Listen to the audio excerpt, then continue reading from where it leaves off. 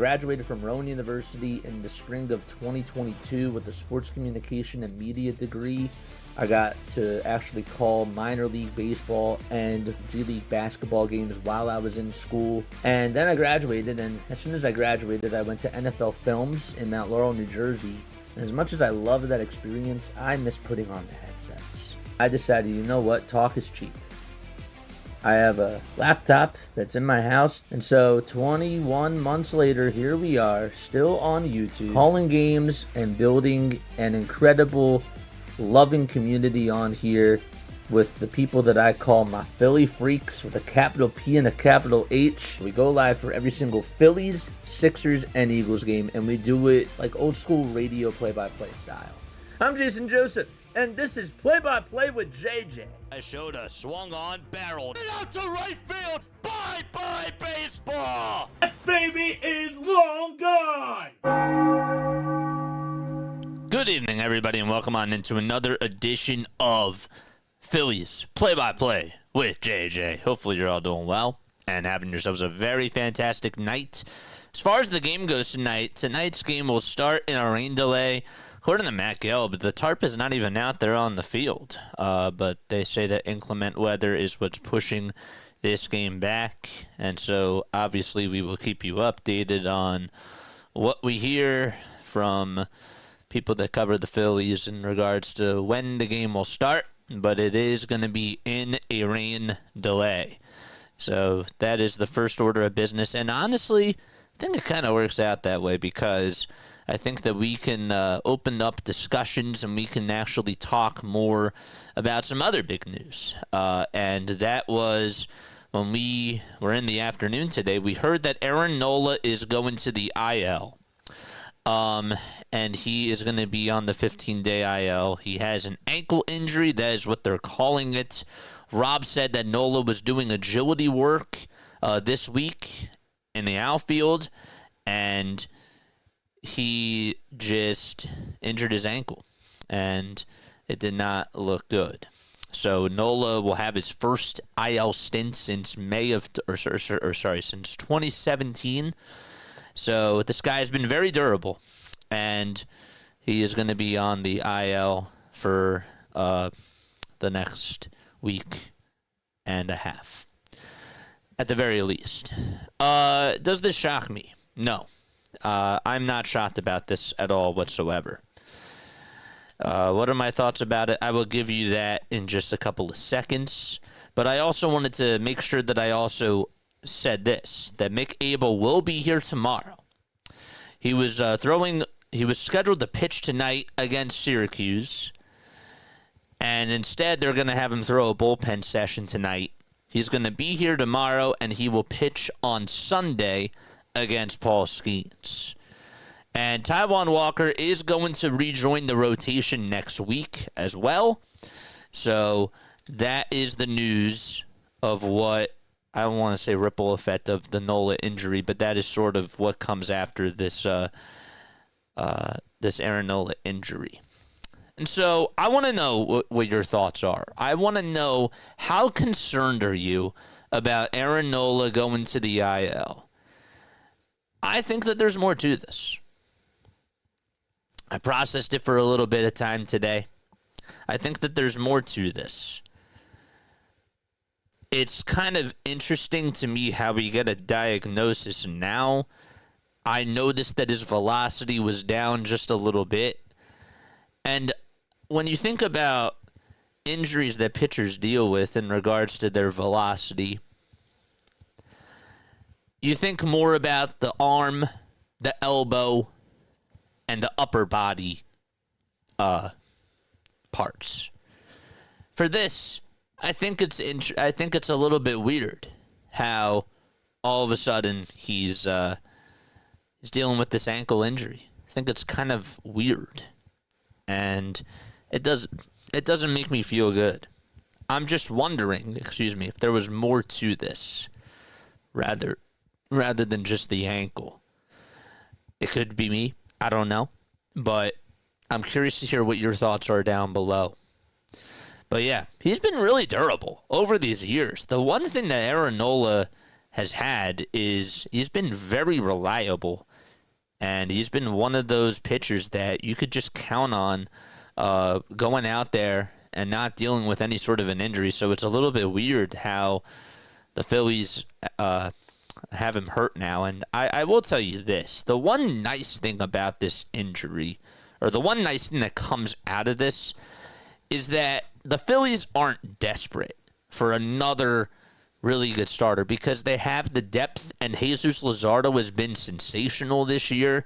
Christopher Sanchez has been pitching really well, and Zach Wheeler is pitching like one of the best pitchers in the league still to this day.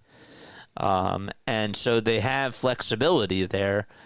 And Taijuan Walker, I mean, it's got to be a weird spot for him. This guy goes from being the most hated Philadelphia Philly last year, and he comes on into spring training. We're asking, well, why is he still here? And then he comes on into pitch in the rotation and actually becomes a fifth starting pitcher, a quality pitcher that could go out there and eat you innings. And then Ranger goes into the bullpen. Ranger comes back and Taijuan Walker heads to the bullpen, and now he's headed back into the rotation. I mean, that's got to feel a little bit weird. You know, that's got to be awkward. But I also find interesting how they're not bringing up Painter. And Painter did pitch yesterday. He went 5 innings.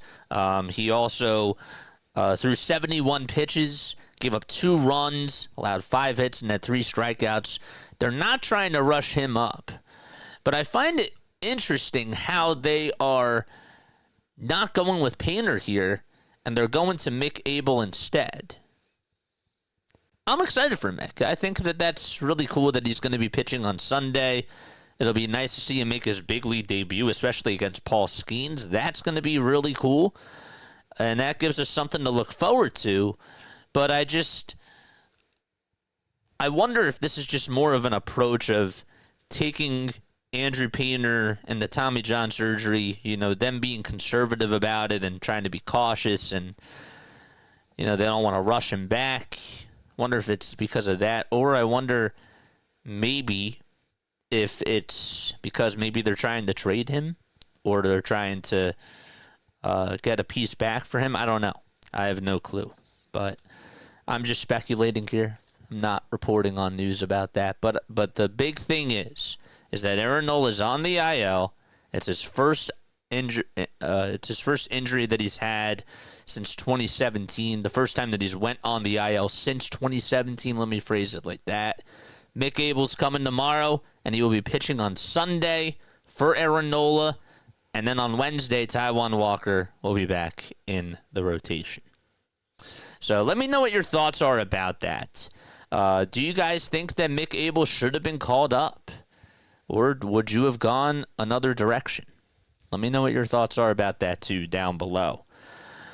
What else do we have going on? Nick and Jess Castellanos had another baby today. Shout out to them. Shout out to Nick. He is in the starting lineup, but I did see the pictures on Twitter, and it was really cool to see Liam with his new sibling. You also saw Nick holding his child as well. So that was interesting. The tarp is on the field now. We just got word from Luke Arcaney, who covers the Philadelphia Phillies. So the tarp is on the field, and we are going to be in a rain delay. So I will make sure that we put this up here, so that way you guys know that we are in a delay. But yeah, let me know what your thoughts are about Aaron Nola down below. Other thing I want to talk about, too, is Bryce Harper. Are we being too nice with, or are we being too lenient with Bryce Harper right now? I think that that's a fair question to ask. This guy is getting paid $339 million for 13 seasons, right? It started back in 2019. And, look, he's had very good years with the Phillies. Some might argue that, well, what are you talking about? But he won an MVP. He's been one of the top guys on this team, and hitting was never really something that you had to worry about with Bryce until this year. So are we being too, when we talk about Trey Turner struggles, when he was doing really bad, or we were talking about Brandon Marsh and the problems out in center field with Johan Rojas and Alec Bohm not being the RBI guy that he was during the first half of last year. Are we letting Bryce Harper off the hook is my question to you. I think that something that I try to sort of take pride in is no matter who you are on this team, I always try to make sure that we set the expectation, that I set the expectations the way that they should be set. And I hold everybody accountable. I will say, though, that there were times during the first couple of weeks that I was more patient with Bryce. I said that, well, he's going to come through. He's gonna try to get his power back. But the way that he's just been slumping, it's nothing like he's had in his career. Are there outside factors with him and the new baby coming along? Are those things playing into a fact? Maybe they are. I'm sure that they are, but not trying to make excuses for the guy, but I just wonder if we as a fan base are not being as critical on Bryce as we should be. I think that there are people in the media that aren't really talking about that much, and they just more focus on JT. They focus more on Alec Bohm and Trey Turner and Aaron Nola, but they don't really talk about Bryce as much as they should. So I think that that's a fair question, and I wanted to ask you guys about that as well. So what are your thoughts on the Aaron Nola injury? I want you to talk to me about that down below. And I also want you to give me your thoughts on Bryce and if Philly is being lenient with him, or how you guys feel about his season so far. So, would like to hear your thoughts about that. Julie Foudy is out at ESPN after 20 years. Wow. Foudy and ESPN failed to reach an agreement on a contract renewal, sources told Front Office Sports. That's breaking news. That's wild and interesting as well. So, yeah, let me know what your thoughts are down below. So, again, we are in a rain delay. Just wanted to make sure that I said that. The tarp is on the field now. Wasn't on the field at first, but they are delaying the game, and we will keep you up to date as to what's going on with the Phillies game as we as the night goes on. All right, let's get into this live stream here. If you have not done so already, please make sure that you hit the like button. Please hit the subscribe button as well, and turn on the notification bell icons too, and that way you will know when we do go live. If you guys want to call into the show, you're more than welcome to do that. I will be taking phone calls right now. 610-314-0844 is the phone number if you guys want to get in a word and talk to me about Aaron Nola or talk about Bryce Harper. Those are the questions that I have for you today. And one last thing in regards to the Phillies. Okay, you look at their record, they're 25-18. Not bad. Not bad on paper at all whatsoever. 14-8 they are at home. And my other question to you is, does the record do this regular season justice so far? Does that tell the whole story? Because I don't think it does. When you look outside and you see 25-18, I think that when you get that outside perspective, you're like, wow, this team's doing really well. This team is a pretty good team. But I don't think that it tells the full story. And when you really dissect and when you zoom in and you look at how they did against the Cardinals, you go back to a couple of weeks ago against the Mets, and then when they played against the Nationals and they stole that first game, when they blew the lead in the top of the ninth and then walked it off, I think that you gotta look at it like half glass full, half glass empty, where, yes, they won a nice series against the Chicago Cubs. They also won a good series against the Dodgers. And they've beaten up on some pretty good teams. But there have been flaws. There have been ups and there have been downs. There have been peaks and valleys.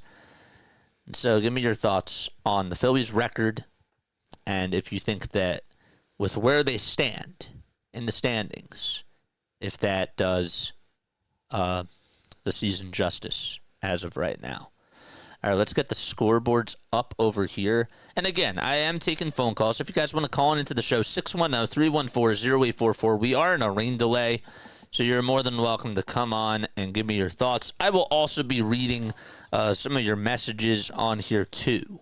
So you can also do that as well. Let's put Bluetooth on here. And let's make sure that this is connected to that. Okay. There it is. It's connected to the Rodecaster Pro. And the volume is down right here. Okay. Where's the box score? There it is. So, yeah. There was a tornado warning in Baltimore. Looks like the rain delay is preventative, as the system will pass through fairly quick. Then it'll be over. Chance of lightning. Look at our meteorologist with the line of storms. So I think that they don't want to shuffle the people in and out of their seats. Why is McAble pitching on Sunday and not Sanchez, says David? That's a good question. Sanchez last pitched. Let me make sure I say this correctly. Sanchez pitched in the first game of the doubleheader, didn't he? Let me make sure I have that right. I think he pitched the first day of the doubleheader. And I will find it. He pitched on Monday. Okay. So he pitched on Monday the 12th. I don't know. I have no clue. He might be pitching tomorrow. We do have a caller coming on. And let's see. All right. Oops. Hello. You are on Play-by-Play with JJ. What's going on? Can you hear me? Hello? Nope. Okay. Well, we had one caller. We tried. We did try. It's okay. If you want to call on into the show, you're more than welcome to. Give me your thoughts about this Phillies team. Tomorrow's Wheeler. Okay. Sanchez is pitching Monday. I don't know. I have no clue as to why they are doing that. But that's a valid question. Good evening, JJ. Room all. Got my son for the evening making dinner and chilling here. 2 lax tourneys tomorrow and Sunday. Ooh, that sounds nice. So I'm at least here today, bro. Stay safe in Baltimore. Yes. Everybody, please stay safe from these storms. Please do that. Yes. What's up, Snowman? How are you? Hopefully you're doing well and having yourselves a very fantastic day. And again, we're talking about Aaron Nola. We're discussing how you guys feel about Aaron Nola's injury, and if you think that it's more so of a precaution, and what your thoughts are about it. I mean, I don't really know what to think about it.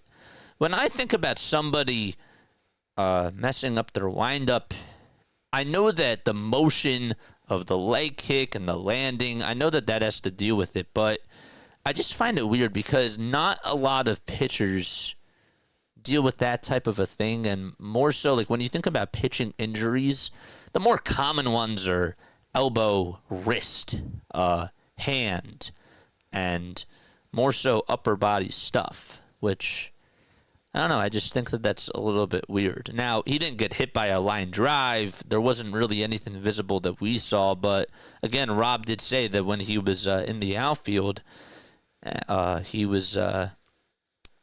wasn't right. So he was doing agility work in the outfield. I don't know specifically what that means, what types of stretches, but something just did not look right and didn't feel right, according to Rob. So that's what we got on him. Delay already, says Jane. The rain is still in Lancaster County. Hopefully it continues to move the same speed and they can get the game started by 8:30 or 9 p.m. And again, we're opening up these conversations. Let us know if you guys want to come on into the show. And if you want to give me your thoughts about Aaron Nola and about the Phillies. They have a Zach Wheeler bobblehead being given out tonight at Citizens Bank Park, and it looks actually pretty cool. I like it. I like the beard, the way that they did the Phillies hat. I think that they did a really nice job. It's pretty accurate, to be honest with you. He also has red cleats. I would have liked the Zach Wheeler bobblehead. That's pretty awesome. That's sick. Denver says that they're calling up Mick because of less health concerns. Yeah, but the question then becomes, is he ready? And I guess the Phillies feel that way. The Phillies wouldn't just call him up because they wouldn't feel like he's not ready. But I'm just... And I know that when you look at guys in the past, like J.P. Crawford and a lot of these other people, even Mickey Moniak, the Phillies waited a while to call these guys up. And so we've been saying over the years that when they're younger, we should call them up, like Spencer Howard and those types of prospects. But is it too soon to call up Mick Abel? I don't know. And I guess that we'll just see on Sunday. Got a lot of talk a couple of years ago. This year, I haven't really been watching Iron Pigs baseball, so I can't really tell you what I've seen from the eye test. But hopefully he does well on Sunday, and we will see how that goes. What else do we have? Again, 610-314-0844 is the phone number, and you are more than welcome to call on into the show. It sucks, but it's better than some of our other starters being hurt. Yeah, I agree with you there, and not saying that we like dealing with injuries, because obviously injuries stink. Injuries are awful. But if there was a position where the Phillies could get a little bit of leeway with an injury, I think that the starting rotation is okay. And Aaron Nola just hasn't had a dominant season. He really hasn't. And they have flexibility. That's what I'm trying to say, is that this is probably one of the only years where I would say that the Phillies have depth in the starting rotation. It's kind of weird to say that, because we look at a lot of these other teams, or a lot of the other years that the Phillies have been around, and they didn't really have a lot of depth. But they have some really, really good pitching, and they could afford to at least have Taijuan Walker come back into the starting rotation, and for him to just get reps that way. I think that that's kind of nice. It's a good luxury to have. They don't have that at other positions. Outfield, obviously, is one of those positions where they don't have leeway there. But with starting pitching, they do.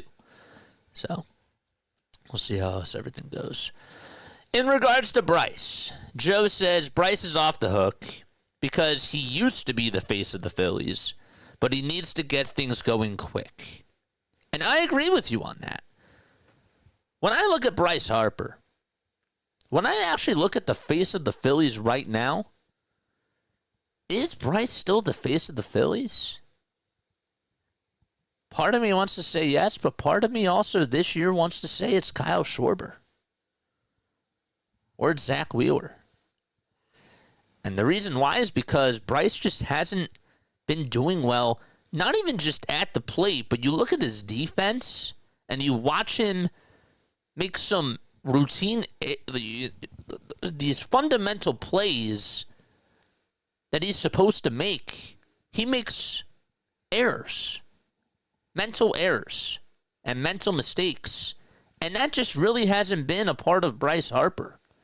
It hasn't really been a part of the experience. So it's not even just the offense. It's the leadership. It's leading by example, and it's also the defense as well that just hasn't been up to par with Bryce Harper. We were talking about Bryce last year as potentially, some of us were, as a Gold Glover at first base with the way that he was playing. And this year it has not been up to par. Not even just for a $339 million player. I'm just saying for an average first baseman as well. So, yeah. What else do we have? What other comments? At least it would be nice and cool for the players and the fans. Yeah. Part of me, going back to the Mick Abel talk, Here's a guy who's making his major league debut on Sunday. Bright lights against Paul Skeens. You're being called up to a team that is supposed to be contending for a World Series championship right now. I wonder if they're doing this to build his confidence as well. Because that is a bar, right? You're being put into the spotlight. Now, you're not on Sunday Night Baseball, but again, you're going up against arguably the best pitcher in all of baseball, and you're replacing a guy who has been an all-star, who has been in a World Series, and has been one of the top pitchers in this franchise over the last 9 years. So that's big shoes to fill. And I'm sure that there's going to be a lot of juices flowing for him, and there's going to be a big adrenaline rush. So I am also curious from that sort of perspective to see how he does.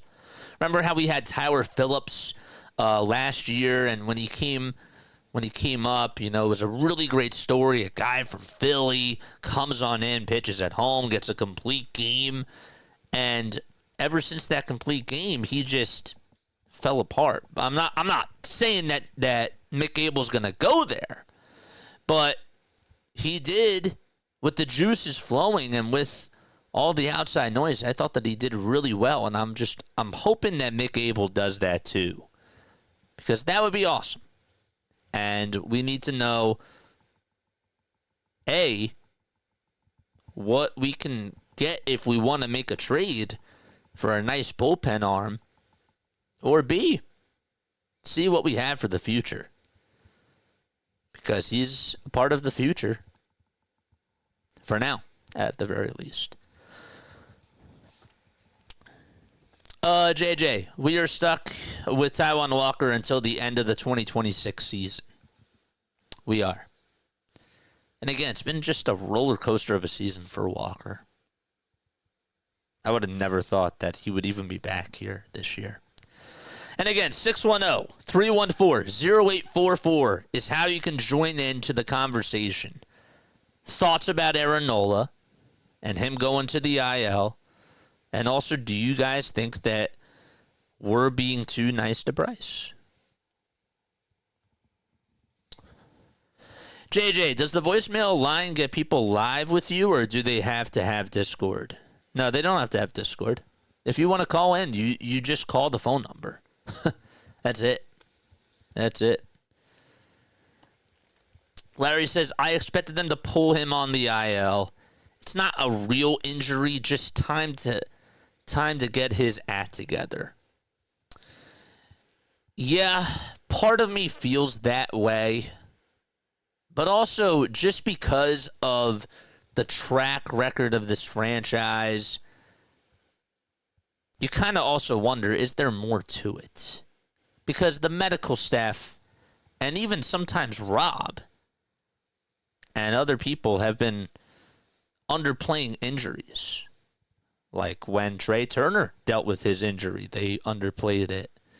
They underplayed Rangers' injury. They said that, well, Rangers should be okay, and then by being okay, well, he was out for a couple of months with lower back problems. And the back problems came back again. And so part of me also just is being a little bit cautious. With Christopher Sanchez, same thing. I know that he was dealing with forearm issues, and I still kind of am concerned a little bit about Christopher, because as the season goes on, you're going to have more wear and tear on that forearm, and hopefully that doesn't impact him. But going back to this Aaron Nola thing, part of me says, yeah, I can see that, but I can also see the other side of it, where it's like, do I trust the medical staff? Could they really be underplaying this, or is there more to it? And I don't know.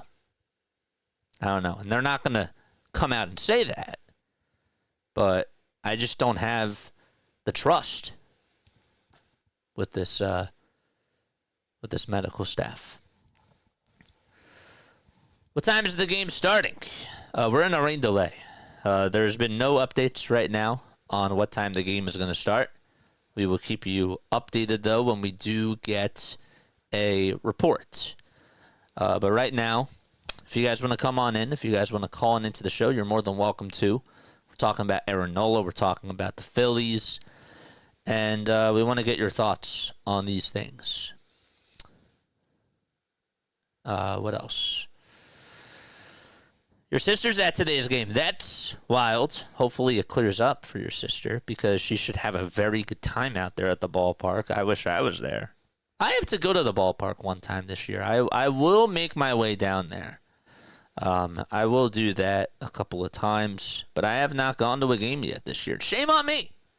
But also at the same time, I love being on here. I love talking to you guys. I like watching the game with you. And so part of me is also like, well, it's kind of fun doing this sort of stuff. But I definitely need to go to the bank. I do.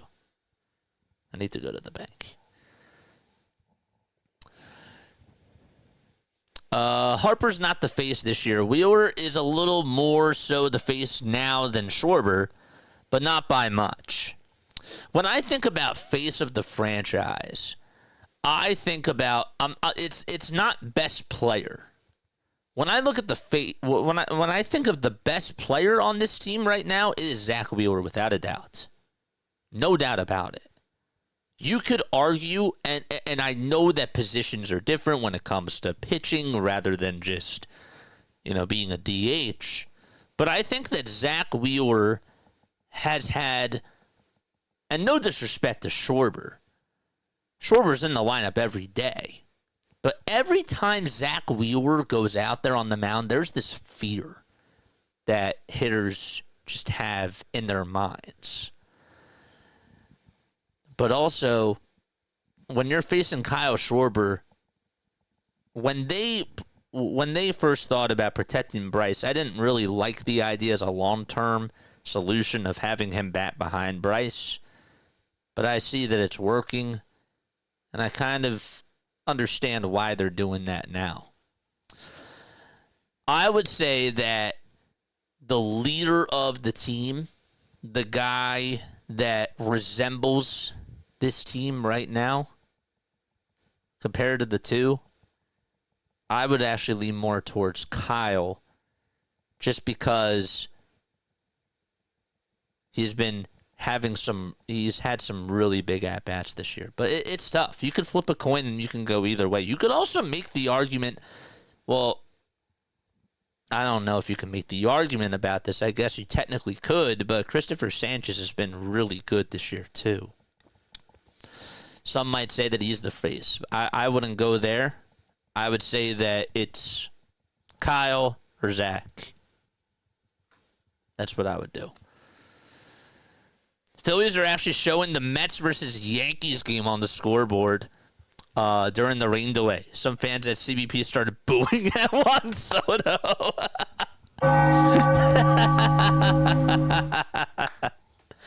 That's funny. Luke Arcady, shout out to you for that report. That's funny. I started booing at Juan Soto when he came up to bat.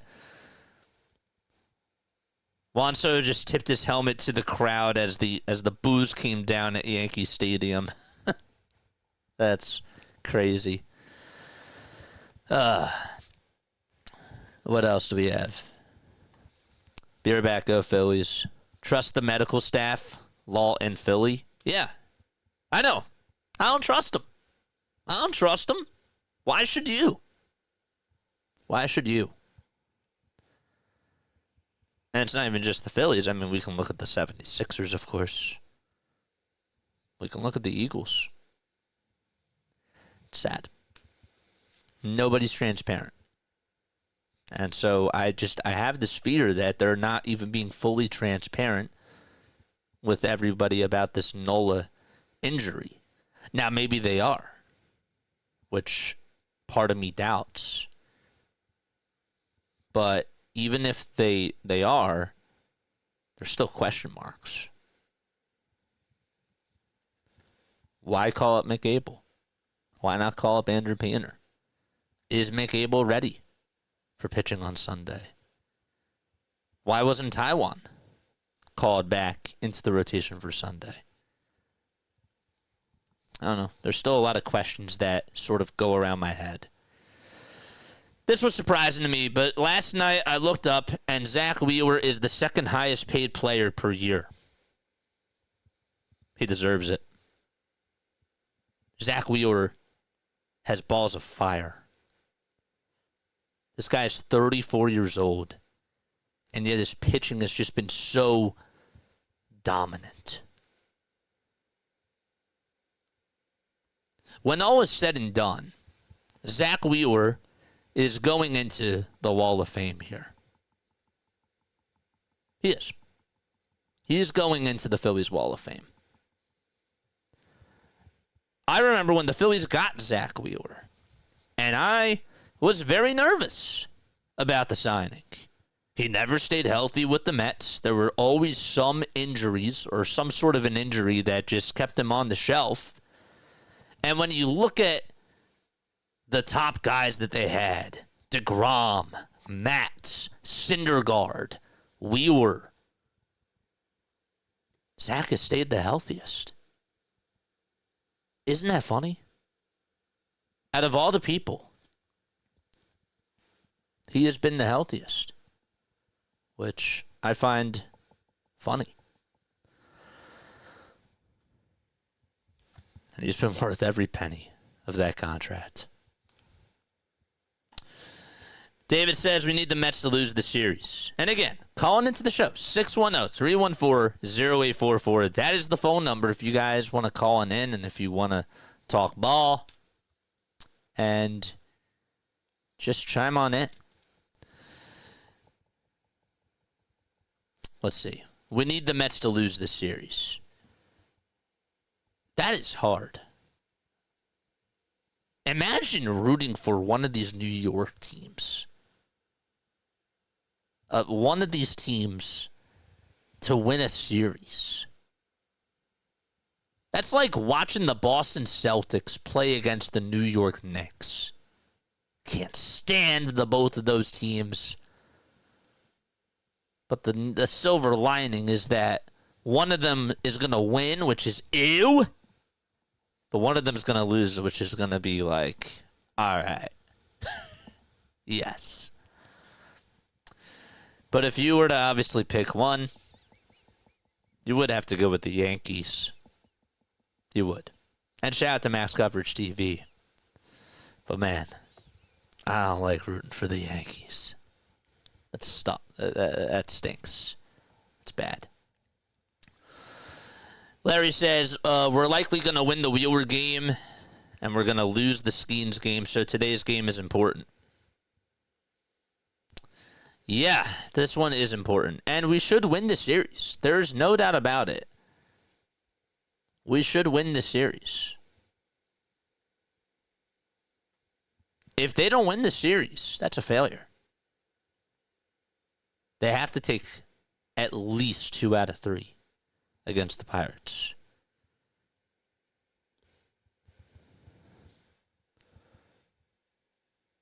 Exactly, man. Let every game go 18 innings, says Ryan. Hey, I love baseball. I do. I could talk ball any time of day. Baseball, I actually think that out of all the sports talk,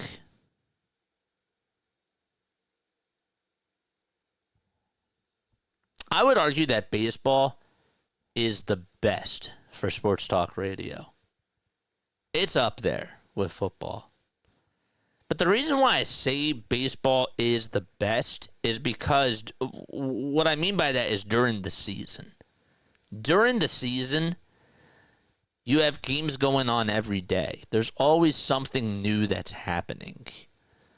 I know that the NFL has free agency and they have, like when things are going really well for the Birds, I mean, obviously they're the talk of the town, but I think from a sports talk radio perspective or just a content perspective, baseball, when it's baseball season, there's always something to talk about every day because the players are out there every day. And we could talk about Trey Turner going 2 for 4 tonight. Or we could talk about Kyle Schwarber hitting those 2 homers the other day, and we could be on a high for that. And then the next day he goes 0 for 5. And then we talk about his at-bat in the 9th inning. There's always something to talk about with the game around the diamond. And with this rain delay, I'm actually really happy in some ways that we sort of get to have these conversations now, because a lot did happen today. We didn't even get to one other thing that I wanted to talk about, and I'll get to that in just a little bit, and that's going to maybe get swept under the carpet. But this sort of feels like, to me, we're a quarter of the way there. We're pretty much a quarter of the way there, so we're doing a little podcast here, and we're talking about how the quarter of the season has gone so far. And it's nice to sort of reflect and analyze what's going on. Denver says every game is different. Every game is different. Absolutely it is. And again, if you guys want to chime on in, 610-314-0844 is the phone number. Get the likes up. Hit the subscribe button as well. And turn on those notification bell icons too. And that way you will know when we go live for Phillies, Sixers, and Eagles content. How about Rick Tocchet too for the Flyers? First I didn't know if I liked the hire, but now the more that I think about it, and when I watch this press conference, I think that he might help the franchise. I do. The question then becomes, because he's not really a rebuild type of a coach. You have a lot of picks this year. I say you have to go all in. I do feel that way. I think that you gotta capitalize on Michkov, and you have to make sure that you're doing what it takes to help him win a Stanley Cup. I do. So, but yeah. Let's talk about anything. What else do we have? Let's check the vertical stream right now. What are people saying over on the vertical stream? What is it? Rain delay. Yes, we're in a rain delay. Rain delay, Sag. Harper is washed, says my cool hooks. I hope not. If Bryce Harper is washed, then we have a problem. We do. If that's really the way it is, we have a problem. I'm not there. I've been hard on Bryce, but I'm not there yet. To say that he's washed, if that's the case, then we have a problem. But I wouldn't say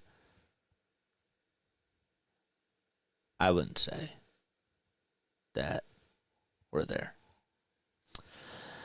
Sergio wants to know, do you think that they're going to play today? Yeah, I do. I think that the Phillies will play today. Will they get in the full game? Yeah, I think so. Shipoke says, as a Celtics fan, don't make me downvote this stream, JJ. Don't make me do it. I had to give you my honest opinion, man. I did. I had to keep it real. But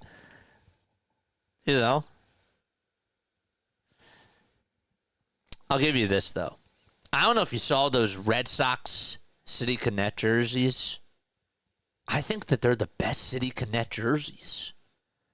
And what does that correlate with? How does that correlate with the Boston Celtics? Because the green gives you Boston vibes, and I don't like watching the green, at the Garden and seeing those types of colors, but it fits the city.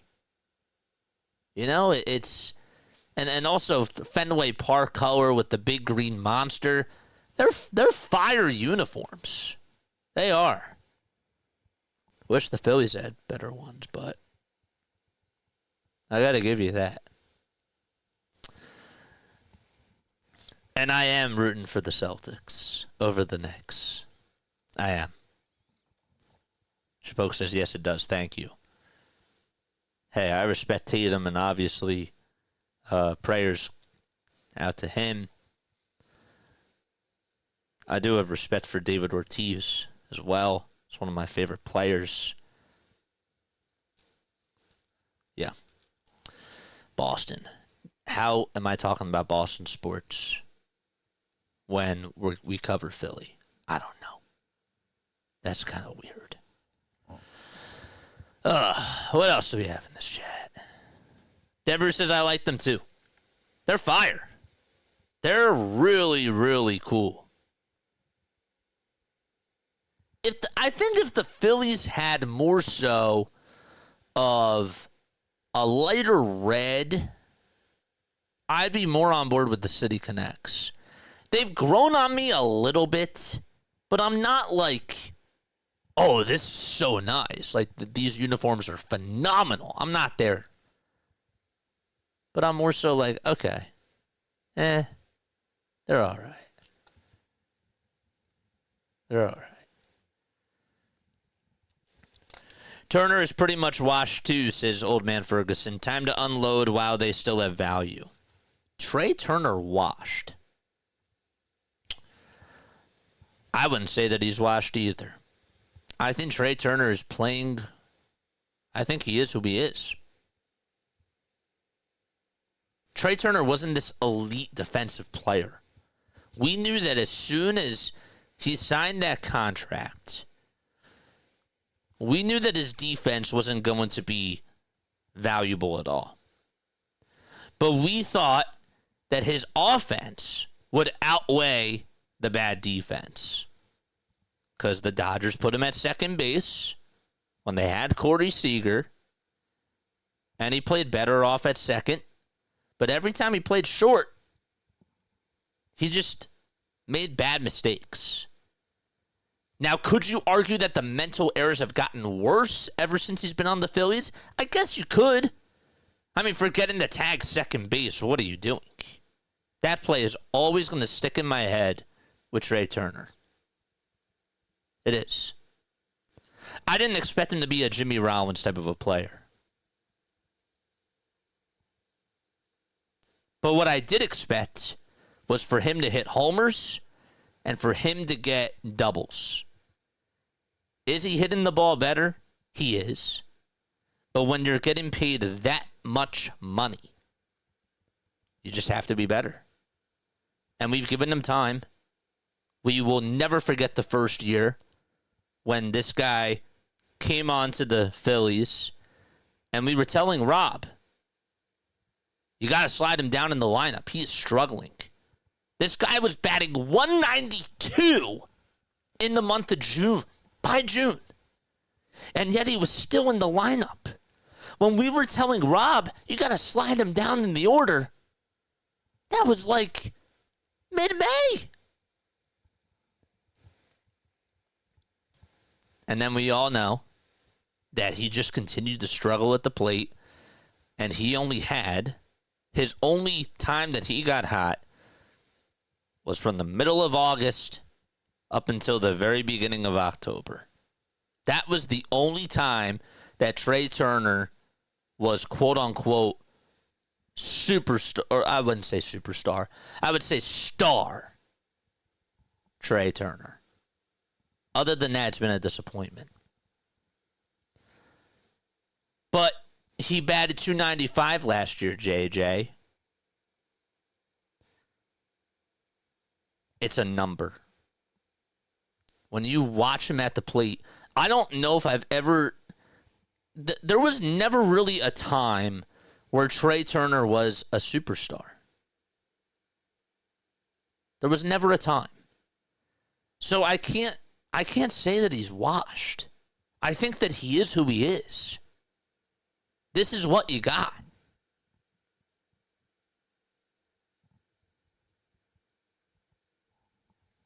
That's how I feel.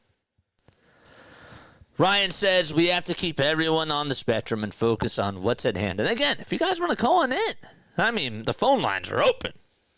It's all up to you. 610-314-0844 is the phone number. You can call in. You can give me your thoughts.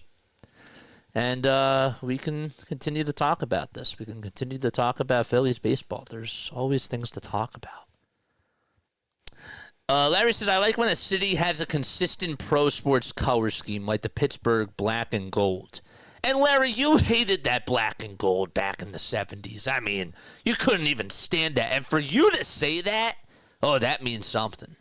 That's like one of the biggest compliments that's the only compliment you're ever going to give the Pirates. That's it. For you to say that, because they caused a lot of trauma for you when you were younger. They did. I mean, I don't have to remind you, and I don't like reminding you about that, but I'm just saying that for you to just even say that about the Pirates, whew, that says a lot coming out of your mouth. Denver says, I want another City Connect next year. Only thing I like are the hats.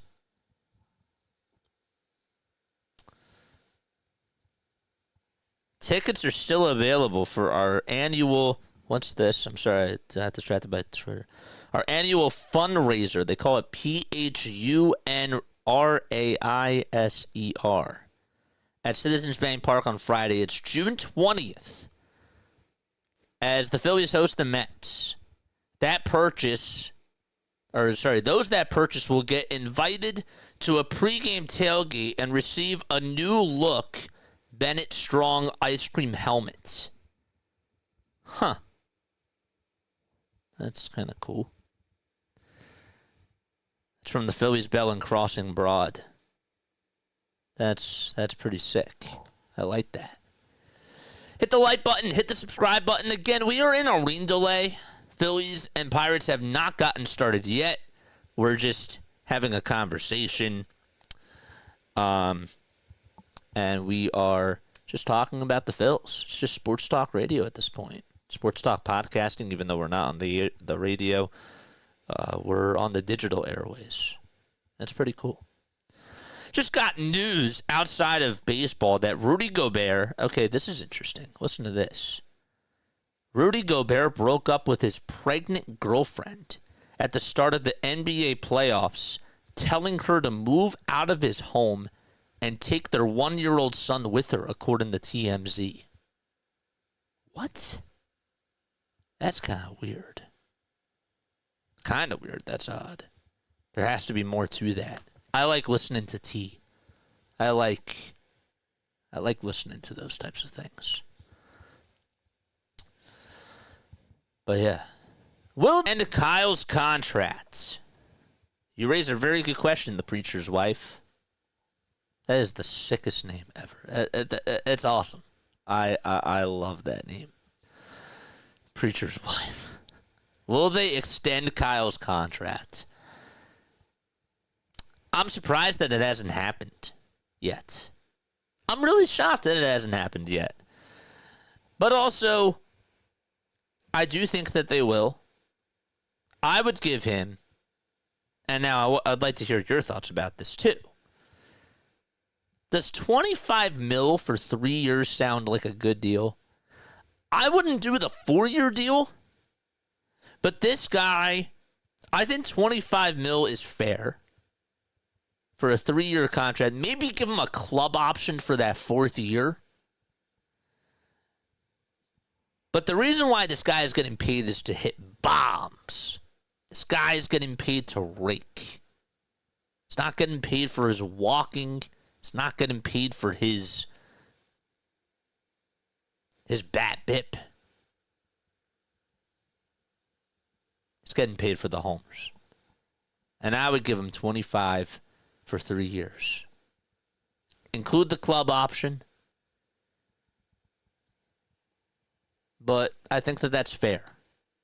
I don't think that he's going to be one of those guys that if you give him like a 5-year deal or even a 6-year deal, by that time, a 5-year deal means that he'd be 37 years old. It's a little bit old for me. Will he have that much pop in him for 5 years? I don't think so. But for the next 3 years, I want him back. I do. Kyle Schwarber's a winner. He's clutch. He is clutch. Larry says nobody gets paid that much to be a singles hitter. Do you mean like a hitter that just gets singles, or do you mean a guy that doesn't play defense? Relieving pitching is what we need. Preacher's wife says, preach it. They had to give him a standing ovation to lift his spirits up. What kind of you-know-what is that? Well, WIP, we all know who started that.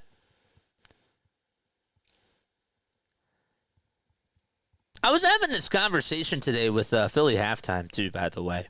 And we were talking about that. And with Trey, looking back on it, I think if it was Bryce Harper, it would be different. Not saying that Trey doesn't have a good work ethic, but I do question that sometimes. I think that if you would have done that, like Bryce Harper right now, not saying that I would do this, but I wonder if you think it would be more acceptable to do it for Bryce because this guy's been here and this guy hasn't been hitting this bad for a while. Would you be more willing to do that with Bryce rather than Trey? Because I would. Not saying that it's right, and I get the message behind it. Look, I got your back. I understand that you're going through a slump, and you know we care about you. We love you, and that's why we're doing it. Which I do understand. Do I think that we should do that all the time, though? No.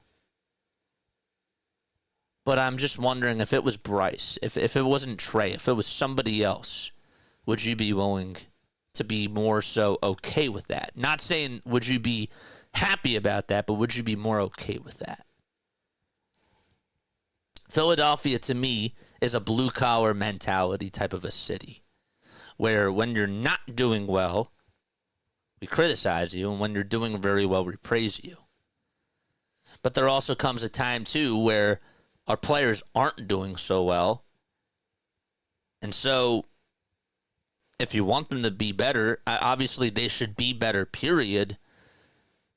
But sometimes, does having that support help you? I guess that with some players it does, but I don't know. I'm just questioning that, and I just wonder. I don't know. Have they announced the scheduled start time yet?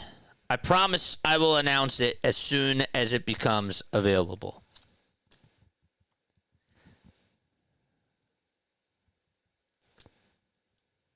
I don't know.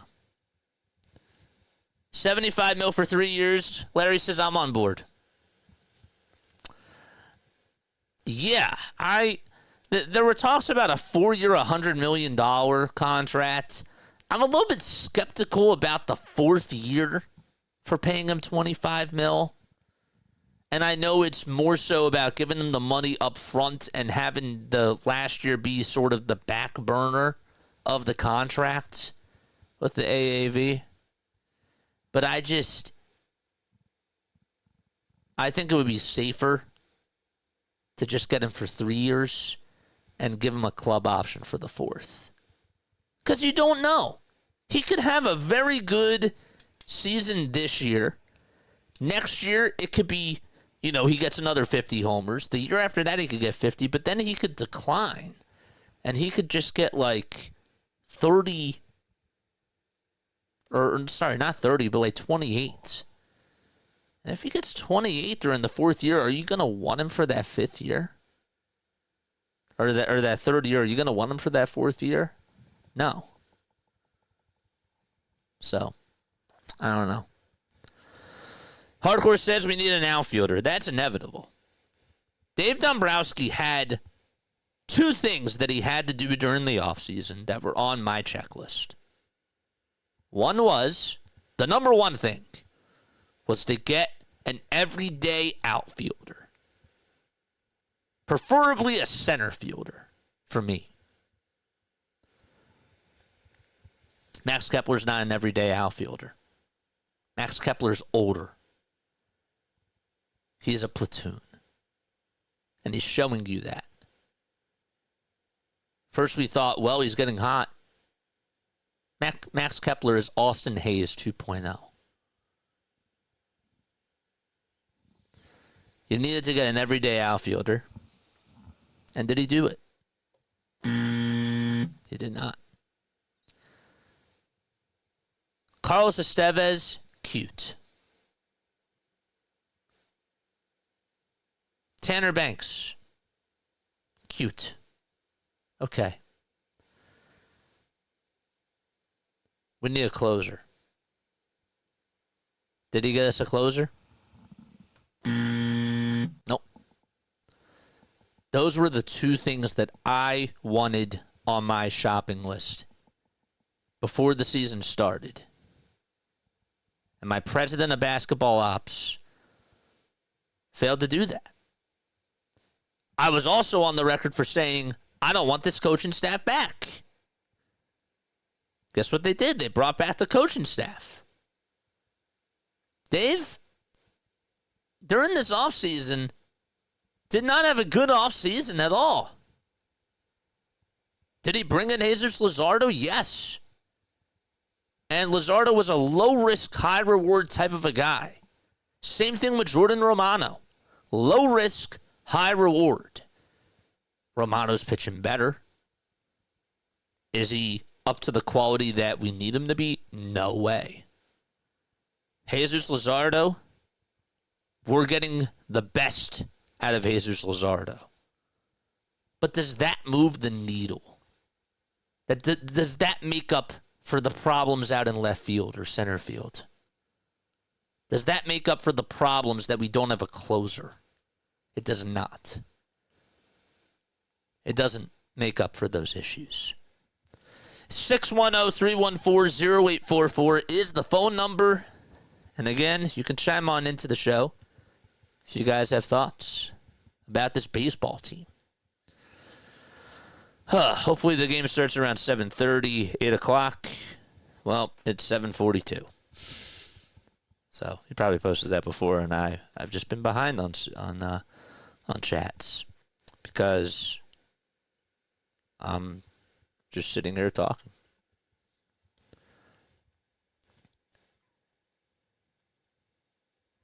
That's half this team at times slumping. I used to have,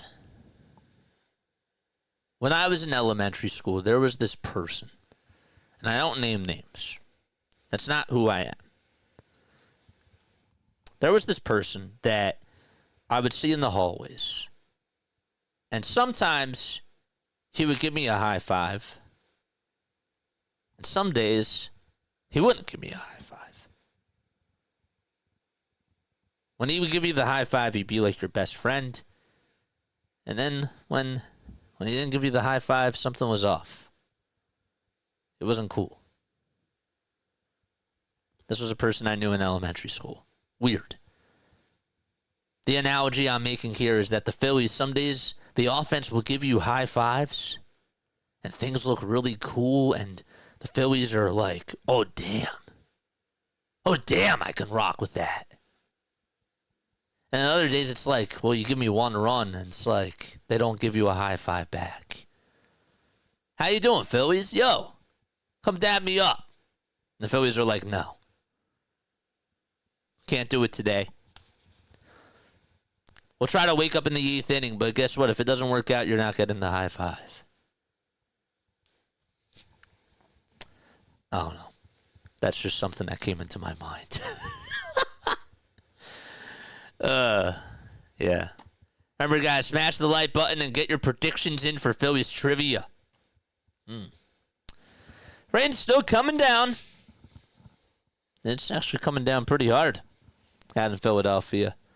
It's not raining much over here. Now, it did pour. The tarp's not out, or it's not off yet, excuse me. But there's fans waiting for this game to start.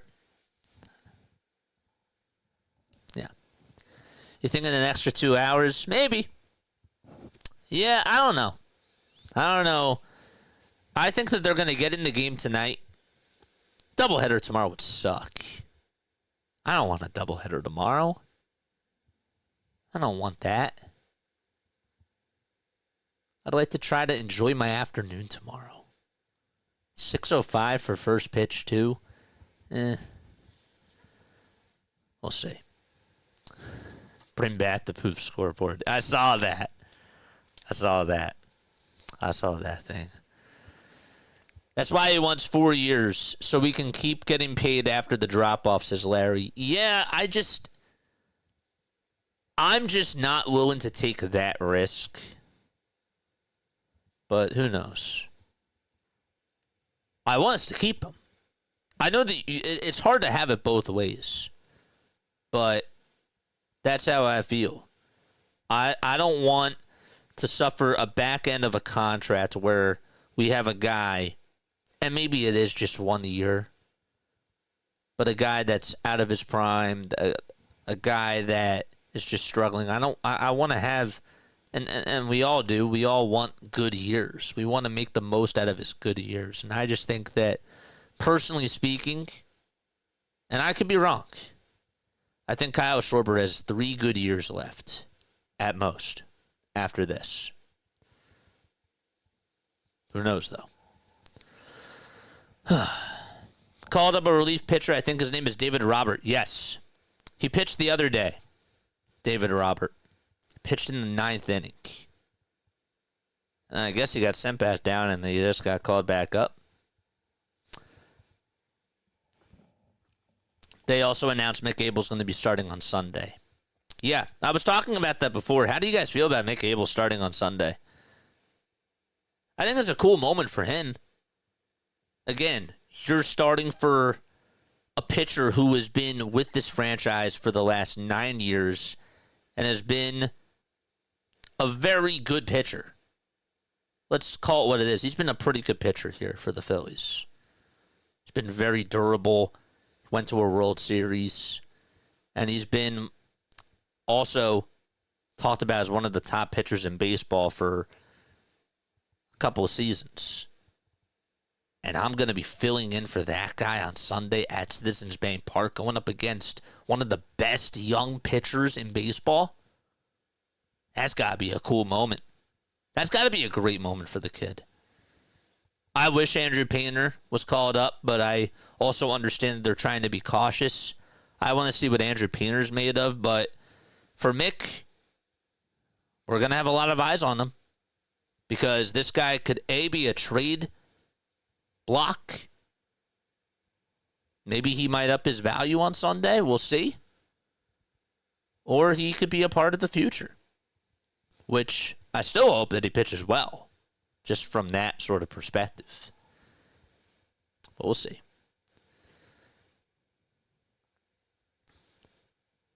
Yeah. What else do we got in the chat? Eric says, I'm going to go 7-4 Phillies. 7-4 is the final score for this game. Sounds interesting.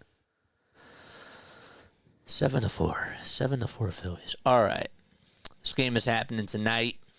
You're right, and the Sixers should have thought that way with Joel. With maximizing the most out of his career. Yeah. And to be honest with you, it's funny that you bring that up because the way that I look at things with Michkov is the same way. I'm hoping that this Tocchet hire, the Tocchet hire is not supposed to be for another rebuild era.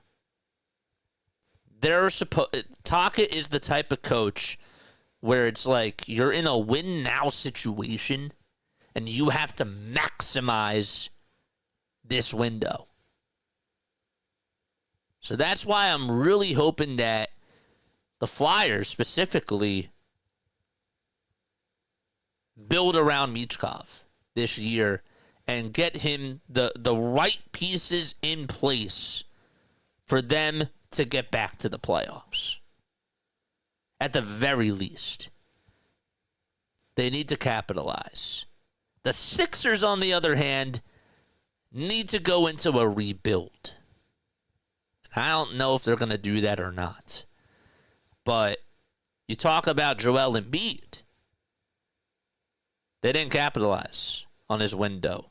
They swung for the fences, but they didn't make the most out of it. So.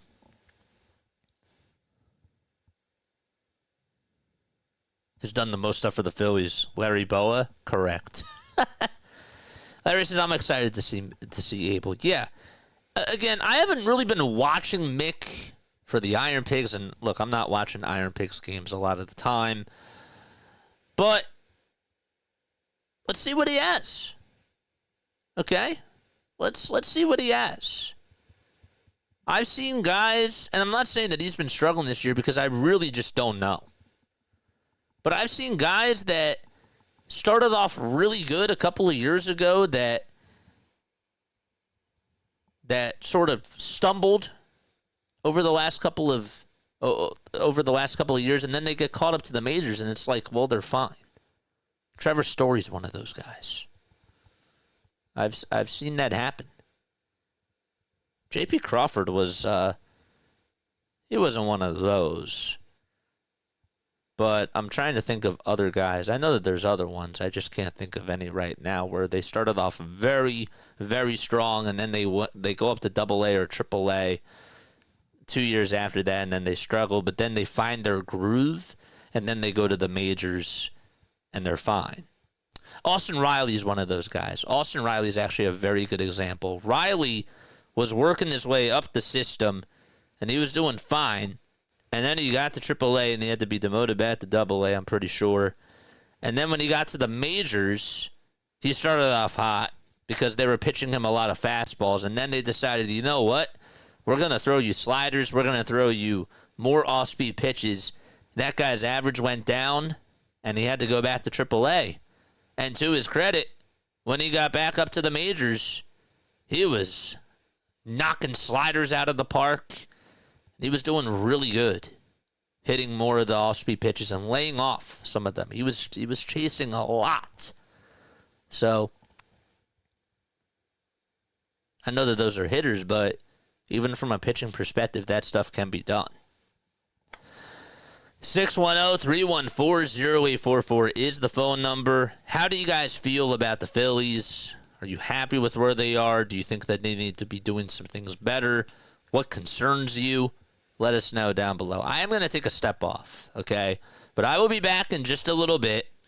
And, yeah, on the other side, we'll talk more about Ranger Suarez and see what he has in store tonight if he does pitch. And we'll also talk some Eagles as well. All right, see you soon. Don't go anywhere.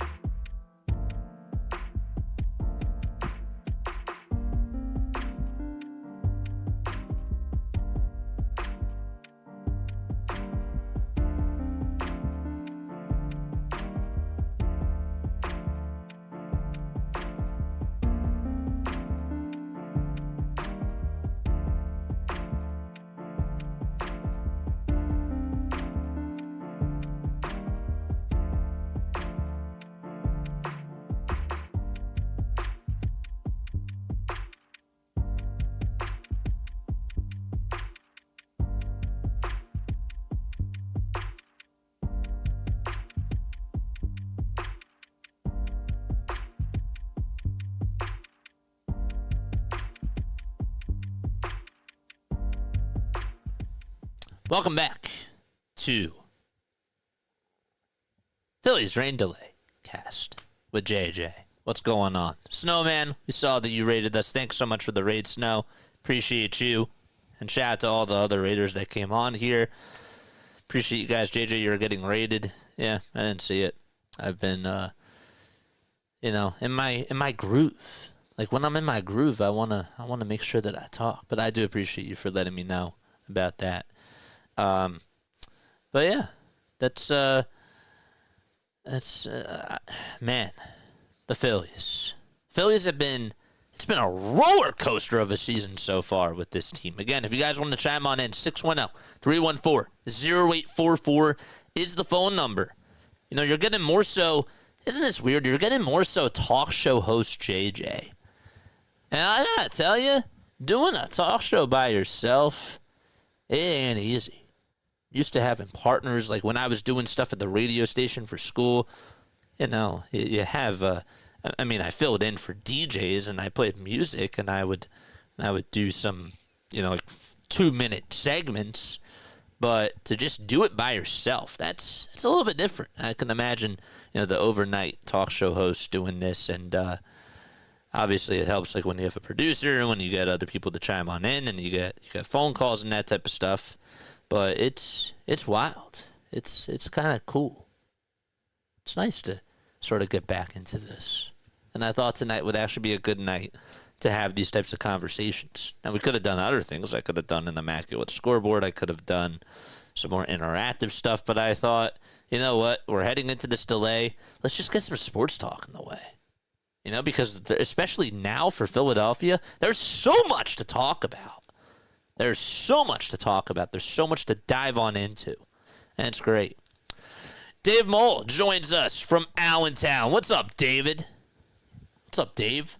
It says 6-4 Phillies. I'm Dave Mole from Allentown. Yes, you are. Shout out to Dave Mole. I didn't see this before, but Matvei Michkov, 6 hours ago from Flyers Nation, they just said that they said that he won his court case in Dubai after a so-called car rental LLC tried to extort him for $100,000 and seized his passport.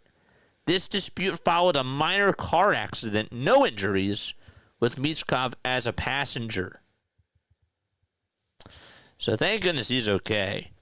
His lawyer will now get his passport back after the court ruled in his favor. Google translated from Match TV, and they had a quote out there. The actions of the rental company were not only illegal, but also unreasonable. This ruling shows the UAE legal system opposes such violations. And they say if you're in Dubai, do not rent from Sokol Car Rental LLC. Interesting stuff. And Briere, they just tweeted that Briere talked to Michkov tonight and said that he's fine. But when I first saw that, I'm like, uh-oh, I hope he's okay. I hope he's all right, because car accidents suck. They really do. Yeah.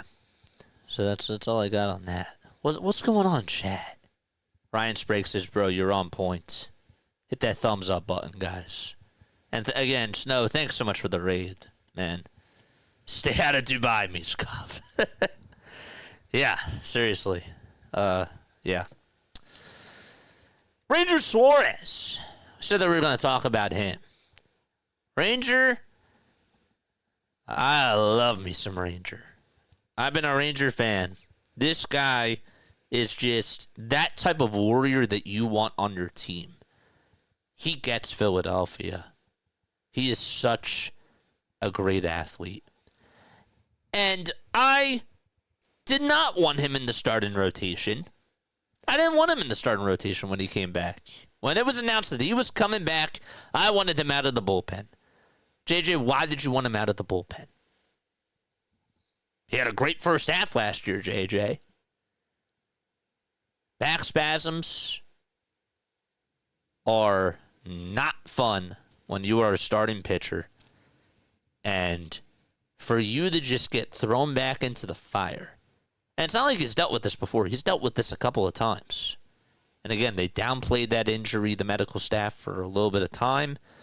And I thought, it would be fine if they could ease him back into the starting rotation. If they wanted to, ease him back into that rotation and have him build up stamina. Have him build up reps. You know, when you start working out again, you know, you go back to the gym, you're not going to like go hardcore on everything because it takes time to build up that muscle, and you got to mentally get yourself back into, okay, I want to get into shape. You know, it's not just like a 1, 2, 3 type of a thing and poof, you're back. You got to get reps. You got to build that up. And I thought that it would be in the best interest for the Phillies to have him work his way back up, because also, again, Taijuan Walker was pitching fine. And that leads me to number 2.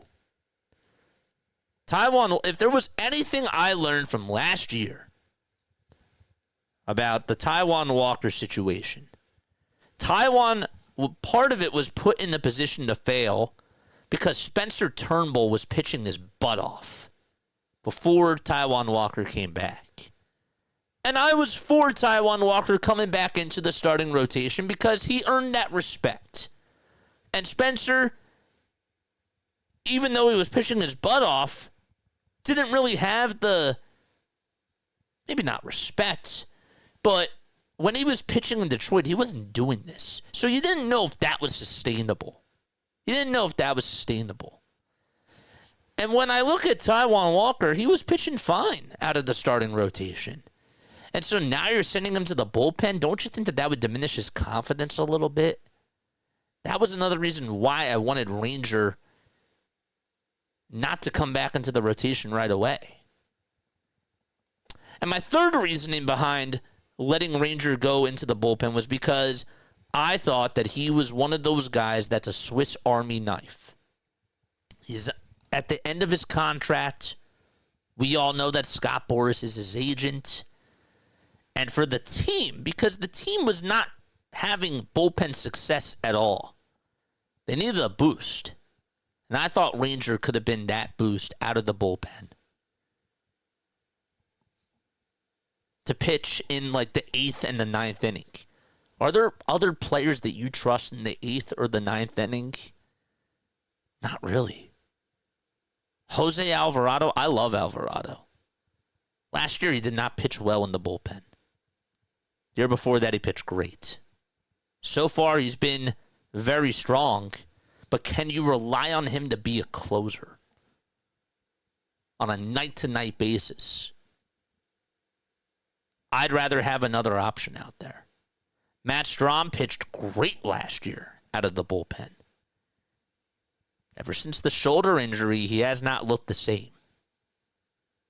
You need bullpen help, and that's the third reason why I wanted Ranger to go into the bullpen.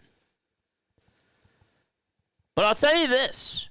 Ever since he's come back, and by the way, we got a start time of the Phillies. They'll begin at possibly 8:30. Approximately 8:30. So the Phillies are starting back at approximately 8:30 p.m. Eastern Time. That's just breaking news. 8:30. Ranger didn't look good in his first outing, but he looked a lot better in that second outing. 7 innings, 3 hits against the Guardians. He was mowing down hitters and just dominating that strike zone. It was great. And let's see if he has that in him tonight. We'll see. But that's my thoughts about Ranger. Do you guys still think that he should be coming out of the bullpen? Because I still do. I loved what Taijuan Walker did in his first bullpen start.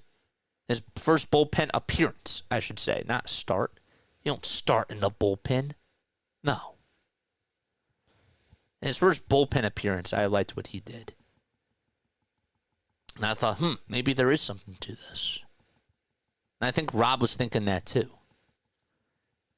And then Rob left him in too long the other night and wasn't looking at body language. That came back and bit you. But I still would prefer a Ranger in the bullpen. And that's me. That's how I feel. But how do you feel? JJW NBA starts tonight. Page's first game's on right now. Caitlin Clark versus Angel tomorrow at 3 p.m. Cinema, Lou. What's up? What's up, Lou? Man, WNBA. Ooh. Oh, it's great. It is great. Us old people deal with the pain first. I think it's a good practice to bring them back slowly through the pen. Yeah. There's a saying, and I can't think of, I can't really think of a good analogy there. But you got to work your way up. You know, when you ride a bicycle, you don't just ride right away. You take the pedals off, and then you put the pedals on. Like, once you master balance. Sure, like, when you're back on the bike, you know, if you remember how to do it, you can pedal, but sometimes you just need that extra little boost. Sometimes you do have to take the pedals back off again and just regain your balance. You know, just because you did it before doesn't mean that you can do it again, but sometimes that also is how things work.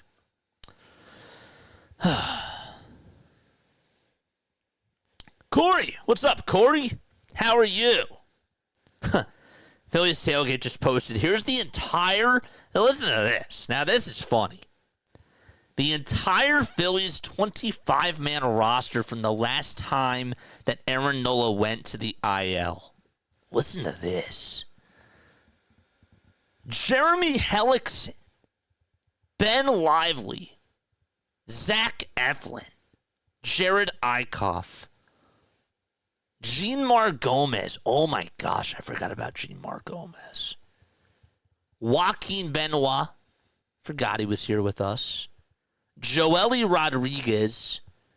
Pat Neshek. Luis Garcia. Who's still in the league. He's still in the league. Mark Leiter Jr. and Eduberry Ramos. That's just pitching. And, of course, Vinny V. The other guys, Daniel Nava, Andrew Knapp, Cameron Rupp, Tommy Joseph from the Giants, Brock Stacy, Cesar Hernandez, Freddie Galvis, Michael Franco, Michael Saunders. Remember, we had him for that 1 year. We thought that maybe he could get us 30 home runs. Odubel Herrera, Aaron Altair, and Ty Kelly. What a squad. What a squad. We had we had Joely Rodriguez and Pat Neshek. Those were our 8th and 9th inning guys, along with Hector Neris. Hector Neris was the 9th inning, but that is wild. April 21st of 2017. Boy, if times have changed.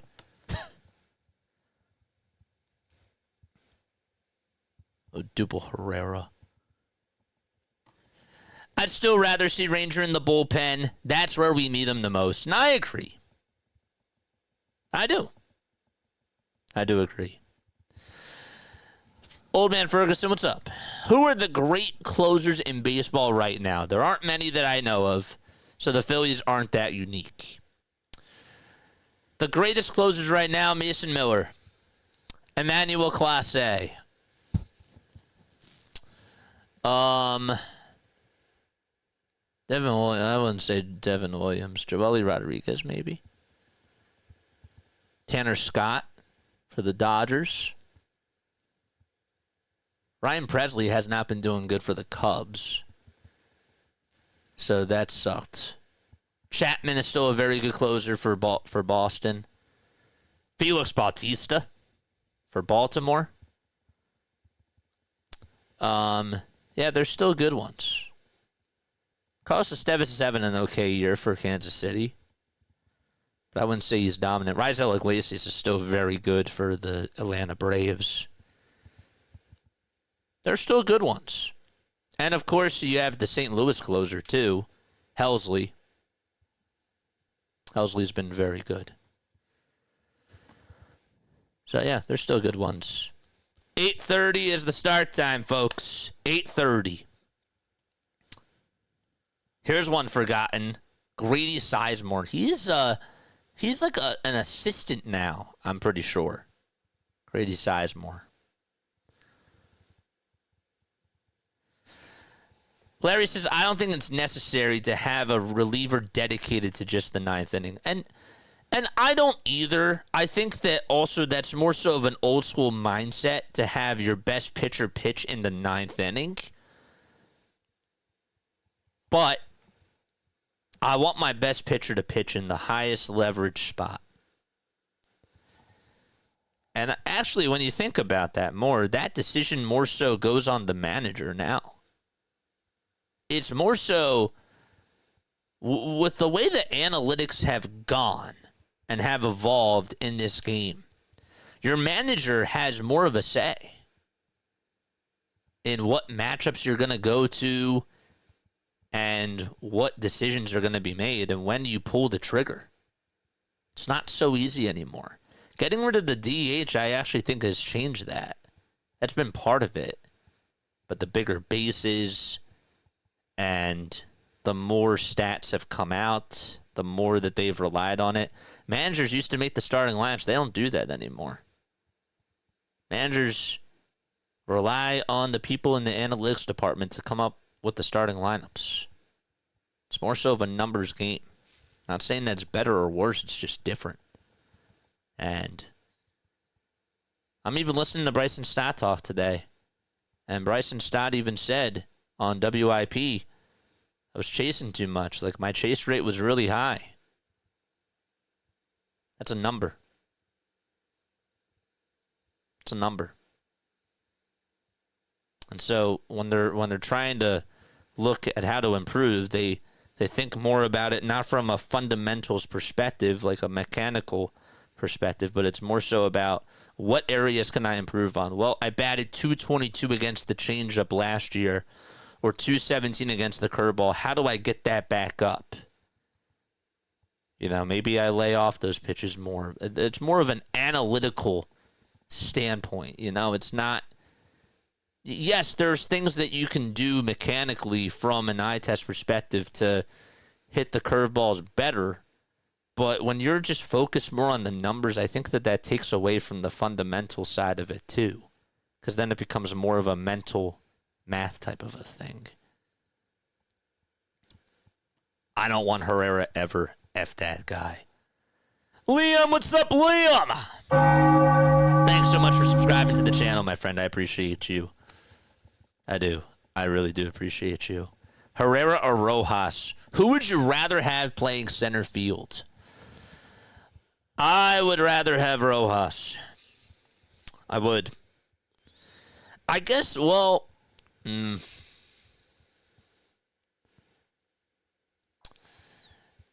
maybe I would take Herrera. It's bad. I think that Johan Rojas might be Roman Quinn 2.0. He might be. I hate to say it. I do. I've been nice to Rojas, I feel. I think Rojas needs a better situation. Rojas is a developmental piece. Okay, he's a guy that is just not here at the best time. If you put him on Pittsburgh, or if you put him on maybe even the White Sox, a team that's developing youth, the Marlins, maybe he does better because he gets more playing time. He can thrive. When you have championship expectations, you don't have time to work with guys that are rebuilding. it doesn't match up the windows. Doesn't match up the windows. 8:30 p.m. is the expected start time. It is still raining out in Philly. And so we're keeping our eyes on the weather. Did they take the tarp off the field? I think that they did. No, they did not. So they did not take the tarp off the field yet. So it's definitely going to be pushed back even further. 8:30 was the expected start time. I don't even see the grounds crew out there.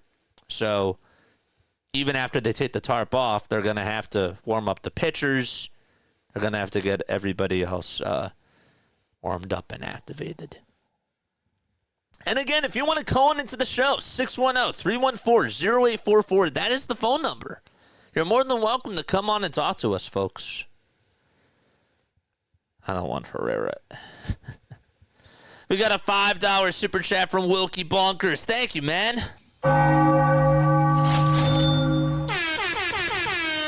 Appreciate you. I do. Mozzie filmed it. Says thank you. I'm not going to read that one. Rojas tries so hard, just no consistency at the plate. And it's tough. Yeah, I could never say that Rojas is a bad work ethic. I couldn't say that at all. I do wonder, though. Sometimes you wonder when he'll make these ridiculous catches, and when he's in his head,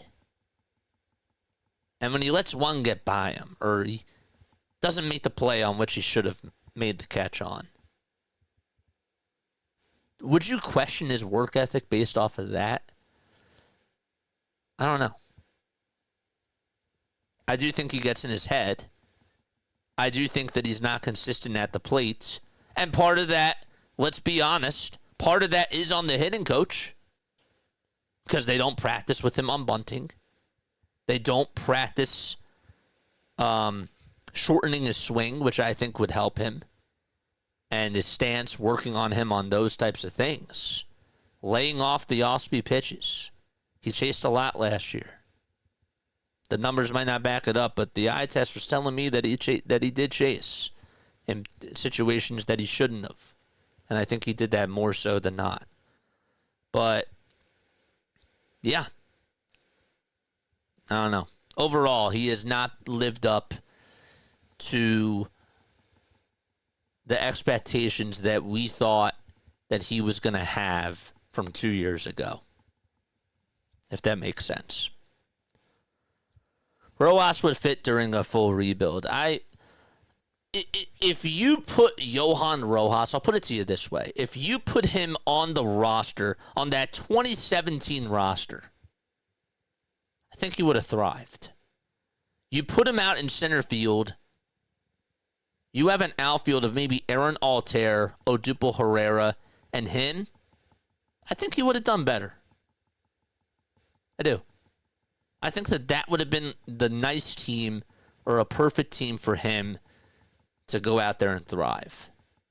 I think we also had Nick Williams that year too. Maybe not. But that's how I feel. I'm a Pirates fan and we suck at developing players. The Pirates. Guys had Nate I will never forget this when I was really young. Oh gosh. And sorry I have to do this. I don't usually like to do this, but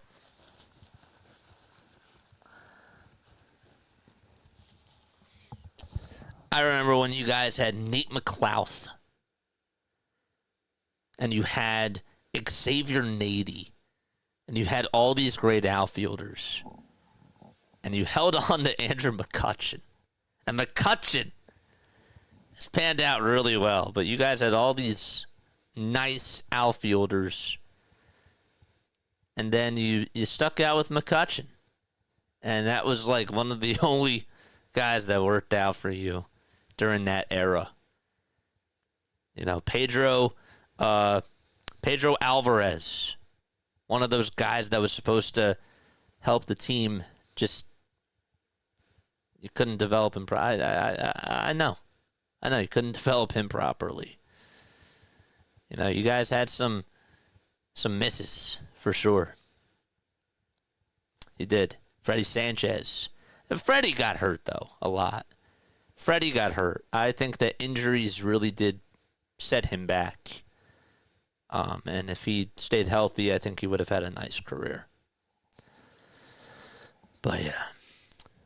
It only rained for like 10 minutes. The radar's clearing. I was saying 8:30 to 9. You're welcome, says Hardcore. It's funny. It sounds like before they hit the field, the players are kept in the fridge. Should you still be warmed up from getting there an hour early? Says Joe. You guys are funny. If you want to chime on in, again, 610-314-0844. You don't have to be shy. If you like to talk, if you want to come on and talk to me, you can. I mean, the phones are open. They are open. I'm trying to see if I got any other calls. No, I didn't get any calls, so we haven't really been missing much. Stott Turner, Casty, Marsh, Harper, they all chase too. Absolutely, they do. They're not chasing as much as they did last year, but I'm just saying that that's a hitting coach type of a problem. But it's also on them. They got to be better, but I think that relying on the analytics has been a flaw. And you can't just live and die by the numbers. The fundamentals are what you have to get back to as well. Choking up on the bat. Calling for time out of the box. Taking a couple practice swings.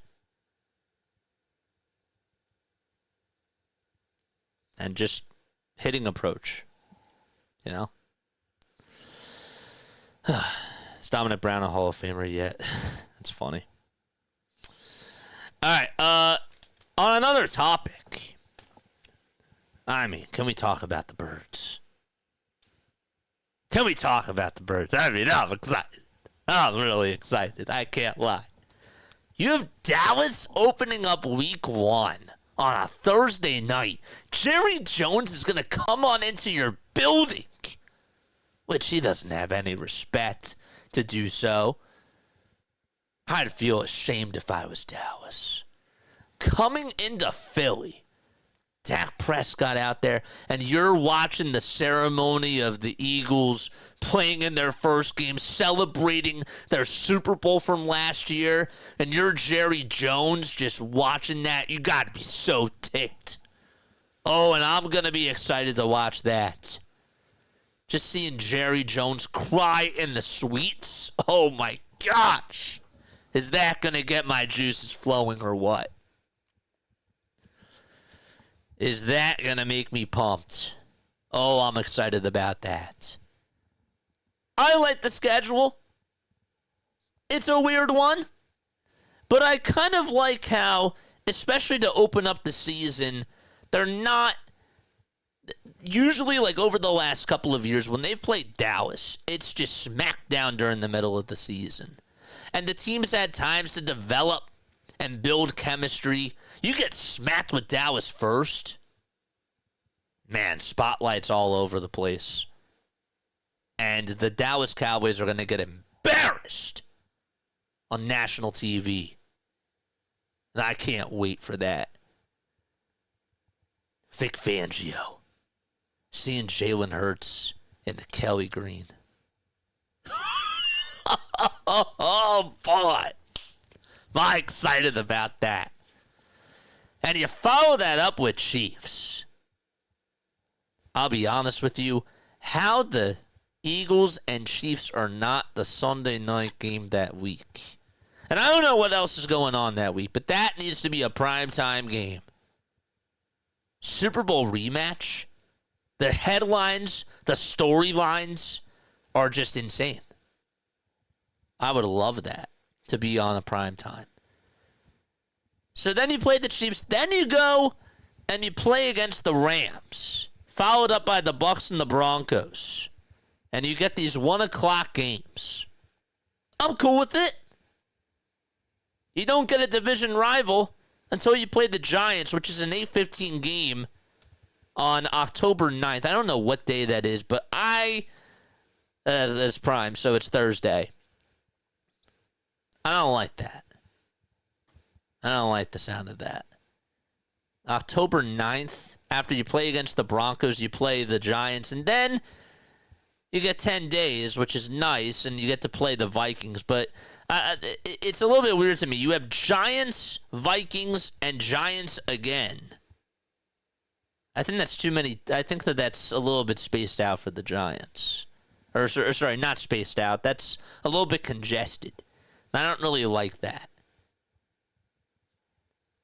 But the fact that we play the Washington Commanders the two of the last 3 weeks, that's cool. That is cool. And I think that they set it up that way. That Washington game during Week 16 could be a big game. It could be. Black Friday against the Bears. Yeah, that's nice. Schedule's a little bit weird, though, because, again, you have a couple Thursdays and then you have a Friday, and so the preparation for the players, it's probably not going to be easy.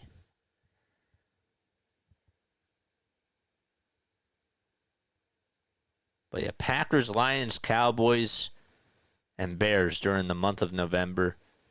You're in Green Bay. It's not an easy schedule. It's really not. I have them going 13-5. And again, that's if everybody stays healthy. But I want this to be a challenge. I do. I want them to be challenged. And they should be. I have them going during the first 9 weeks, at the very least 7-2. I feel like you should have the expectation for this team is to get back and win the whole thing. They have the roster to do it. That's my thoughts, though, on it. 7-2 is the bar during the first 9 games. But I'm excited. That Raiders game might be interesting.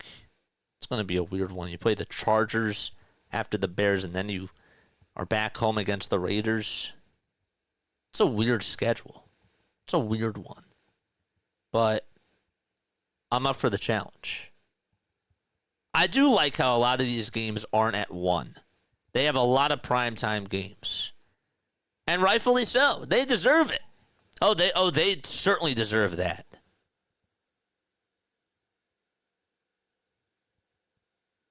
When you have that tattoo on your back, you deserve to have those primetime games.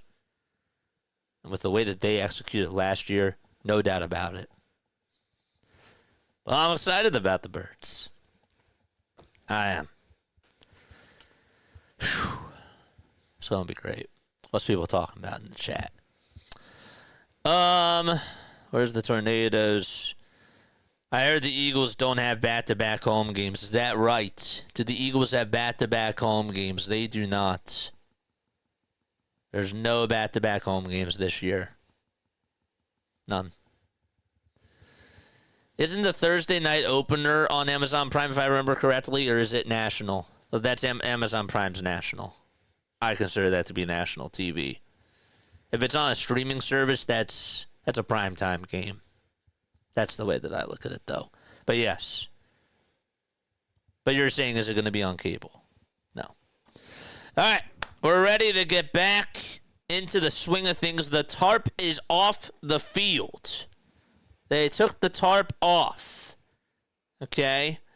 Umpires are gathering together. Whoops. Where is it?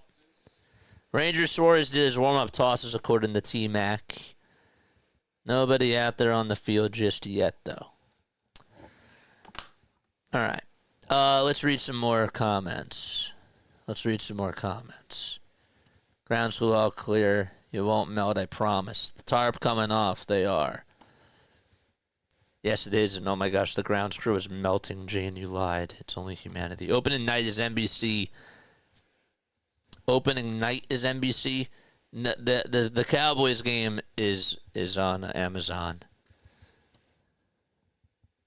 So, but yeah, cool. Guys, we just did an hour. We just did 2 hours of sports talk radio. And again, I didn't even take any calls. It's pretty cool. I'm actually pretty impressed with myself. That was nice. It's pretty cool. We just took, how many breaks was that? Just one break? That's it. Just one break. Oh, that's awesome.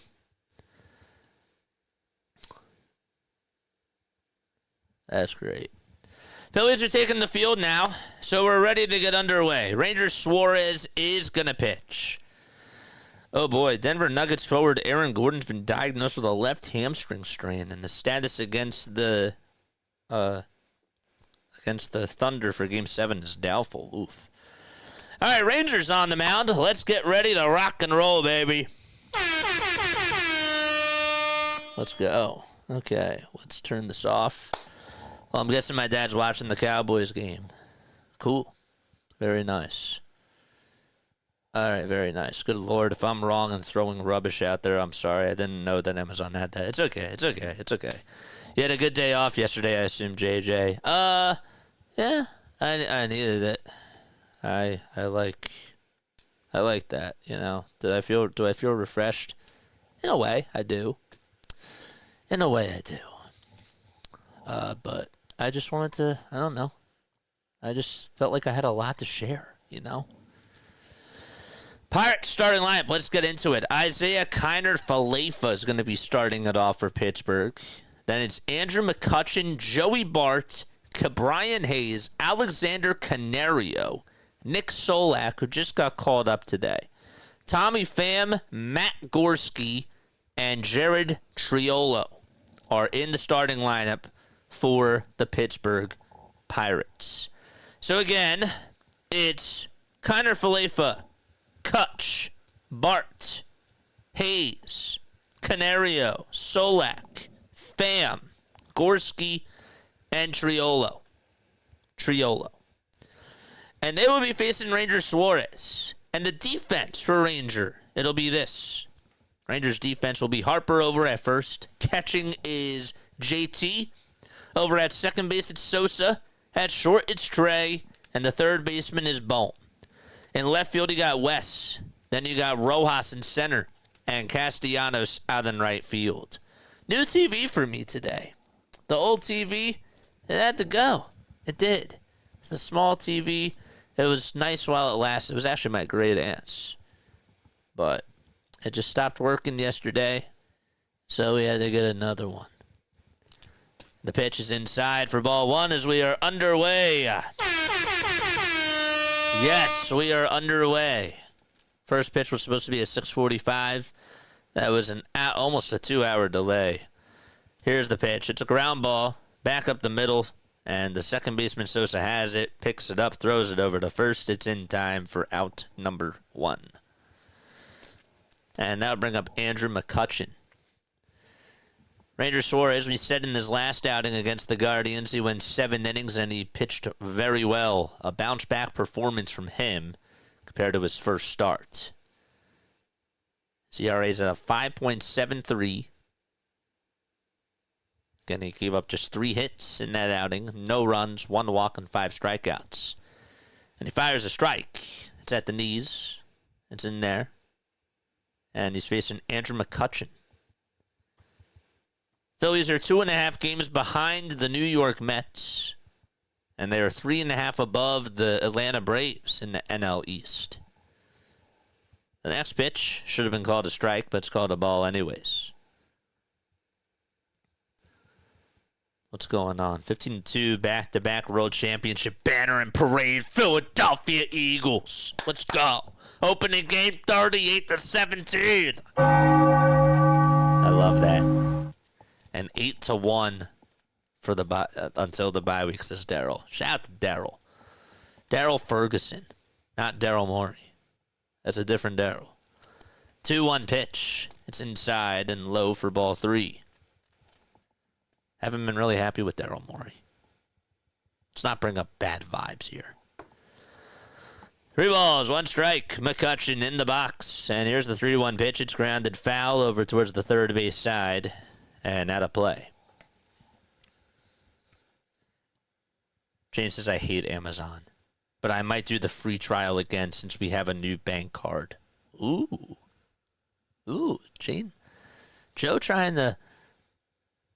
eyeballing that Amazon. Ooh.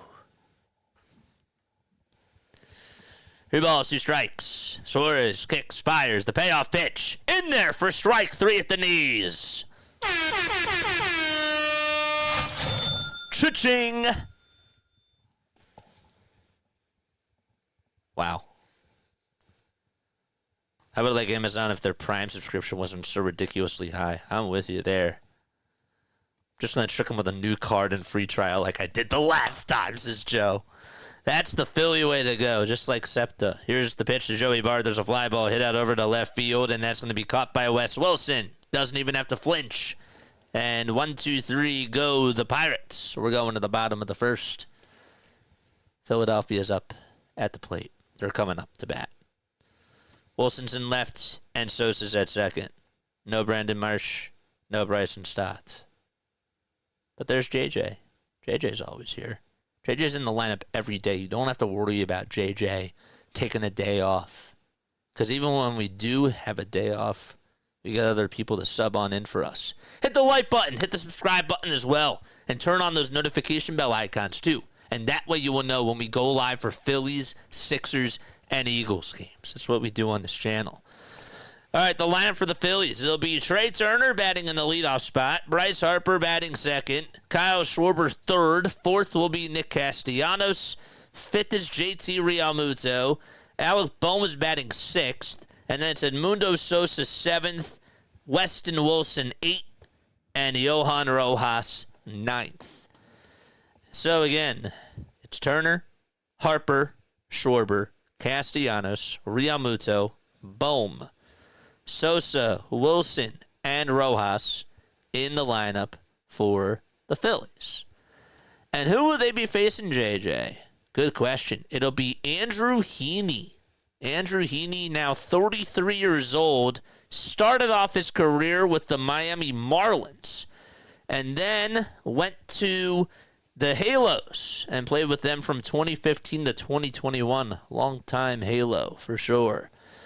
And then was traded to the Yankees, then went to the Dodgers. He spent 2 seasons with the Texas Rangers, won a World Series with the Rangers, and also was on the Pittsburgh Pirates this year, is on the Pittsburgh Pirates this year, and was and still is. Okay. His ERA this year is at a 3.15. Last year was at a 4.28. And he's the type of guy that, on a really good team, he's more so of a quality pitcher, right? He can eat you innings, and that's really how it's been this year for him. 16 walks, 36 strikeouts for Heaney, and he will be facing Turner, Harper, and Schwarber to start things off. He's a left-handed pitcher, southpaw. Here's the pitch to Trey Turner, and he flies this one out over to left field. It's a foul ball, and it goes into the third deck. Thing went a long distance. Just fouled off, though. Prime is worth it for free shipping if you order a lot of stuff like the wife does. The pitch. There's a fly ball hit out over towards left field. And getting under it is Pham, and he'll make the catch right before the warning track. 2 pitches, and Trey Turner is out. Phillies are in their City Connect uniforms. Pirates have their gray tops, gray bottoms, and have Pittsburgh painted across the chest, outlined in yellow, and the text itself is in black. Here's Bryce Harper. Takes a pitch below the knees for ball 1.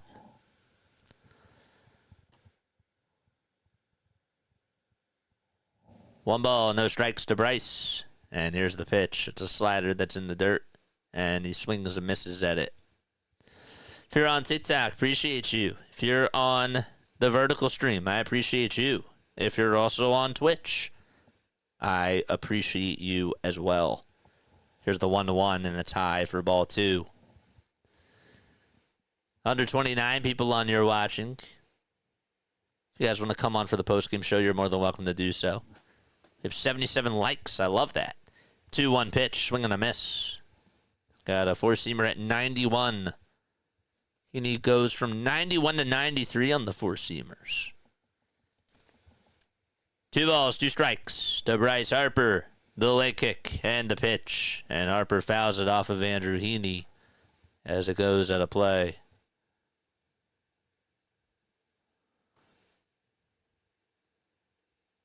There's Rob in his military hat. It's pretty cool. Pitch to Harper, and he scorches this one out over to right field for a base hit. And Harper is going to stay over at first base. It was a laser hit out over towards right center field. But the right fielder, Alexander Canario, was able to get on over to it. And so Harper gets on with a single with 1 out. And that'll bring up Kyle Schwarber to the plate. The Pirates defense, it'll be this. Andrew Heaney is on the bump, and his battery is Joey Bart. Get to the infielders and outfielders in just a few seconds. Here's Kyle Schwarber, and he fouls off the first pitch at 90 miles per hour as it finds the seats. At first base, it's Nick Solak. The second baseman is Jared Triolo. And at third base, they have Cabrian Hayes. And the shortstop is Isaiah Kiner-Falefa. 0-1 to Schwarber, and he takes a slider at the knees. And Sean Barber calls it a strike. In left field, it's Tommy Pham. Matt Gorski is in center. And the right fielder is Alexander Canario. DHing is Andrew McCutchen. The ball is 2 strikes to Schwarber. Here's the windup, the pitch. It's taken in the dirt for a ball. It's 1 ball, 2 strikes. Money line for the Phillies is at minus 280. And for Pittsburgh, it's at plus 200. So the Phillies are picked to win. The over-under for the runs is at 8.5. Heaney looks back at first. Now back to the plate. And fires. And Schwarber chops it foul towards the first base side. Thank goodness that was fouled. Watched all the Thursday night games on Twitch last year, says old man Ferguson. Well, you don't have to do that anymore when the Eagles are on Thursday night football, because we'll be doing that. 1 ball, 2 strikes to Schwarber. Harper leads off at first, and the 1-2 pitch is a slider that's outside and low, and Schwarber holds his horses. We're in the bottom of the first, no score. Phillies were in a rain delay that almost lasted 2 hours. Well, this is a late start, JJ. Well, that's why. 2 balls, 2 strikes. Heaney looks back at the plate, and here's the 2-2, and Schwarber again fouls it off. 6 pitches to Kyle Schwarber in this at-bat so far. Braves and Red Sox are already in the top of the 7th. This is rivalry weekend. Now, you're wondering, why are the Braves and the Red Sox considered a rivalry? That's a good question. Because I don't think they have anybody. There's no other teams within both of their states. 2 balls, 2 strikes to Schwarber, and the pitch. He pops this one out over towards third. And it's caught by Hayes, who played over at the shortstop position, and he caught it for the second out. Some good matchups, though. You got Baltimore taking on the Nationals. Tigers are playing the Blue Jays. But another cool interstate rival is Tampa Bay and Miami. Miami actually is winning 5-4. The Battle of Texas with Houston and the Rangers. Minnesota taking on the Milwaukee Brewers. Tonight, you got Angels and Dodgers. You got the Subway Series with the Mets and the Yankees. The Battle of Chicago occurred earlier, 13-3. The Cubs did beat the White Sox. And the Reds also won against the Cleveland Guardians. Terry Francona coaching against his former team. Here's Castellanos. First pitch was in there for a strike. He actually fouled it off. There's the 0-1, swing and a miss on a curveball. That's in the dirt. Congratulations to Nick for getting his newest angel today. Had another baby. Could see him holding the baby. That was really cute. The ball is 2 strikes to Castellanos. And the 0-2 pitch, swing and a miss. Got a slow curve at 76 miles per hour. Didn't even know that was a pitch. They call it a slow curve. And so we're going to the top of the second. Good morning, good afternoon, and good night to Castellanos. No score out at Citizens Bank Park. If you're dealing with sliders, you're going to have to swing for something outside of the zone sooner or later, says Joe.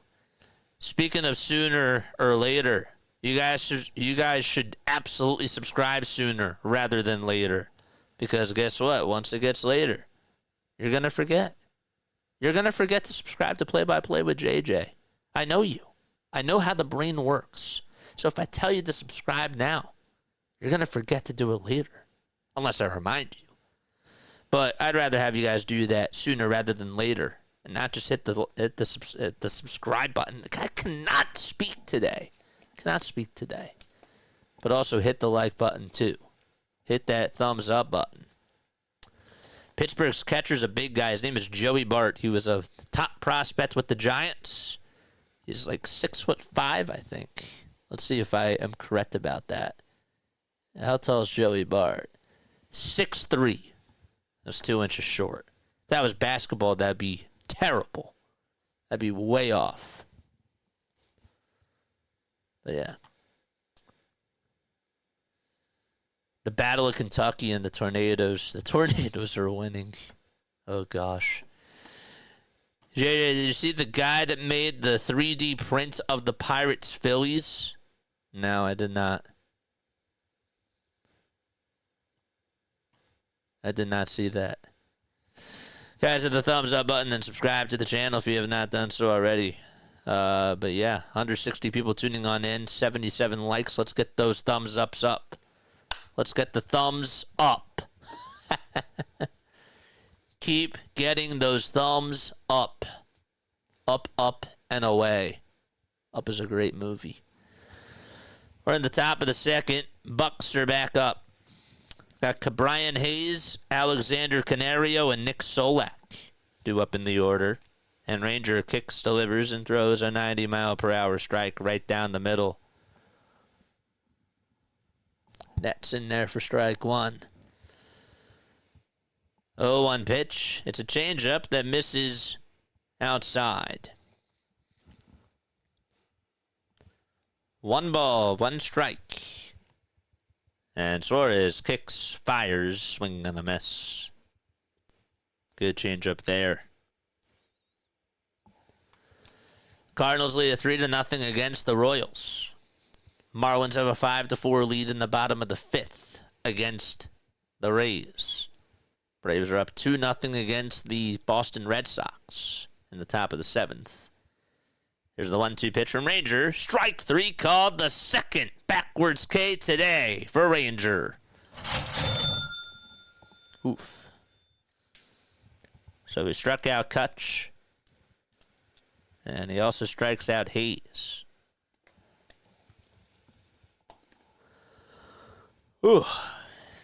The windup and the pitch from Ranger throws a cutter for the first time tonight, and it misses inside.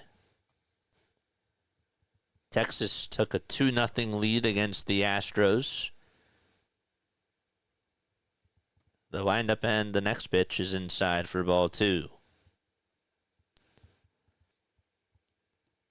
Jonah Heim had a 2-run single. 2 balls, no strikes. And here's the pitch. It's a line drive back up the middle for a base hit. It gets right on by a Ranger. And Rojas fields it and throws it back over to second base. And there's the first hit of the ball game for Pittsburgh. And it's a single up the middle from Canario.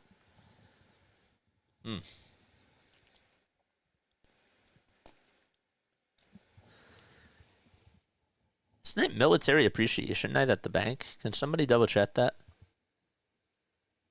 Here's Solak. Nick Solak. Right-handed hitter. Takes the first pitch outside for ball 1. Solak's making his 2025 debut. Batted .252 in the minors. And here's the pitch. It's outside for a ball. Played for the Rangers, the Braves, and the Tigers organizations. He's 30 years old. Good for him. Was with the Rangers from 2019 to 2022. Then played with the Braves in 2023 and the Tigers in 2023 as well. The pitch. It's a chopper. It's fouled.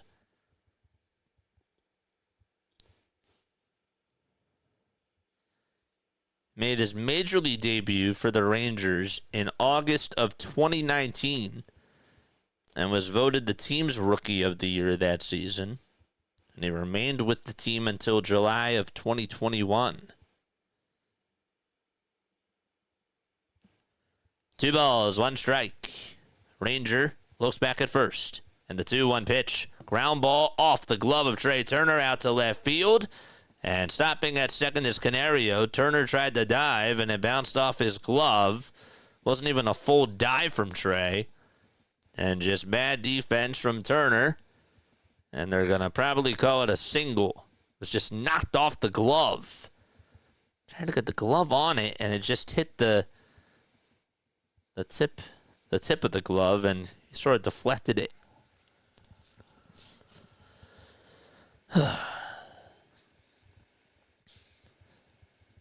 That just comes with the Trey Turner experience, I guess. 1 out here in the top of the second. Suarez could use some help from his defense, and the first pitch that he throws to Pham is a beautiful curveball that catches the knees. Will says, I hit the like button. What are your final score predictions, folks? Let us know down below. And don't forget to like and subscribe. 0-1 pitch. There's a fly ball hit out over towards right field. Backing up is Castellanos over towards the track. Will make the catch. Second out is recorded. And Sosa will catch the throw from Castellanos. And staying put at second will be Alexander Canario. Decided to stay put over there. I'm kind of shocked. I don't know why he didn't tag up. 4 up and 2 down. That means that 2 runners are on base. 4 minus 2 equals 2. This is Matt Gorski who's up to bat. Look at JJ doing math. JJ has been doing a lot during this cast. First pitch is down for a ball. Talked about the Boston sports, which didn't think that would come up. Now he's talking about math. Also talked about school earlier as well. 1-0 pitch. There's a high fly ball hit out over towards deep right field, but Castellanos backs up and waits for it, makes the grab, and catches the can of corn for out number 3. So no runs, 2 men left, and we're heading to the bottom of the second. No score at Citizens Bank Park.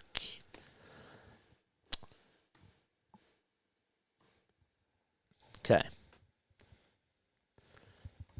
Screw Boston. Go Panthers for the Comish and wake up the defense. I'm with you there. Steve, type 80055 on the calculator. It's wild.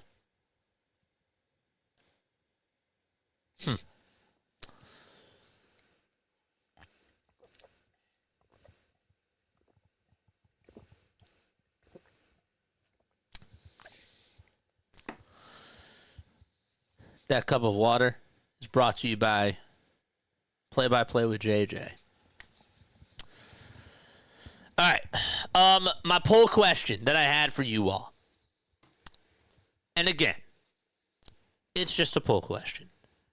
How worried are you about Aaron Nola's ankle? 44% of you say somewhat concerned. I'm kind of shocked. 20% of you said very worried.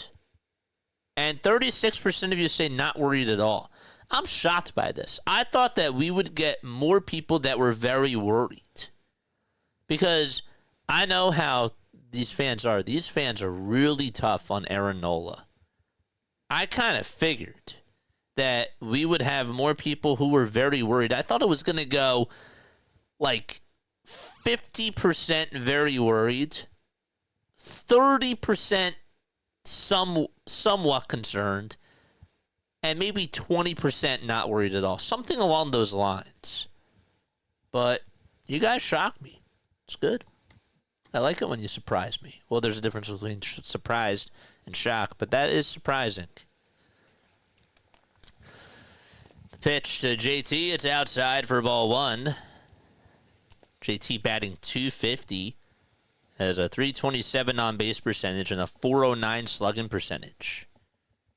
Here's the 1-0 pitch. It's taken in there for strike one from Andrew Heaney. I like the stash. It's good. He can rock the stash. 1 ball, 1 strike. And the pitch is inside for ball 2. I like Skeens' stash as well. Tell you, the baseball mustache is awesome. 2 balls, 1 strike. And here's the pitch. It's grounded over towards shortstop, and the throw over to first is in time. Nice play there from Isaiah Kiner Falefa as he records the first out of the inning. Who is the best baseball mustache of all time? Best stash in Major League history goes to blank. 1 out, bottom of the second, and here's Alec Bohm, who takes low for a ball.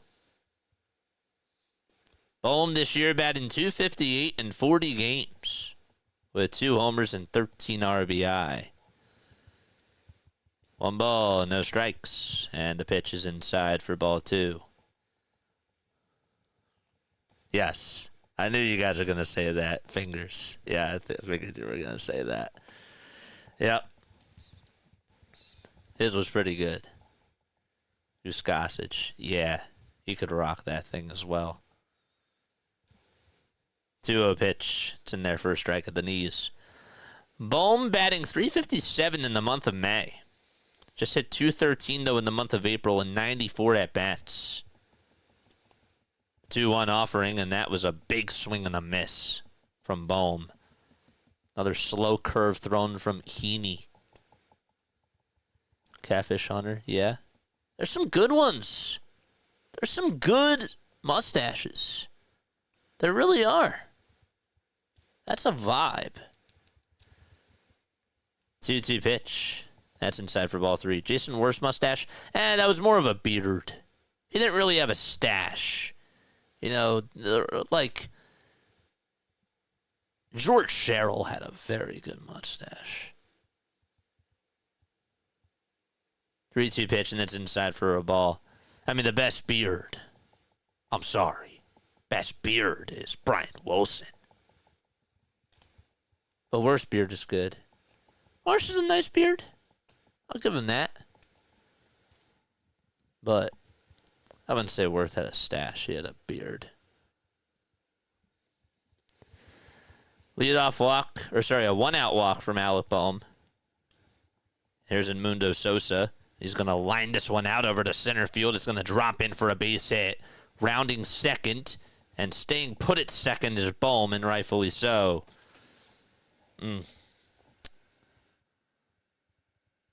So Bohm gets on, and so does Sosa. Sosa sodas. Let's have a little cheers right there.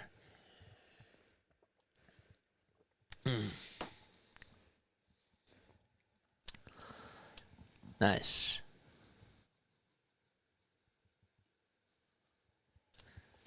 1 out. No spamming in the chat. That's all I ask. And just be nice. Bohm's at second. Sosa's at first. Here's Wes Wilson. And Wilson takes a slow curve in there for a strike.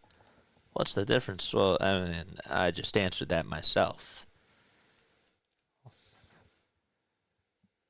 Wilson batting .308 in 7 games. Started off the season on the IL. And the 0-1 delivery is low for a ball.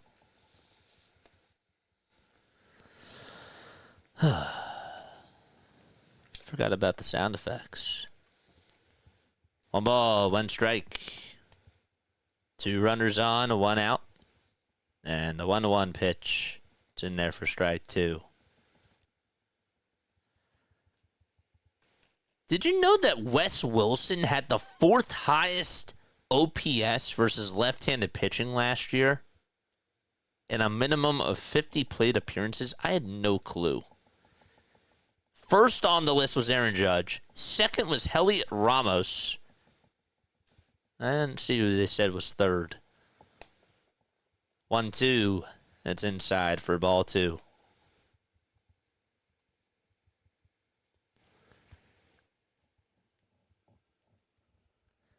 No score. We're in the bottom of the second. Phillies and Pirates were in a rain delay for less than 2 hours. 2-2 pitch. And Wilson fouls it back towards the screen. Let's get the crowd to wake up.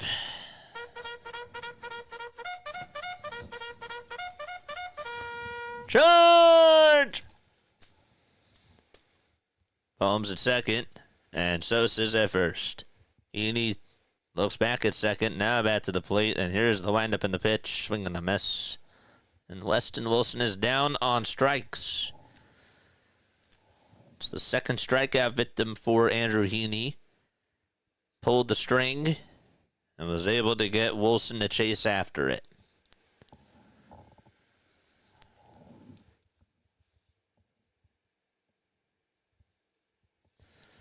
And now it's Yohan Rojas coming up. And Rojas dodges out of the way of the slider as it's inside and low. PJ, what's up, PJ? Have 186 people tuning on in. Make sure you guys hit the thumbs up button and subscribe to the channel as well, folks. 1 ball, no strikes. And here's the pitch. It's in there for strike 1. By the way, Sean Barber's the home plate umpire. James Hoy's at first. Derek Thomas is the second base ump. And the third, it's John Lipka. Can the Phillies get a run home? The 1-1 misses inside at 90.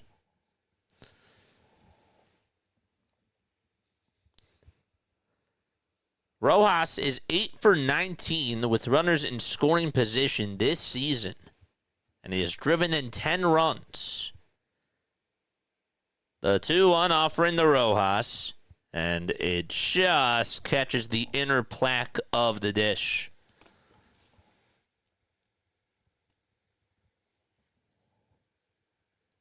Looks like the Celtics are cooked.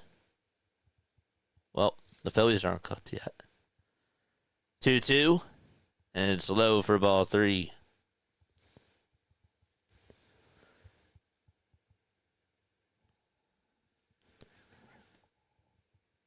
There's still plenty of time.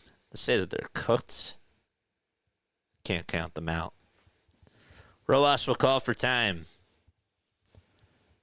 He has a dark navy blue elbow guard on and a yellow sleeve, as well as the yellow batting gloves. 3 balls, 2 strikes. Andrew Heaney comes sit at the letters. 40 pitches for Heaney. Can the Phillies tack on a run here? 3-2 pitch, and it's fouled out of play.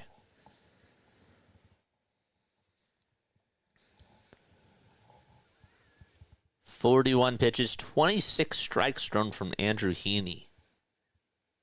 Again, a guy who's not really going to get you with high velocity. He'll get the signs from Joey Bart. And time is called. The pitch clock was winding down. And Bart was like, yep, let me call a timeout. The Florida Panthers are on right now, excuse me. Oof, that was bad. Excuse me again. Playing against the Toronto Maple Leafs. Florida's winning the series 3-2.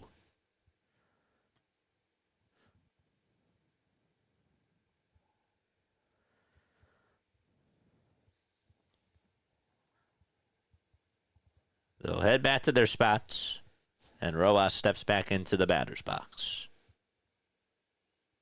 Bohm at second, Sosa at first, 2 outs, bottom of the second, no score. And Heaney comes set and fires, and Rojas gets a piece of it again. And the mask of Joey Bart came off.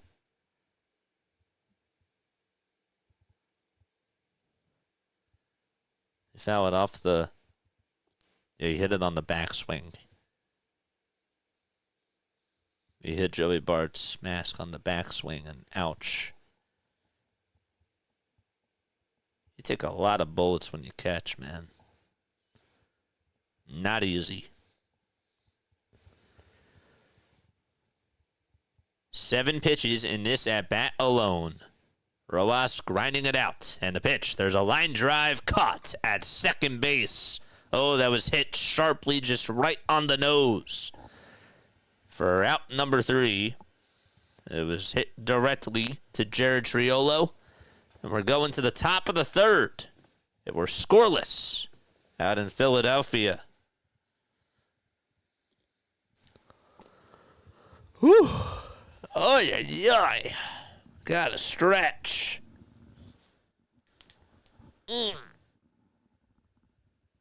Oh, that's better. How many of y'all are rocking with me in the chat? What's going on, chat? Who's here? Who is here? Larry says bunt. Larry's not happy about Rojas not bunting.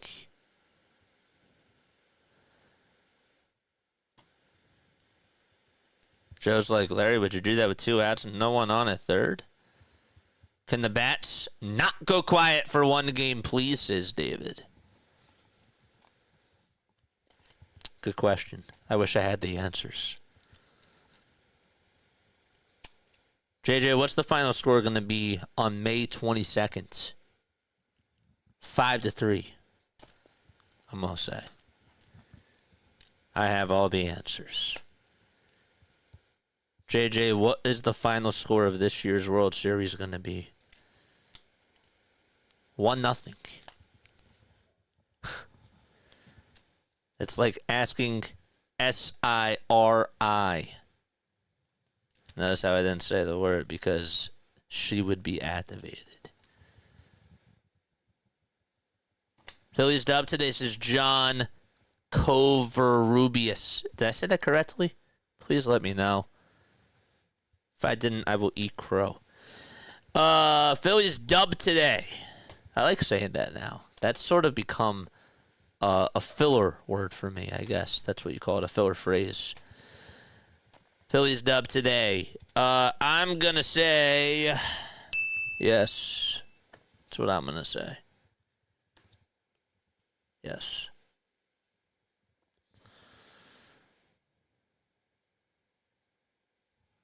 The pitch. It's in there for strike 1. The ball is 1 strike. Jared Triolo is in the box. And the 0-1 pitch from Rangers, swing and a miss.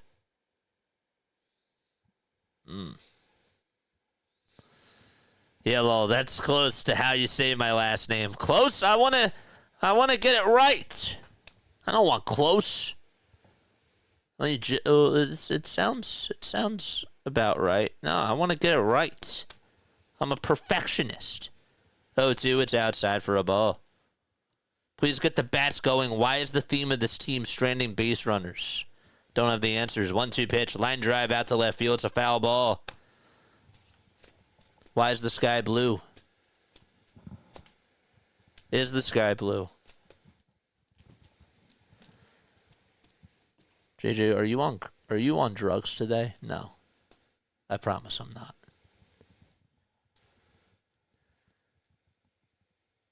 Just want to loosen up a little bit. 1 ball, 2 strikes. Ranger kicks, fires, and it's way inside for ball 2.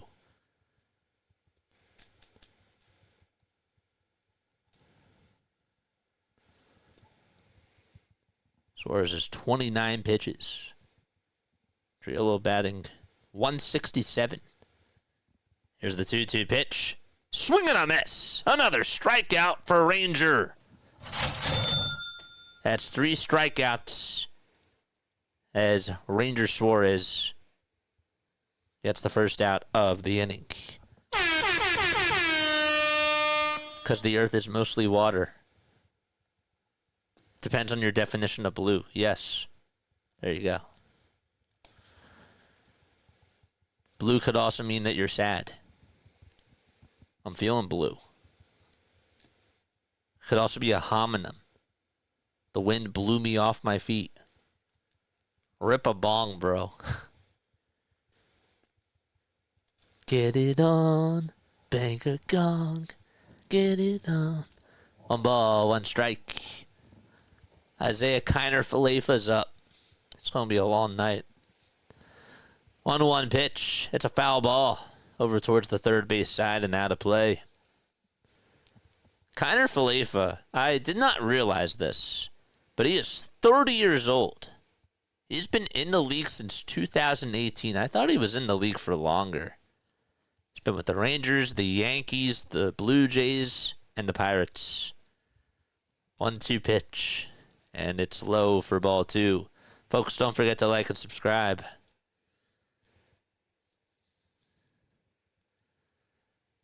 Two balls, 2 strikes. And Ranger kicks, delivers again, and just misses inside. Not by much. Just wanted to get the call, did not get the call. Chewed the whistle.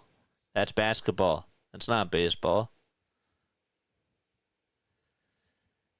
Chewed the gum. Do umpires still chew gum? 3-2 pitch, and it's bounced foul. Do umpires still chew gum?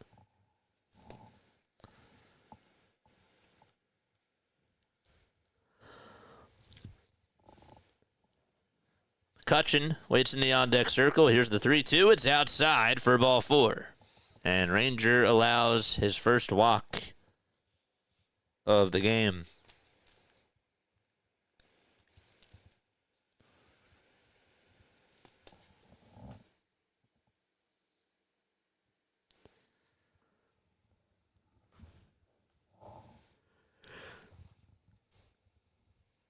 Now we'll face McCutchen here. And Suarez delivers, and it's inside. That too.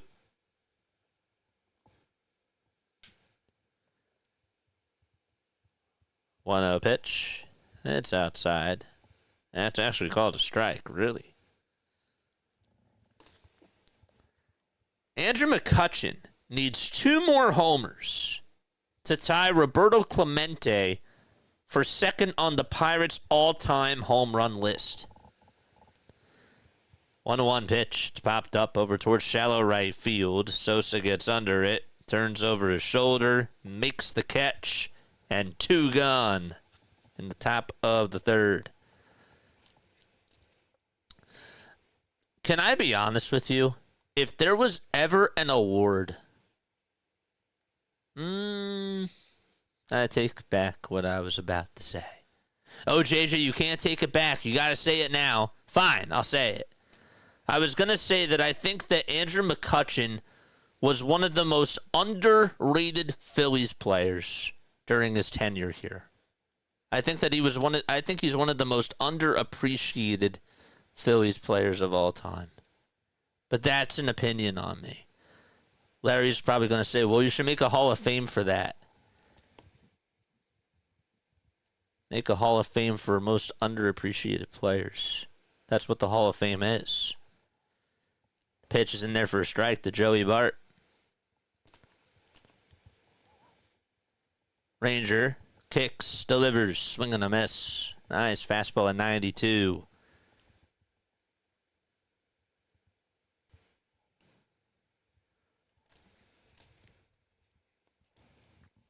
No balls, 2 strikes. And the pitch. It's low for a ball. Phillies fans appreciated him. I don't think he got enough love. I will live and die on that boat. Tracy says no. It's okay.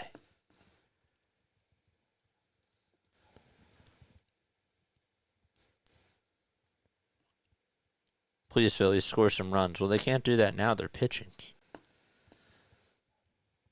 Toss back over to first. It's not in time. Aaron Judge's adjusted OPS. I didn't even know that there was such a thing for this. Pitch is taken down for ball 2. Adjusted OPS plus for this year, starting the day, 258. Ted Williams in 1941, when he hit 406, had an adjusted OPS of plus 235.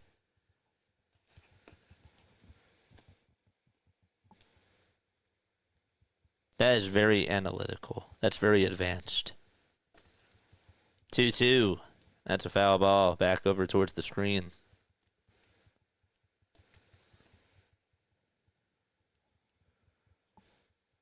Ranger has 45 pitches.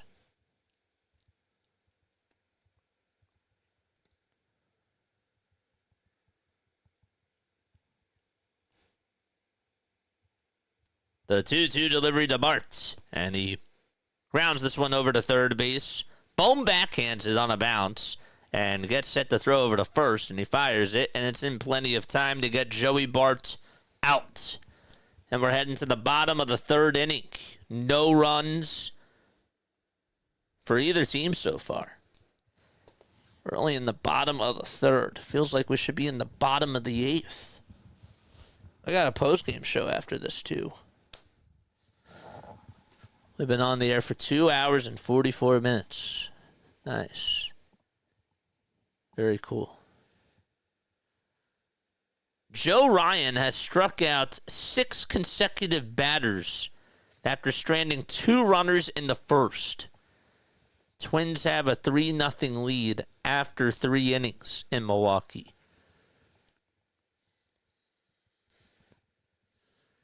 Tyrese Maxey is in the building for the Lynx Wings matchup tonight. That's cool. Shout out to Tyrese Maxey. Shout out to Maxey. Maxey's Taxi. It's great. Who's he with?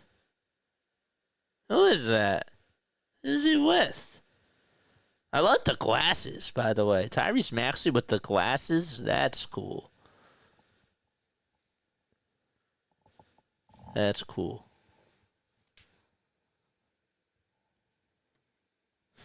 Everybody's laughing at Phillies, Pittsburgh, 0-0. It is funny. It is funny. People order our patties. Last night's game was so long. Last night's game for Pittsburgh? Did Pittsburgh play last night? Phillies didn't play last night. Pittsburgh didn't play last night. It may have felt like it was last night, but it wasn't.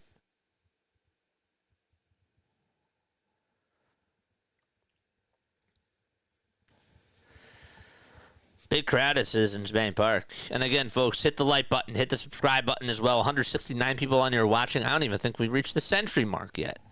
Maybe we have. I'm updating it. Did we get to 100? Nope, we're at 97. David says it's wake up time. It's not time to wake up yet. It'd be nice, though, if they did. Pitch is low for a ball. David's like, Phillies, you're late. You're late to school. Get up.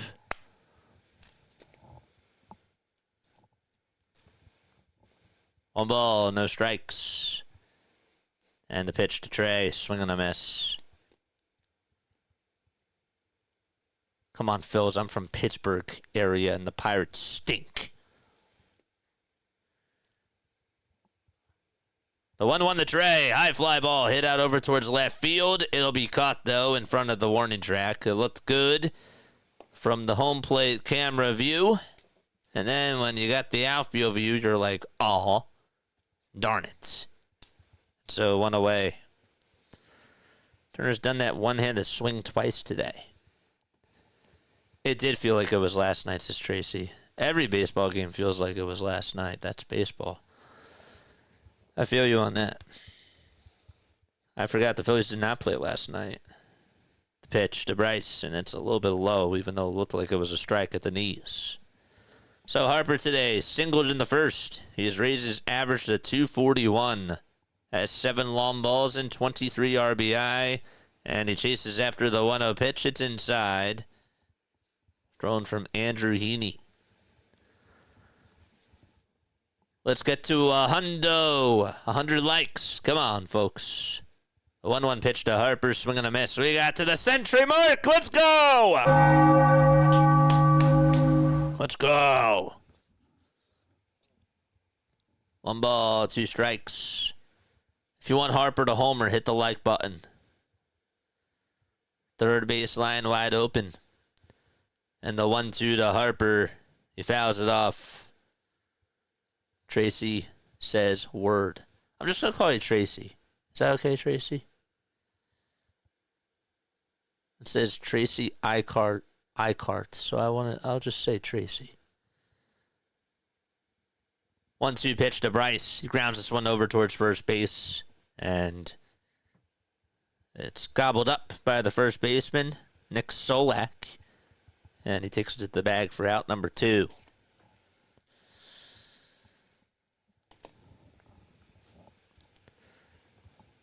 There's a Kyle Schwarber bobblehead. That's cool. The Kyle Schwarber bobblehead's awesome. I like the Zach Wheeler one. Schwarber's up, and Kyle takes a slider that's low. Kyle lined out in the first.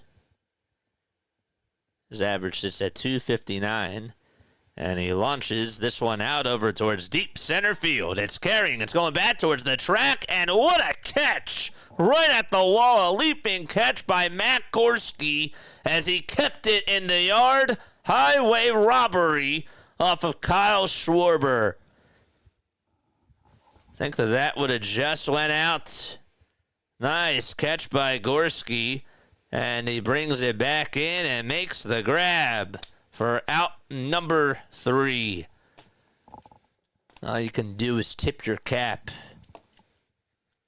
Phillies are going to the top of the 4th. What a play. Excellent grab.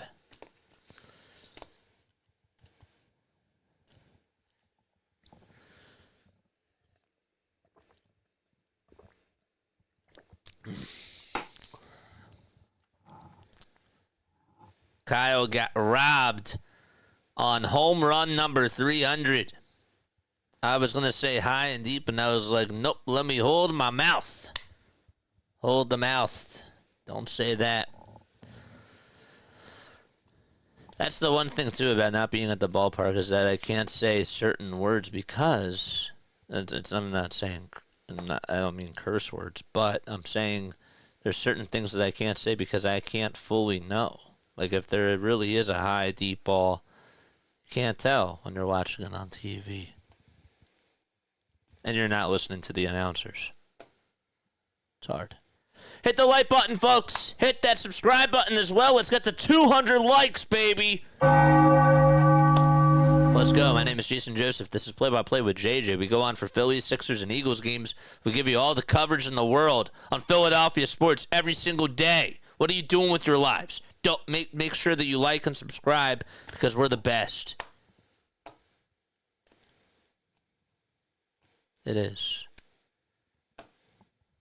It's awesome. We're on the top of the 4th. Each team has a pair of hits. And up to bat will be Cabrian Hayes, excuse me. And here's the pitch. It's in there for a strike. 271 more subs, still 6,000, baby. You're right. Good math there. You did the meth. The man, the meth, and the legend. That's interesting. Huh. Thanks so much, Ryan. 0-1 is the count, and there's the pitch. And that's a foul ball. I still think the ball should be neon orange or yellow. I actually think they should be purple. Because purple's my favorite color. Pitch is taken for a ball. But yellow's good. But see, if they had neon, that'd be like a softball color. You know what I'm saying? Like that's different. If it was yellow or neon green, it's more softball. You know? I don't want that to be confused. 2 balls, 2 strikes, and here's the pitch from Rangers. Swing and a miss. The 4 strikeouts. 4 Ks for Ranger. Jane says for visibility. I like the purple ones. It makes sense. I get what you're saying. Astarky says purple's my favorite color too. Yeah, I don't know why I like purple, but I've always liked it. I always thought it was pretty. The pitch is inside for a ball. I don't like pink though. Neon orange, then I'll settle. Sounds good. 1 ball, no strikes. And Suarez kicks, delivers, swing and a miss. Nice changeup from Ranger. Building up a sweat. Tracy says no neon, but I love the purple. Purple rain.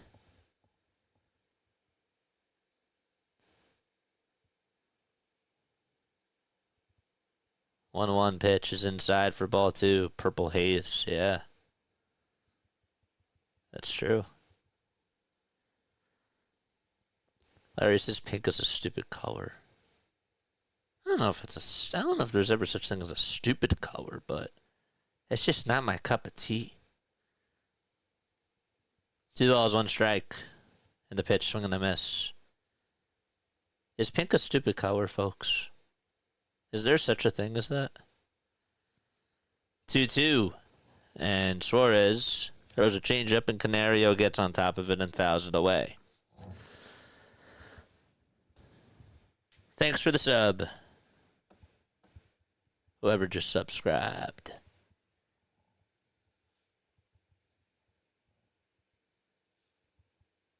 Suarez kicks, fires, and the pitch misses inside.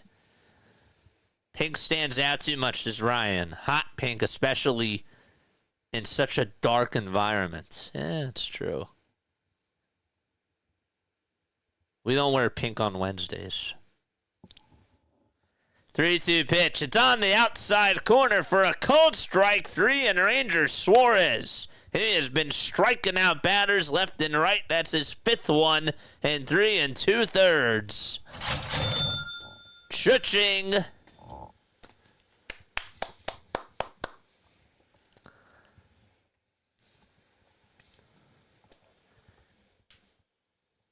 They need to play a lights-out game, glow-in-the-dark ball, gloves, and bat and bases. That'd be really cool. But that would probably also cause injuries. 2 outs. Here's the pitch. There's a ground ball hit over towards shortstop. Turner plays on the bounce. Fires it over to first. It's in time. And another 1-2-3 inning for Ranger Suarez. He is in the groove. And we are going to the bottom of the 4th, which means it's time now for On This Day in Phillies History.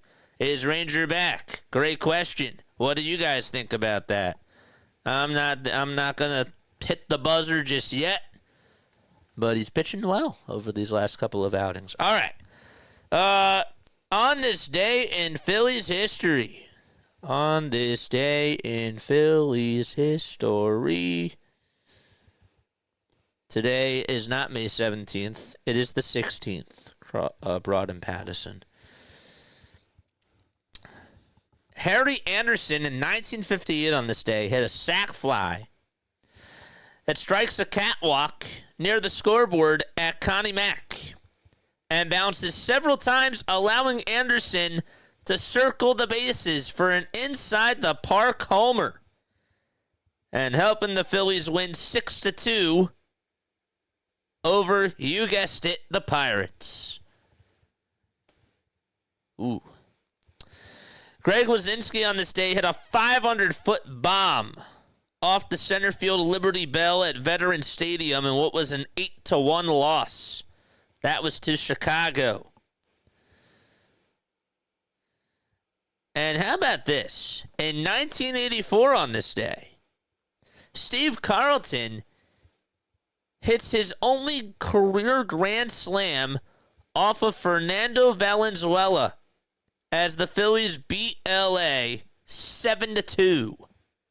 That was at Dodger Stadium. Wild. Worth also hit 3 homers and drove in 8 runs against Toronto. I thought he was going to get his 4th. Leading the Phillies to what was a 10-3 victory. That was not a poop game, says Eagle. Nope, neither was the one I just said. The pitch is inside for a ball. And down. Go Pirates, says Anthony. What's up, Anthony? How are you, my friend? 1 ball, no strikes, and the pitch is outside and low for ball 2. Ranger Suarez has given up a couple of hard hits, but he's also induced a ton of weak contact in 4 innings. 2-0 pitch to Nick, and he grounds a foul. Once again, congratulations to Nick and his wife. Big Mo DB says loved Fernando.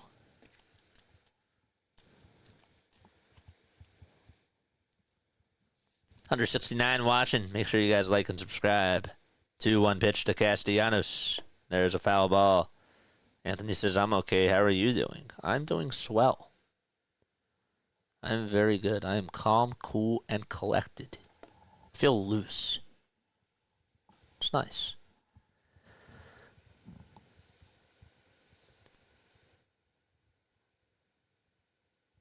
I give you that. That was funny, Eagle. 2-2 pitch to Castellanos. There's a fly ball hit out over towards shallow right field. Can the right fielder get there? He does.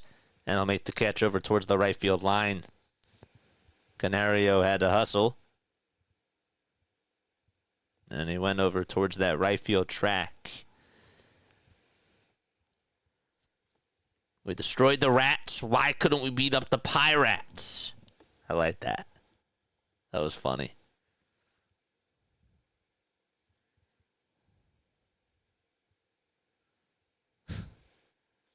One out, bottom of the 4th. And here's the pitch to JT. And that's called a ball. That was not a ball.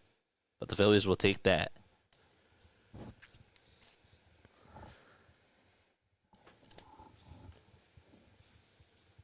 Give me a thumbs up if you guys are enjoying this cast.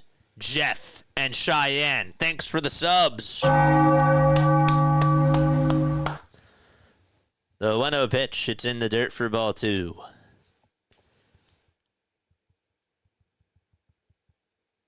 2-0 pitch. That's in there for strike 1. Pirates and Phillies are playing a game of copycat. It's not baseball. Pirates are like, we'll get no runs. Phillies are like, yep, we'll get no runs. Pirates are also like, we'll get 2 hits. The Phillies will also get 2 hits.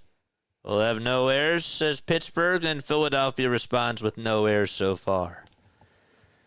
1 out, and the pitch to JT. Ground ball, hit over to 3rd, and Hayes has it. Throws it over to 1st in time for out number 2. If you're tuning on in, this is not baseball. This is copycat. The cast is fine. The team is a bore. Fine. Fine. Pitch to Bohm. There's a foul ball. What can I do to make it more than fine? I don't like fine. I want to settle for something bigger.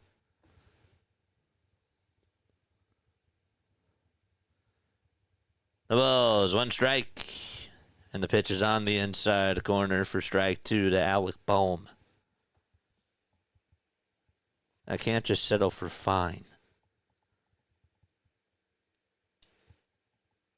Panthers 1-0 or 2-1 ending. Neither matters. Just go Cats. Screw Canada since 1993.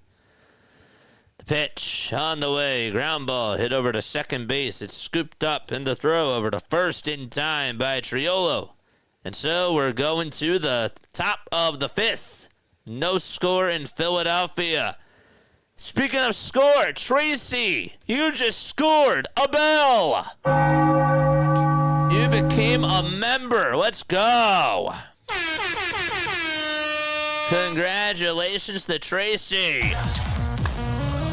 That's the best thing that's happened tonight.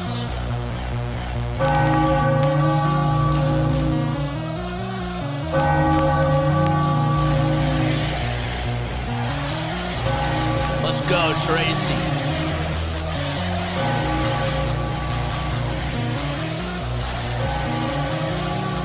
I will take that. I will take that.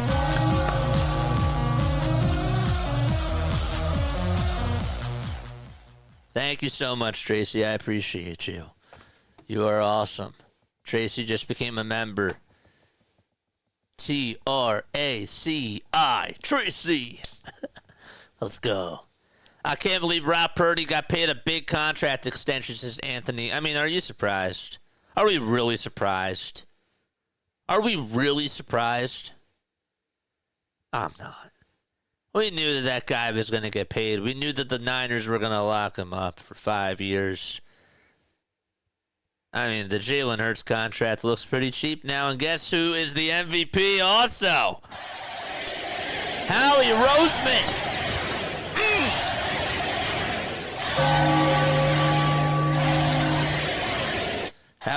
Howie got a dub today, for sure. What's the difference between the colored memberships? If you have a green one, I think that means that you've been a member for the longest. And the darker it is, I think or maybe it's the opposite. The more recent you are, the lighter it is, I think. I got gold. I thought that was the top. You're almost there. I think you are, maybe. I have to double check. Pitch is in there for a strike. Howie got a W today. Okay, we need to pay him like he's Eli Manning, so they waste their money. 0-1 pitch. There's a fly ball hit out over towards left field. Wes Wilson's there, makes the grab, doesn't even have to move, and catches it right by the letters. So there's one away. Tony! What's up, Tony? Let's go, Tony. Hardcore says Howie obviously lives in Laurie's guest house. Yeah. He and a guest, though. He and a guest. His family. The ball is one strike, and the pitch, it's grounded over to third, scooped up by Bohm. He picks it up, throws it over to first, and it's in time. I can't believe it. Can't believe it. Let's see if the Pirates are going to challenge this. Is Don Kelly going to say put the headsets on? Gorski hustled out of the box. Bohm fired it over to first. It's pretty close. It's pretty close.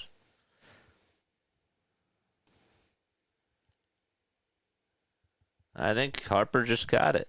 I'm just kidding, JJ. I would be a member for as long as able, but I've been a member for 3 months straight. Yeah, I know. But actually, I do think that the memberships, that they do have different colors for the longest ones. I do think that. The greatest member of all time, though. The GMOAT is Joe. You guys are all great. The ball is one strike. Ranger kicks, delivers, and it's a foul tip into the glove for strike 2. I know you're kidding, but there seriously is something to it, though.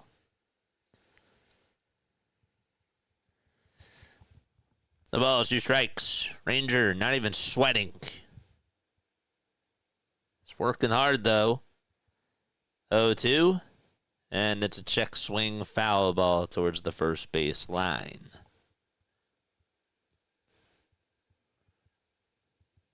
Ben sweating. Ben Davis.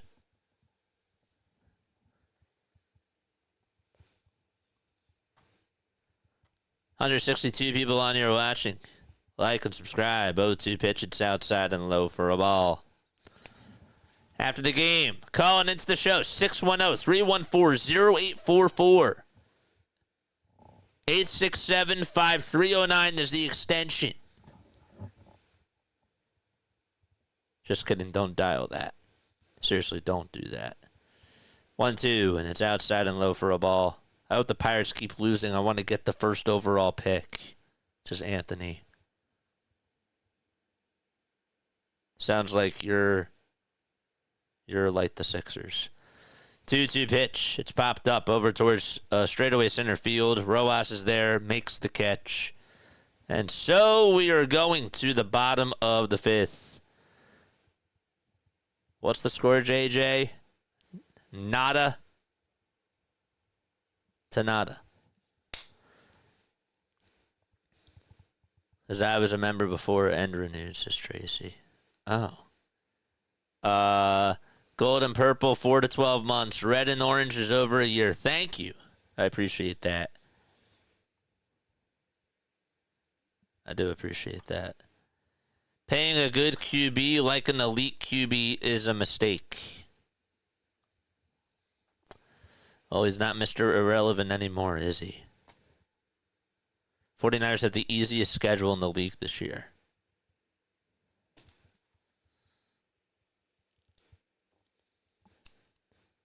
Do they?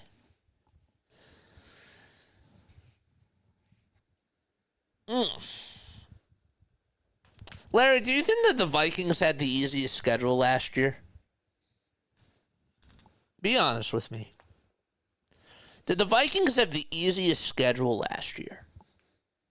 Be honest.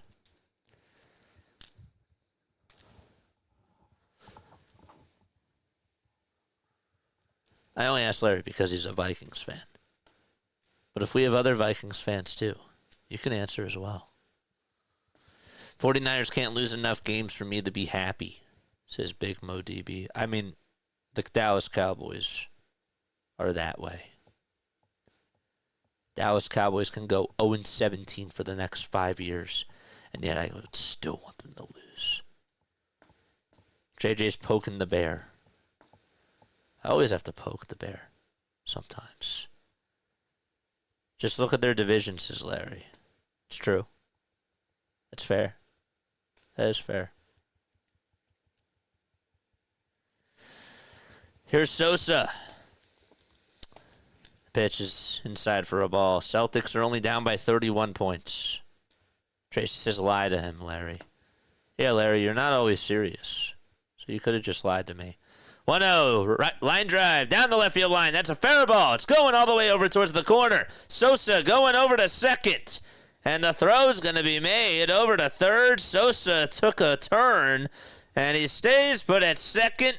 And that's how we start off the bottom of the fifth. An extra base hit by Edmundo Sosa. Let's go. That just got on by Brian Hayes. Couldn't even dive for it. A leadoff double by Sosa, and Wes Wilson is up. Here's Wes, the first pitch, swing and a miss. Got a slider that was inside and low. Reel him in. We're catching fish. The ball's one strike to Wes Wilson. Here's the 0-1, and that is called a strike. Oh, boy, just at the knees.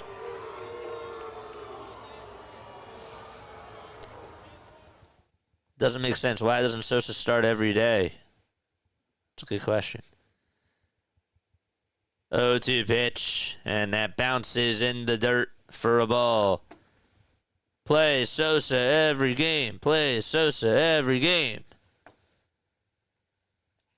J.P. Crawford just led off the Vetter Cup with a home run. That's what they call it, the Padres-Mariners rivalry. 1 ball, 2 strikes. Heaney kicks, delivers, and it's inside for ball 2. How did we get here, JJ? Well, it's no score. No team has put up a run. That's how we got here. The game was also in a 2-hour rain delay. 2 balls, 2 strikes. The windup, the pitch, and that's going to bounce in the dirt. It bounces away from the catcher, and no throw is going to be made over to third. It's a wild pitch, and Sosa's 90 feet away from scoring. The job by Sosa, Joey Bart, just had it bounce out in front of him, could not make the catch, and it just went a little bit away from him, and Sosa saw that it was leaking oil. A full count to Wes Wilson. 10 seconds left on the pitch clock. The 3-2 pitch to Wes. It's chopped foul towards the IBX sign. We're winning by 1 hit. Yep. Oops, they didn't say what Simon says.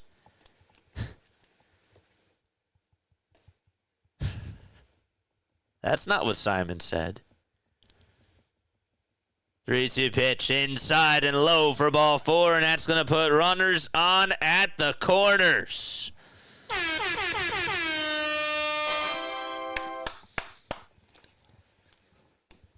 So Sosa doubles, advances over to third on a wild pitch, and Wes Wilson walks, and Johan Rojas is up at the plate. 191 people tuning on in. I better see 191 likes. Make it 194 likes. Let's go. Runners at the corners, and Johan Rojas is in the batter's box. He rests the bat on his shoulder. He's just waiting for the pitch to come. Waves the bat up and down. He lined out in the second. First pitch to Rojas. Foul ball. Ooh, I thought that was going to come back up the middle.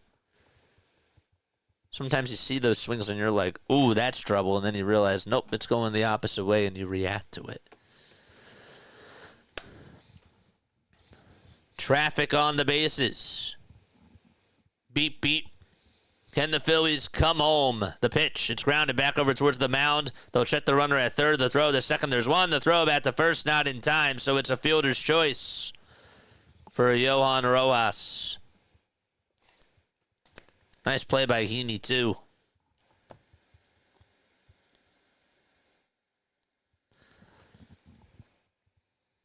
Double, walk, fielder's choice.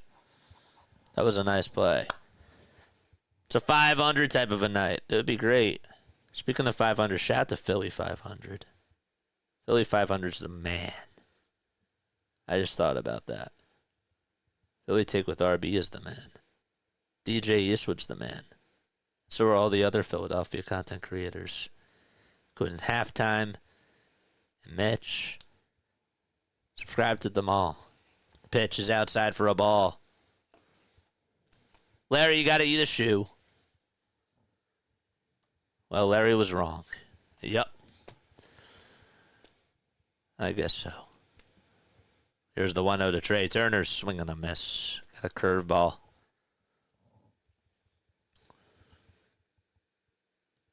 Should have bunted.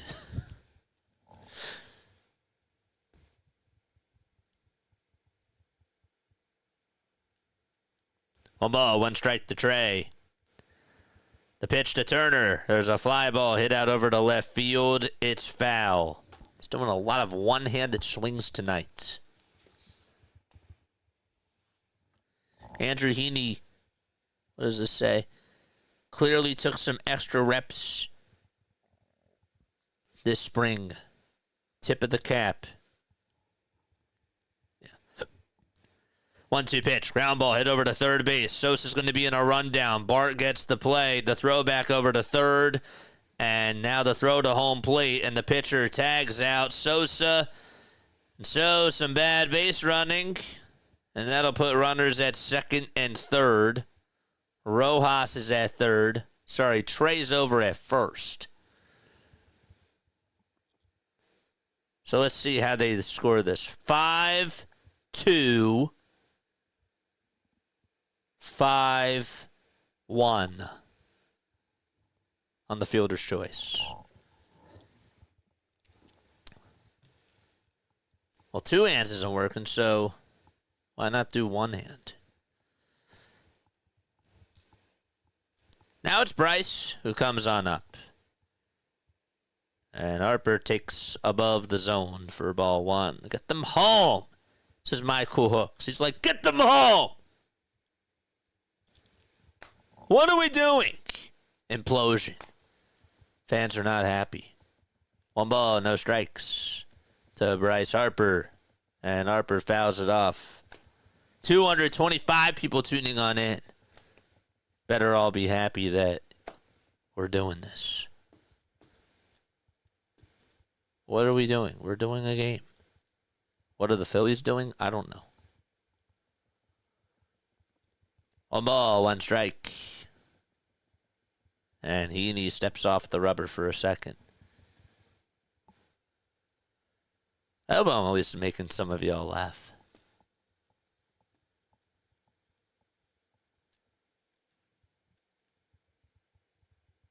The pitch to Bryce, swing and a miss. That four-seamer was at 89 miles per hour.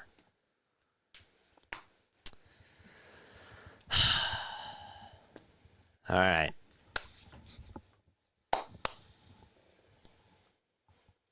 Fielder's choice, yeah, 5-2, 5-4 on the fielder's choice. Rundown. Or 5-2, 5-1. 5-2, 5-4. That would make sense. The next pitch is high for a ball.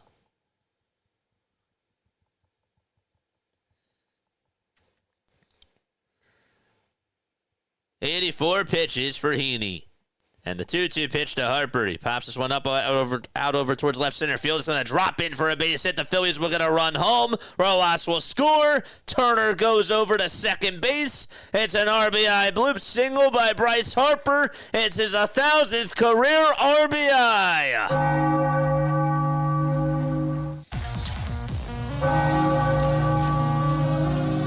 Number 1,000 for Bryce Harper.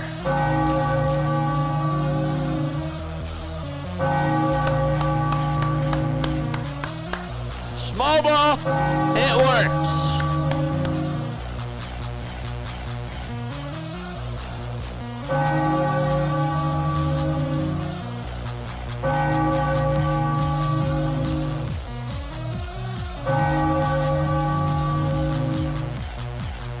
Here's Kyle Schwarber at the plate, and it's down for a ball. Now, can we see Kyle Schwarber reach his milestone with the homers? He didn't do it the last time. Can we get number 300, Schwarber? 1 ball, no strikes to Kyle. Is that too much to ask for? The next pitch catches the outside corner, but it's called ball 2 by Sean Barber. Kyle lined out, and he also flied out. 2 balls, no strikes to Schwarber. And the windup, the pitch, it's a slider. It's in there for strike 1. Oh, you missed the 9. It's $339 million.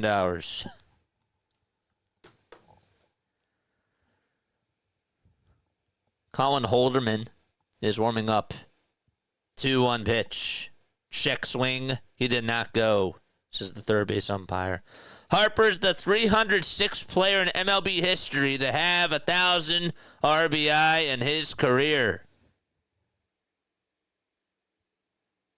And Schwarber went around. Maybe he did just hold up. I don't know. Harper is now at second, and Turner is at third. They did a double steal. 3-1 pitch, swing and a miss. Scoreboard froze. Oh, I can't do anything about it. There we go. 339. Yes, thanks. Got to make it worse, right? That's just $9 million in difference. It's just 9 mil.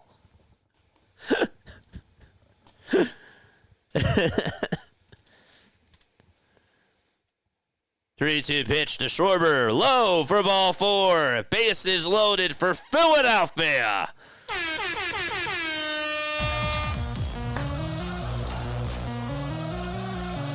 Wake up, bats. Come on.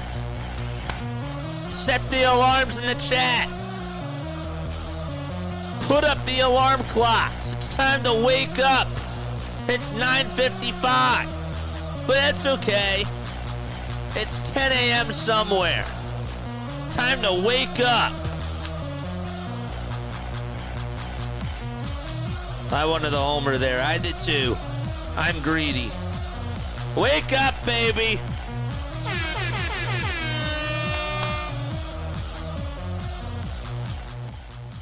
Do not leave these guys stranded. I need the clocks in the chat. The alarm clocks. Screw Toronto. It's okay. But don't screw the Phillies. Come on, Casty. Pitch to Castellanos, swing and a miss. Dude, you just had a baby today. It's time for you to homer. Come on. You just had a kid today. It's time for you to hit a home run. The ball is 1 strike. Casty had a grand slam against the Dodgers this year.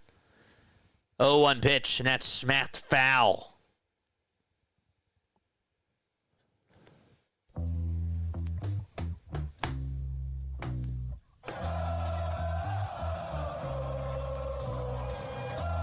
Right on cue, they just showed the grand slam he had against the Dodgers. 0-2 is the count. Here's the pitch to Castellanos. Fly ball hit out over towards deep right field. It's going to stay in the yard, though, and the catch is made on the warning track. So close, and yet just a couple of feet off. And so we're going to the top of the 6th. The Phillies get a bloop RBI single from Bryce Harper. And we're going to the 6th inning, 1-0 Philadelphia.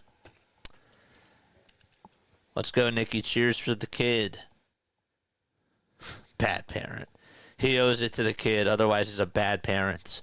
Well, that's the tragedy.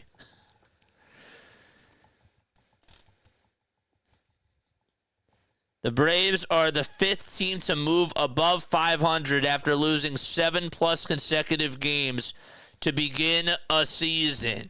Oh, boy. As a Philadelphia fan...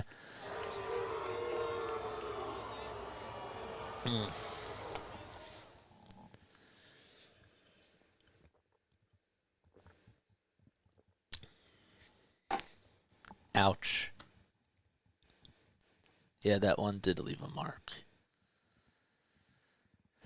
All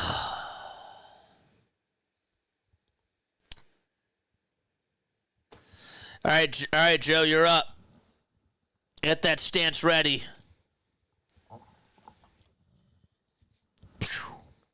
We need you, Joe. Twins rallied for their 10th straight win and beat Baltimore 8-6 for a doubleheader sweep. Did they play earlier today? They didn't play earlier today. What the heck is that storyline? A doubleheader sweep? Cody Clemens hit a 3-run homer in the 8th inning. Former Philly Cody Clemens did it against Cano and the Orioles. Of course. Of course. Phil should have had 3 runs in that inning if we didn't suck. Love the enthusiasm, guys. But I understand the frustrations. On ball, no strikes. Rangers Suarez pitching against Isaiah Kiner-Falefa. 1-0 pitch. That's line foul. Do you like my sarcasm tonight? It's a different side of me.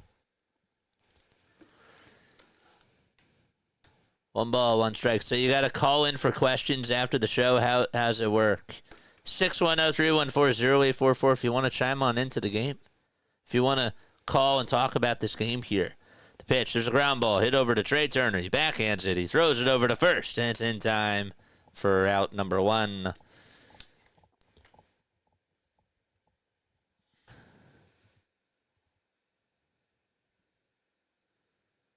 Now I'm getting... Why am I getting calls now?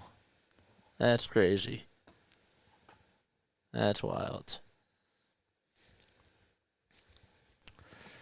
1 out. Here's the pitch to McCutchen. Line drive. Base hit out to left field. Takes 2 bounces in front of Wes Wilson. And McCutchen gets on with a 1-out single. The most underappreciated Philly, in my opinion. I'm going to stand on that.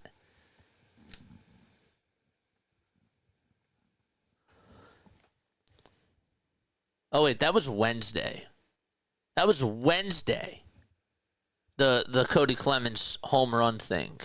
Orioles and Nationals are tied. What am I doing? Why did it go to Wednesday? I didn't press Wednesday. Today's Friday, the 16th. Sorry. Here's the pitch to Joey Bart. It's in there for strike 1. Tracy says yes. I just yell my questions very loud, says Larry. The ball is 1 strike, and the pitch to Bart. There's a ground ball. It gets on by Edmundo Sosa. He was shifted towards the left side and couldn't make the play there. Stopping at second base is McCutchen, and there's a 1-out single, back-to-back singles for the Pirates, and they are looking to respond. Wasn't really a bad pitch by Ranger. Sosa was more shifted towards second base and didn't even dive. And it was just out of reach. Tracy says you're feeling better than when we started. I wasn't feeling bad when we started. Was I feeling bad? I didn't think I was feeling bad.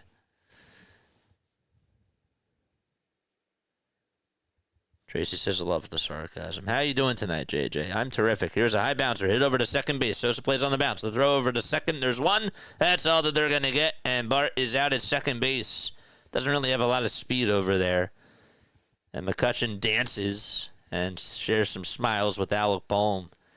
He's like, you trying to be a savvy vet over there? He's like, yeah, I am. Because Philadelphia didn't appreciate me enough. Just kidding. What's up, Scott? Yeah, let's give that run back, says Larry. Good job, boys. Alexander Canario's up. He singled in the second. He's 1 for 2. He's batting .219 on the season. First pitch, swinging a miss at 93 miles per hour on the gun.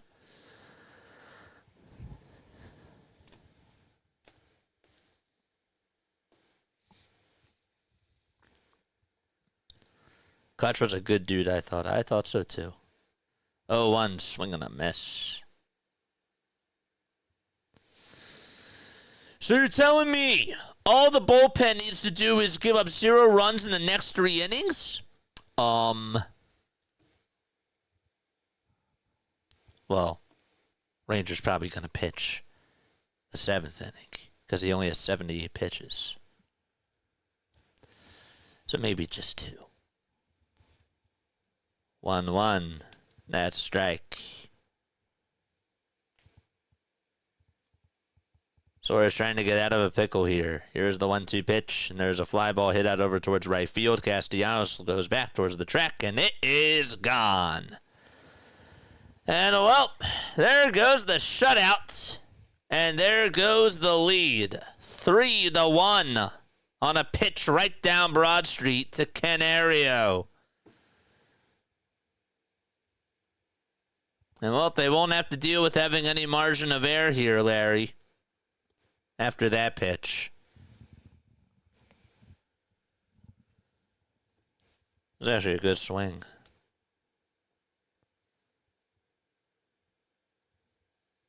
It was a good swing.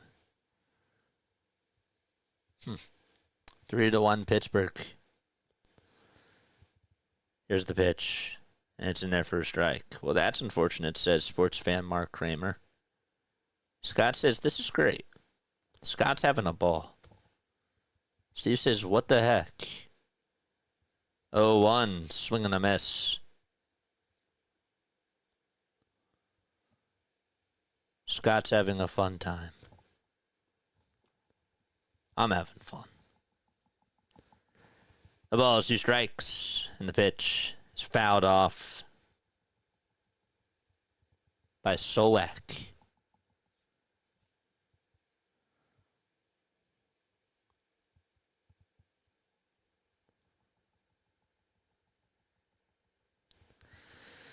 Oh, and 2 is the count, and the pitch, swing and a miss. Cha-ching. We're going to the bottom of the 6th. Yankees are up 6-2 against the Mets. That's sort of good news. But it'd be even better news if the Phillies were winning. It'd be even better news if the Phillies were hitting. It'd be even better news if Ranger had the lead. It would be even better news if they could pull out a W.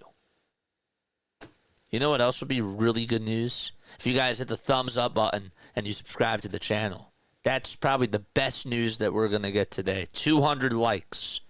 That would be the greatest news of all time. Hit the like button, subscribe to the channel, and hit that notification bell icon too. And that way you will know when we go live. Knicks are absolutely spanking the Celtics 92-55. I didn't even know that was possible. But it is.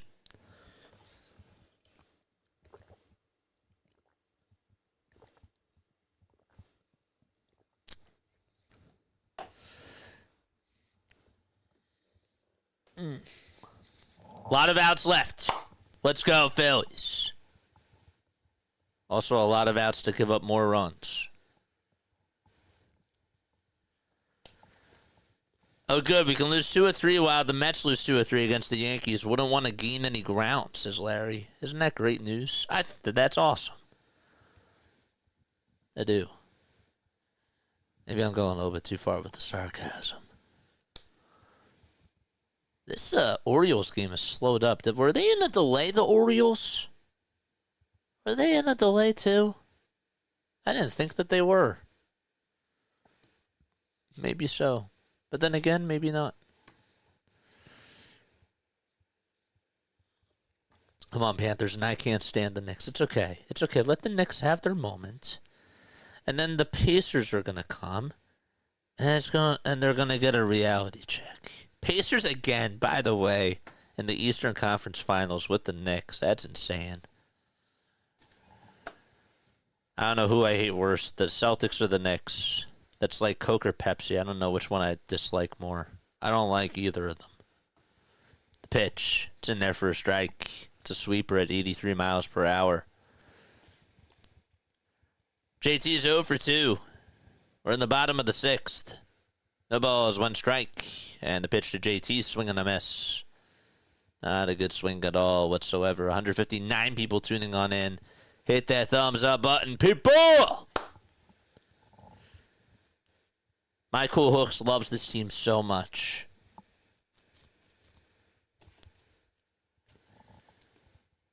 The ball is 2 strikes. Holderman's pitching. And here's the 0-2 pitch. And a swing and a miss from JT on a pitch that was in the dirt. Rob's going to say good try.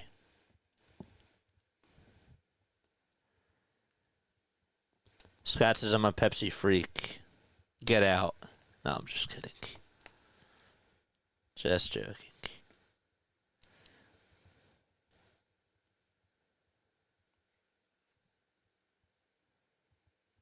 Here's Alec Bohm. Takes a pitch that's in there for a strike. I just got back from the bathroom and I see it's 3-1. What happened? The Pirates scored 3 runs. They had a 3-run homer.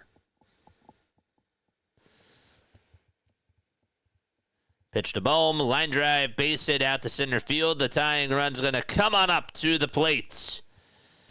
There we go. Good.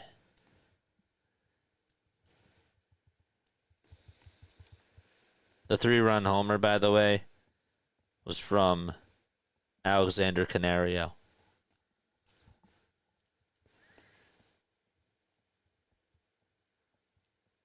I love your energy tonight and your sarcasm. Thank you.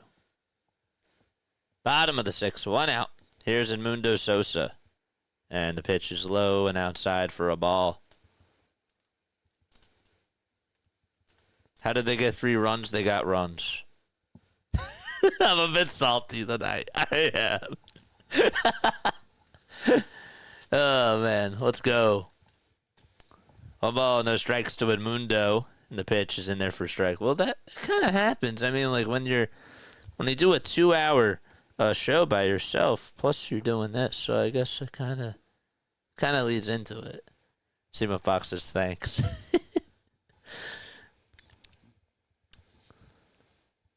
1 ball, 1 strike, and the pitch to Sosa. He chops a foul. Ryan, go be a dad. Time to be a dad and get this dude to where he needs to.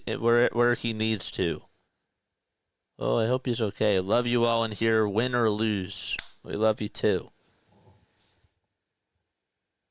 Take good care of the kids. 1-2 pitch, and Sosa fouls it off of his toe. Ouch. Oh, that's got to leave a mark.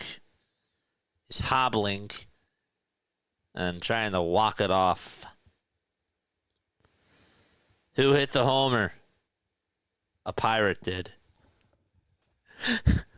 Alexander Canario.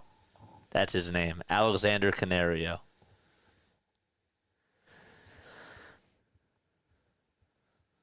One ball, 2 strikes.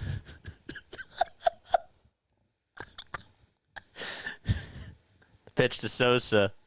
And he fouls it off again.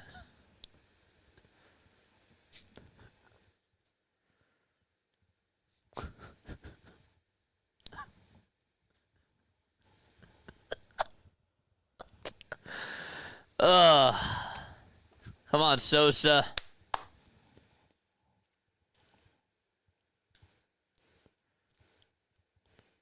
One-two pitch to Sosa. And a fly ball, foul ball. And out of play it goes. 10 games versus the Pirates, Rockies, and A's. I'll bet we can go 5-5 if we really tried. I was just trying to do the math. 4, 3, and 3. Yeah. That equals 10, JJ. Good job. I think it's really 3, 4, and 3 because they play 4 against the Rockies, right? They just want to sleep good tonight. Here's the 1-2 pitch. It's grounded over towards shortstop. This won't help. The throw to second, there's 1. The throw to first in time. And, well, the Phillies have been asleep at the wheel, speaking of sleep. And we're going to the top of the 7th. It's 3-1. Pittsburgh. Pham, Gorski, and Triolo are due up. That name is going to give me nightmares. The human calculator strikes again. I was trying to figure out the Pythagorean theorem with that. It's all right. 195 people tuning on in. Make sure you guys hit the thumbs up button. We have 126 likes, which means that 69 of you, 69 of you have not hit the thumbs up button. Math is hard. Knowledge is power. Hitting is hard. That's the motto that Rob Thompson lives by. Hitting is hard. That's probably what he's going to say. Because he always finds ways to make excuses. I was a fan of this guy. I supported them. I did. I was a Rob Thompson supporter. I was a cheerleader. And man, oh man, have I been wrong. 3, 4, 3 equals 10. Very good, JJ. I'm going to make a couple of shorts tonight. There's probably some good ones out there. Yeah.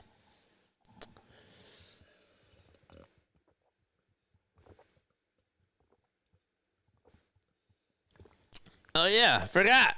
We have trivia coming up. Man, I forgot all about that.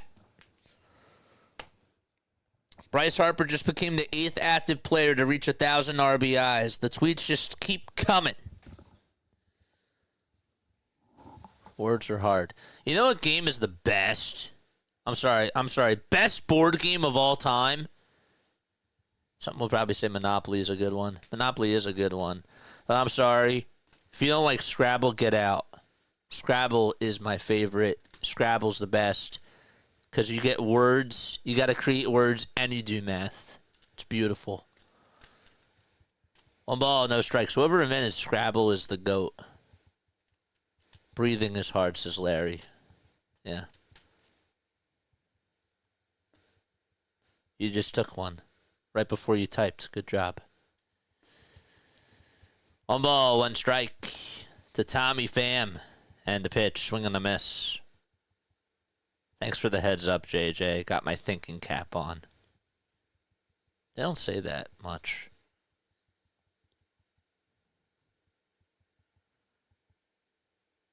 One ball, 2 strikes. And the pitch is outside for ball 2. TMJ. What's up, TMJ?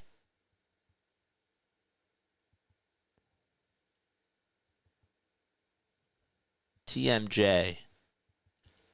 The Marvelous Joe.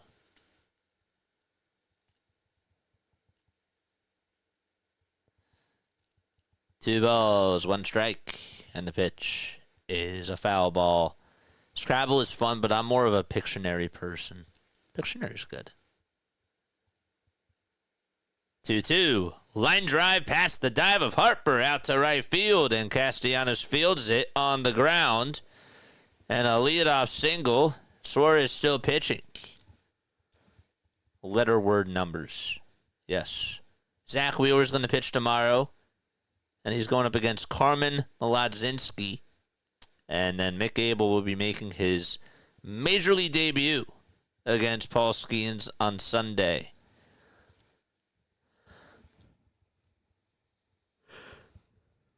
Cards Against Humanity is real. It's also pretty good. I got to give you that. Suarez. You're out. 1 ball, no strikes. I just hurt my elbow doing that. 1-0 pitch. That's lined over to shortstop. Turner makes the catch. Imagine Rob just going out there and saying, like, not only is your night done, but then he just grabs him by the ear and pulls him back to the dugout. That's for giving up the 3-run homer.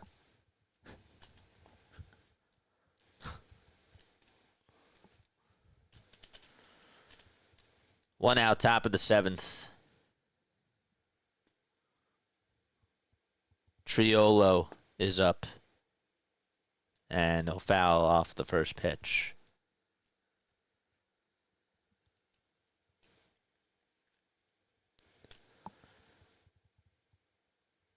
Ruchika, who will win? One of these teams.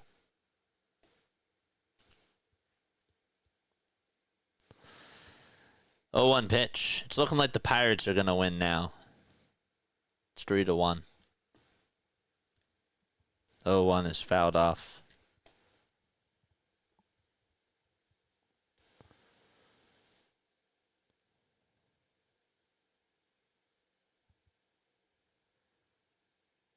Oh, 2 pitch. And a foul ball. I assume that this is going to be Rangers' last inning. Ralph calmly asks for the ball and turns and kicks him really hard at the horse.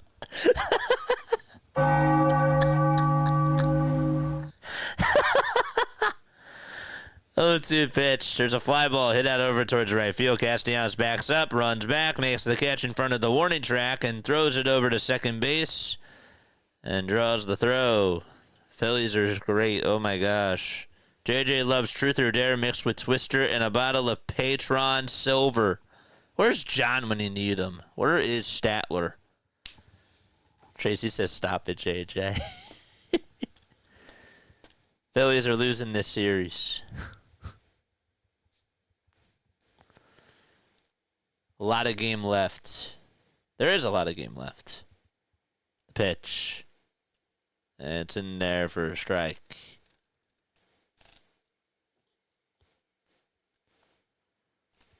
The ball's 1 strike. Suarez gets set at the letters. And the 0-1 is grounded over to third. Bohm has it, throws it to second, and that's all she wrote. 5-4 fielder's choice. It is stretch time in Philadelphia. Wes Wilson, Yohan Rojas, and Trey Turner are all due up to bat for the Phillies. It is trivia time, baby. It is trivia time. I'm going to ask you a Phillies trivia question, and if you do get it correct, you will hear this. If you get it wrong or incorrect, you will hear this. Okay. We're going to do this. The Phillies have won the NL pennant 8 times. Name me all the years. Just name me one year that they won an NL pennant. 1. Let's see if we can get all 8. 1 year that they won the NL pennant. That they've won it 8 times. Let's go. Tracy says D. 1983. 2022. 2024. This year, maybe. 1980. Jinx. That's 3. 2008. 1993. 83. What else? 1915. And 1950. And there's one more. 09. Good job, folks. Good job, everybody. Very, very nice job. I like that. I like that a lot. Bottom of the 7th, here's Max Kepler up to bat. And the first pitch is in there for strike 1. See, you're right, Larry. He's fine with pinch hitting Kepler for Wilson. But yet, if it's the other way around, he ain't going to do that. The ball's 1 strike to Max Kepler. And the pitch, it's another strike called.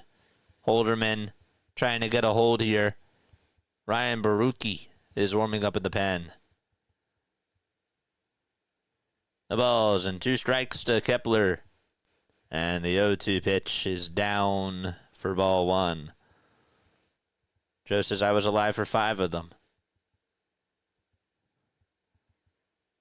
That's good to know. I was alive for 2. 3, sorry. 1-2 pitch. It's outside for ball 2. That was good. Yes, everybody's a winner. I like that.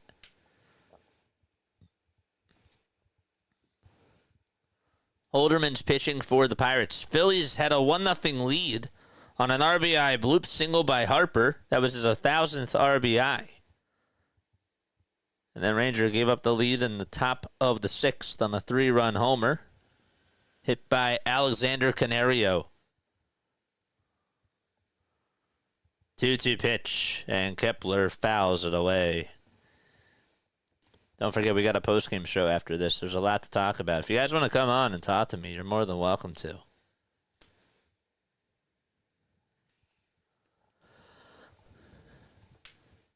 All Super Chats go to the top, folks. Memberships, $2.99 a month if you guys want to become a member.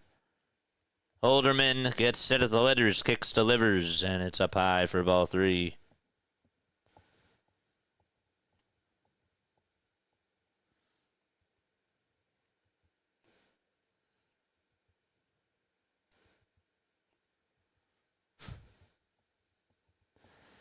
The payoff pitch to Max Kepler, and Kepler fouls it back towards the screen. Christian Walker just hit a 3-run homer. in the Astros game. All right, come on. Come on, baby.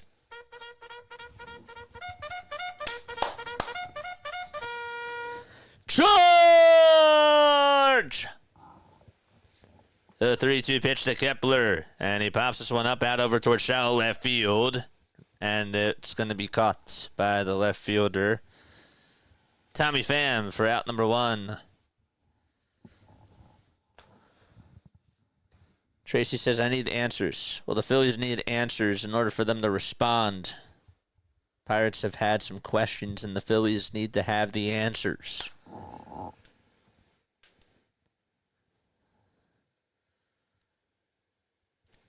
Favorite book growing up? How Dinosaurs Say Goodnight. Speaking of dinosaurs, in the chat, I see that we're talking about dinosaurs.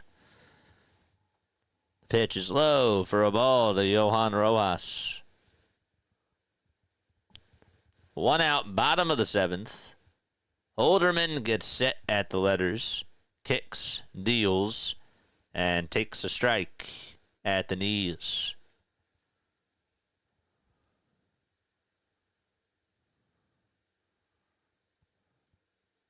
What was it like during the dinosaurs, Larry? Tell us. The Philadelphia questions. Quest is the key word. 1-1 pitch, swing and a miss.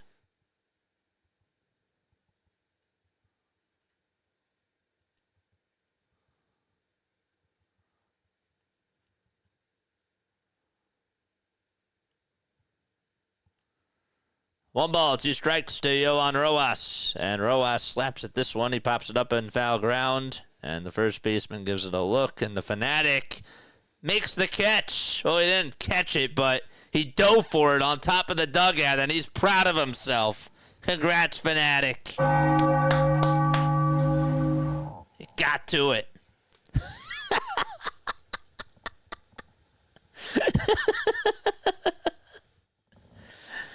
It's like, that's mine, baby. 1-2 pitch. And it's in the dirt for ball 2.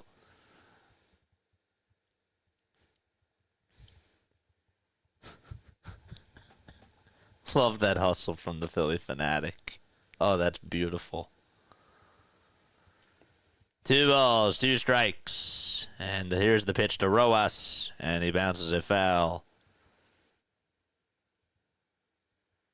Go Fanatic. That counts as a run, right? The Knicks are going to win. Ugh. It's okay. 2 balls, 2 strikes to Rojas. And the next pitch, did it get a piece of him? I think it did. That was a little bat flip. Say it's 3 balls, 2 strikes. Thought maybe he got a piece of him, but it was pretty close. It was close. He just escaped it by a millisecond. It actually hit the umpire square on the shoulder. Ow, ow, ow. That's gotta hurt. Another reason for robo-umps. So that way umpires don't have to get hurt.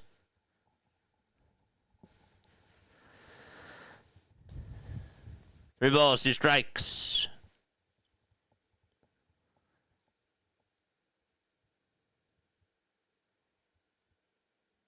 Here's the payoff pitch. It's low and outside for ball 4, and Rojas gets on with a 1-out walk. Rojas is aboard, and Trey Turner is coming up to the plate. The clock is ticking. It's time. Tick-tock, baby. Trey Turner's on the clock. And a timeout called by the Pirates. That was a good at-bat from Rojas.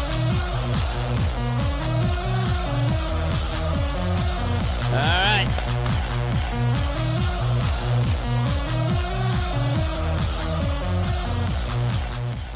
Please score some runs. Please, I'm begging you, says My Cool Hooks. I've been waiting for the offense to explode all day today, he says. 2-hour rain delay plus another hour for this. I need more, he says. Here's Trey Turner. First pitch to Trey. It's inside and low for ball number 1.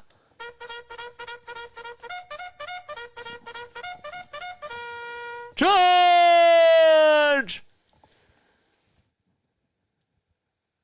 Holderman comes set at the letters, kicks and fires, and Turner bounces it foul and taps the bat, saying, darn it.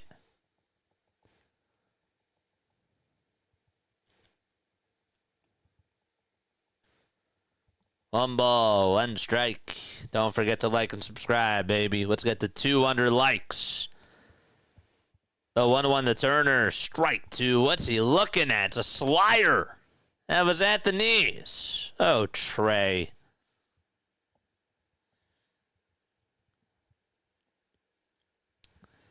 Oh, Trey. Rojas leads off at first. He's going to go. The 1-2 pitch, and there's a fly ball hit out over towards shallow left field. And on the run and not being able to make the catch is the left fielder, Pham. He just had it get out of his glove. He tried to slide, and it popped out of the glove. Rojas is safe at second, and let's see if the Phillies can capitalize. Oh, boy. It popped right out of the glove as he tried to slide. Hit the heel of the glove. That was bad base running by Rojas, too. Oh, man. Rojas kept running over to second, and he dodged a bullet there. So we're going to have a pitching change just like that. Wow. Okay, pitching change coming up, and Harper's due up, baby!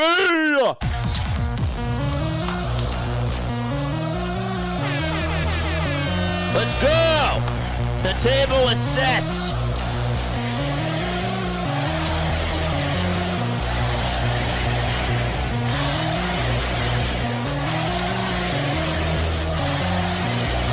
Let's go.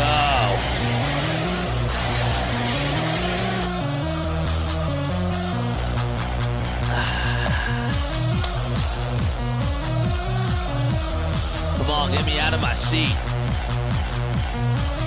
4-hour stream. Wow. That was bad base running by Rojas, too. Like, you dodged a bullet there. If he catches that, you're doubled up. If he caught that, you're doubled up.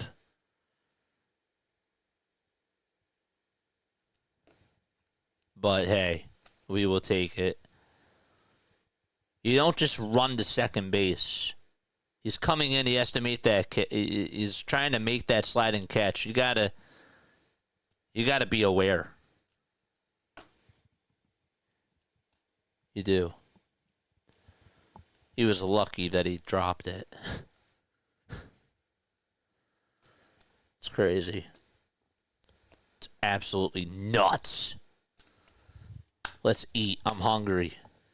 It's 10:30. I'm not supposed to eat after 10. I'm really not supposed to eat after 8. But I'm hungry. North Louisville with the optimism. Phillies ain't making it, he says. Love the enthusiasm, man. Let's go. Harper's up. The tying run's over at first. And the go-ahead run is up. Baruki versus Harper. Baruki, 15 strikeouts in 17 2/3. Harper's in the box. And here is the pitch. Swing and a miss. North Louisville, thanks so much for subscribing. What's up, JK, bro? You're not supposed to eat, period. Pop. Let's go. The balls, 1 strike. You just call me Pop? 0-1. And that's a foul ball.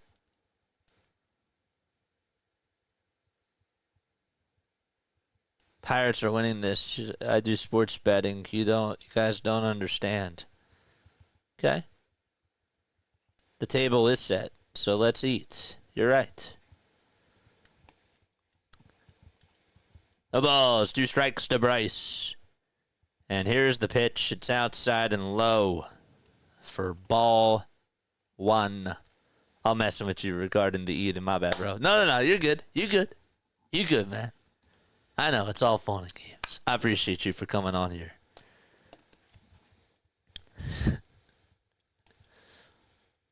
I like to talk. 1-2 pitch. Way outside for ball 2. Yankees beat the Mets today, 6-2. The only time you root for the Yankees, if you're a Phillies fan, is when you do that.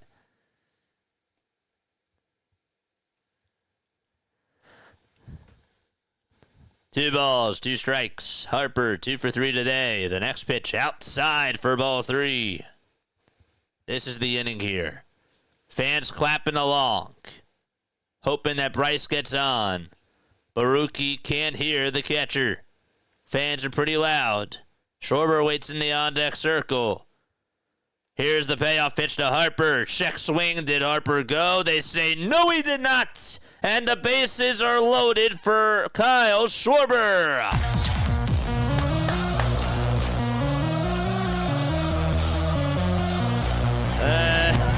That was close. And Don Kelly is fuming. He's fuming for Pittsburgh. He is chirping with John Lipka. A call that went the Phillies' way. He is fuming. And now Derek Thomas goes out there and he's trying to back him off. Wow. 1 out. Don Kelly was chirping like a bird. And Lipka didn't make a good call there. Lipka was like, no, he did not go, and just tossed him. He's out. He is out of here. Wow. That's insane. 1 out, bottom of the 7th. Don Kelly just got tossed from Pittsburgh. Here's Kyle Schwarber. First pitch to Kyle. It's outside and low for a ball. 1 ball and no strikes.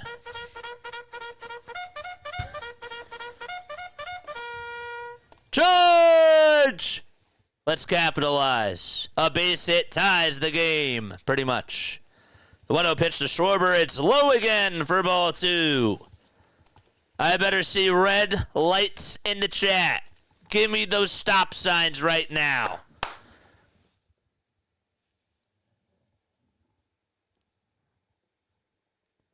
Hold him to 1 run, says JK. 2 balls, no strikes to Schwarber. The next pitch, it's on the outside corner for a strike.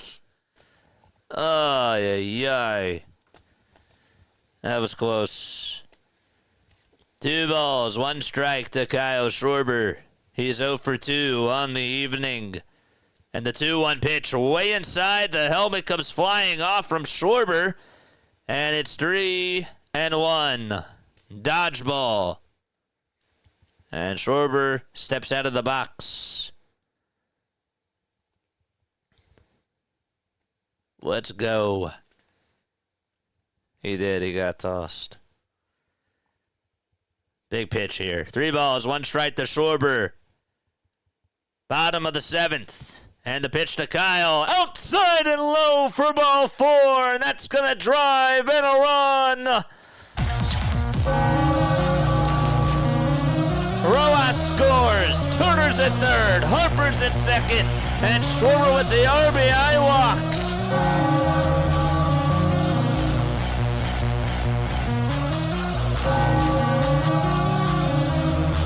Let's go, baby!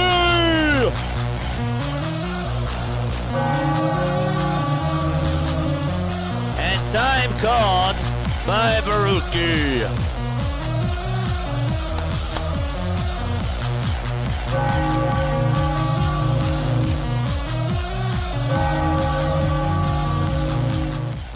looks like Holderman is in a situation where he's probably not going to get a hold, right?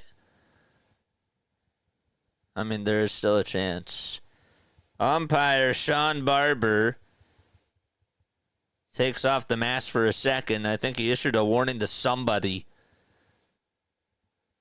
1 out, bottom of the 7th, and the pitch to Castellanos, and that's grounded foul. That Bryce call changed the whole game. Absolutely. Let's go. 2 runs on a bloop and a walk, and also, by the way, on a bad call by the third base umpire, John Olipka. We'll thank him for the rest of time, I guess. No balls, 1 strike, and the pitch to Casty, another foul ball. Just had a kid today. Come on, Casty.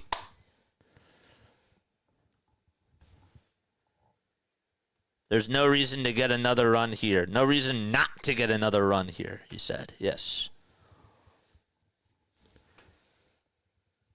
Rojas is massaging Ranger Suarez's shoulders. 0-2 pitch. It hits Castellanos. Tie game. That got him right on the foot. Bring him home, baby.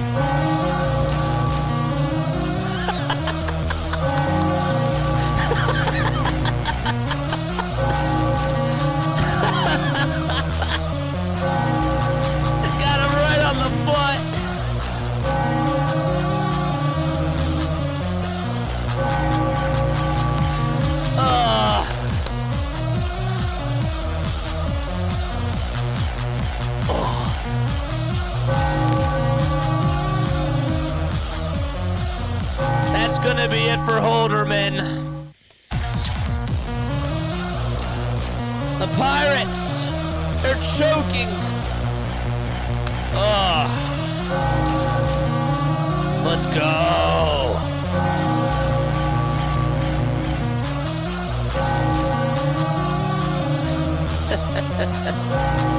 It's insane.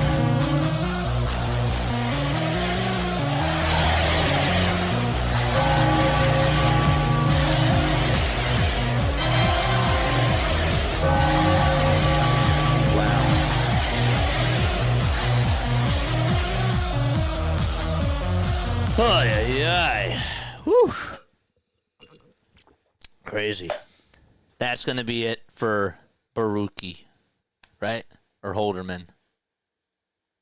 That was Holderman, right? We got 308 people on here watching. If you are one of the 308 people on here, which you are, you should hit the like button. You should hit the like button and hit that subscribe button as well. Your laugh is contagious. Dude, that's insane. How are you ahead in the count 0-2 and you just hit him right on the foot? That Bryce call is unreal. I know all about sports betting. And the game still isn't over. But I just had to laugh. I bet you didn't think that Holderman was going to do that. JK is already liked. I love you, man. Thanks so much. We got 286 people. We got 286 freaks on here. Ezekiel Caballero says, who will win? One of these teams will. But stay on and find out who will win. And yet you will get your prize at the end. Tanner Rainey's going to pitch. Yeah, watch it, JJ. Well, what a bum. Here's JT. Base is still loaded. 1 out. The pitch. It's in the dirt for a ball. Tanner Rainey is pitching. Congratulations on having a kid, Pops. Heard you say that before the walk to tie it up. What luck. Yes, sir. 1 ball, no strikes. And the pitch outside and low for ball 2. I got a lot of money on San Francisco and the Athletics under 7. Ooh. That's a good one. I don't think it's going to be a high-scoring game, so I think that you might be right about that. 2 balls, no strikes to JT. Base is still loaded. The 2-0 pitch, and JT swings at it and fouls it off. Now, why would you do that? I mean, I know that you fouled it off, but this guy just threw 2 pitches at you that were not even strikes, I mean, does it hurt to take a pitch? Come on. Come on. 2 balls, 1 strike to JT. And here's the next pitch. It's inside for ball 3. 1 more ball gives the Phillies the lead. Can't beat the umps in Philly. 3 balls, 1 strike. Heaney in the jam. The 3-1 pitch. It's outside and another run scores. 4-3 Philadelphia. Wow. 3 walks and a hit by pitch.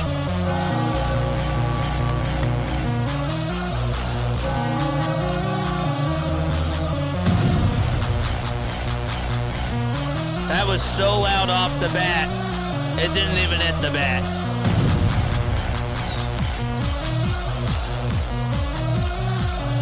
The first pitch to Bohm, swing and a miss.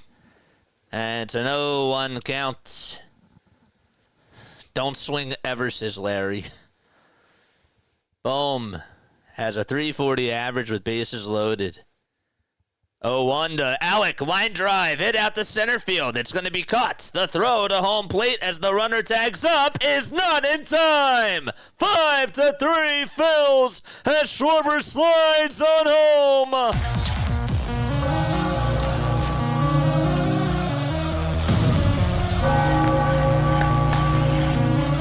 Another small ball from Philadelphia.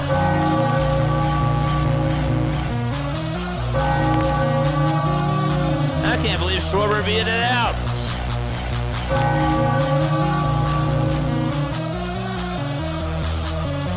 That was a nice throw, too.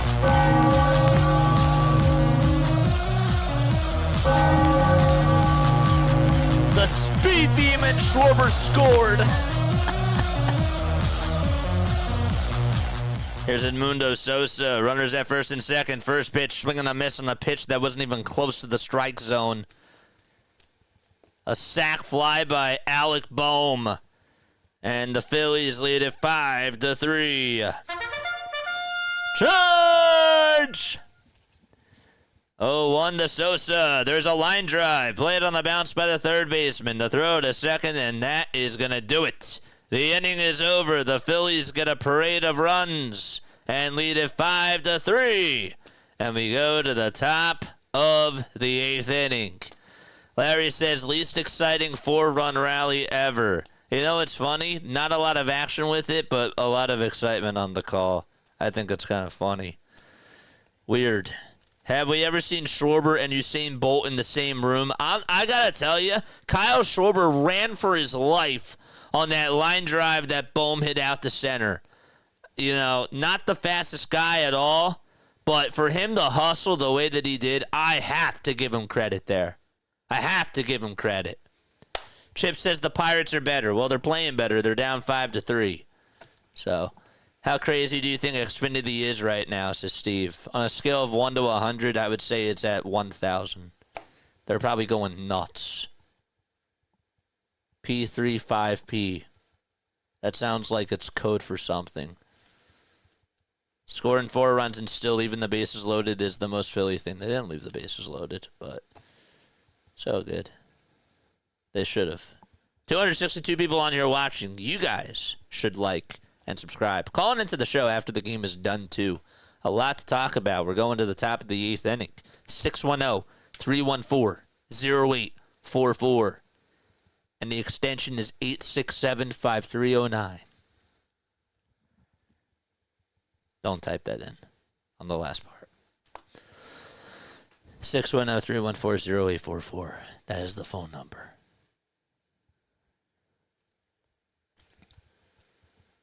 Vertical stream, we got 14 watching and 24 likes. That's nice. I like the Pirates more, but they absolutely suck, says Chip Games. Jordan Romano's going to pitch as we go to the top of the 8th inning. Romano has an 8.22 ERA in 15 1/3. Does that mean Rangers going to get the? Does that mean Rangers in line for the win? I just realized this. He's in line to get the win, right? He's already pitched 7 innings. He is. He's in line to get the win now. 8675309. Here's Andrew McCutchen. We call every single Phillies, Sixers, and Eagles game. The pitch, it's down low for a ball. Max Kepler's playing out in left field. Does JJ do every Phillies game? No. We just do every Phillies game. Yes. I do every Phillies game. We also do Sunday Night Baseball as well. 1-0 pitch, and it's outside for ball 2. 2 balls, no strikes, and the pitch is high for ball 3. Come on, Romano. Get your act together. 3 balls, no strikes. Fasten no seatbelts for Romano. 3-0 pitch, way inside for ball 4. Oh, no, don't get the yips. Please don't get the yips. That's not what we want. So the tying run's coming up to the plate. And Andrew McCutchen gets on with the leadoff walk. Somebody should be warming up in the bullpen right now. Warm up the bullpen now. Up now is Joey Bart. First pitch. That's a strike. It's right down the middle. Cool. Sunday Night Baseball is the Subway Series. I'm broadcasting it. Absolutely, we are. Absolutely, Jonathan. Get those likes up and those subs up. 0-1 pitch to Bart. Ground ball. Hit over to shortstop. The throw. The second, there's 1. The throw to first. 2. A double play. 2 gone in the top of the 8th inning. Just what the doctor ordered. That's the best medicine that the Phillies could have asked for. 6-4-3. Started by Trey and ended by Bryce.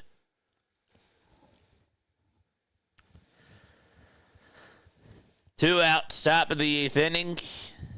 And Ke'Bryan Hayes is up. And the pitch is in there for a strike.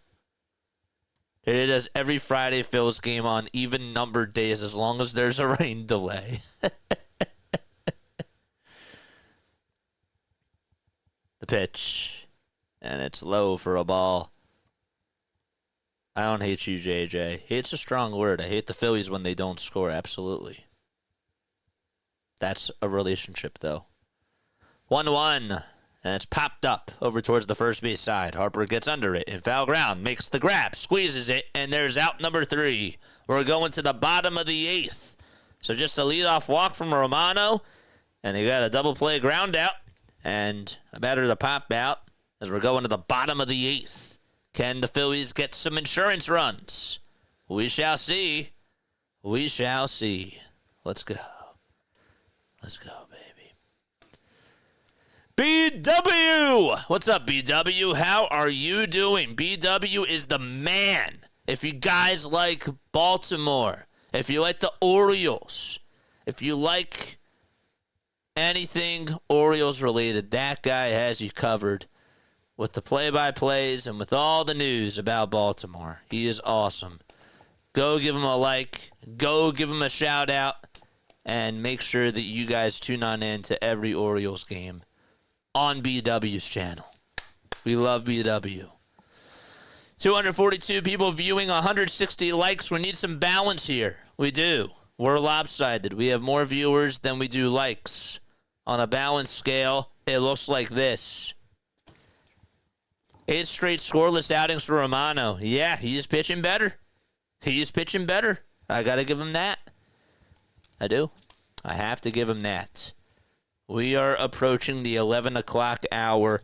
We've been live for 4 hours and 21 minutes. It's great.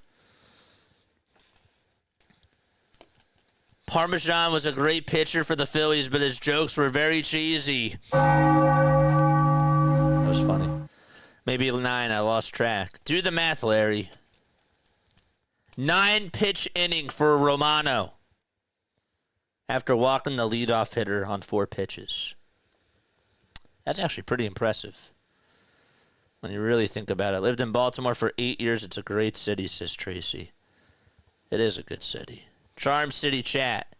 And again, thanks so much, BW. Got 244 people tuning on in. Hit the like button, people! Kepler's going to lead off the inning again.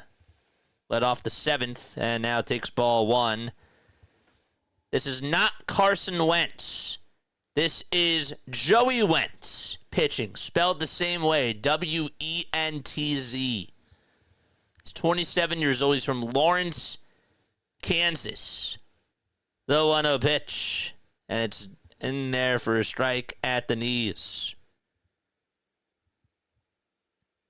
I have to look up to see if they are related. I'm sorry. 1 ball, 1 strike to Kepler, and that's fouled away. They are not related. They are not blood relatives. There's no documented family-related relationship between the both of them. Kepler in the box, and here's the pitch. It's a foul ball.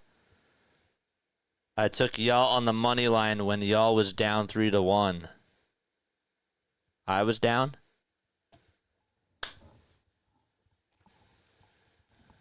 Gotcha. It's nice. Hang on, though. 1-2 pitch, and it's up high for a ball. Ranger Suarez is done pitching. He went 7 innings, my friend. He's in line to get the win. I don't know if you bet, but if you're betting on him to get a win, he's in line for it.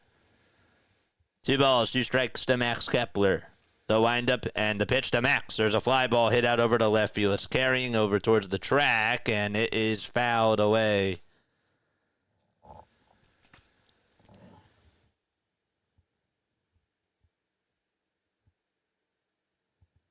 That was hooking foul, and we were praying for it to get out. And it did. Out of play.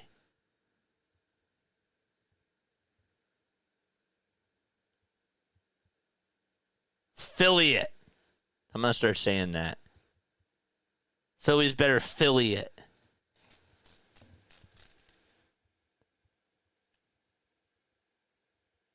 The affiliate of the Phillies better affiliate.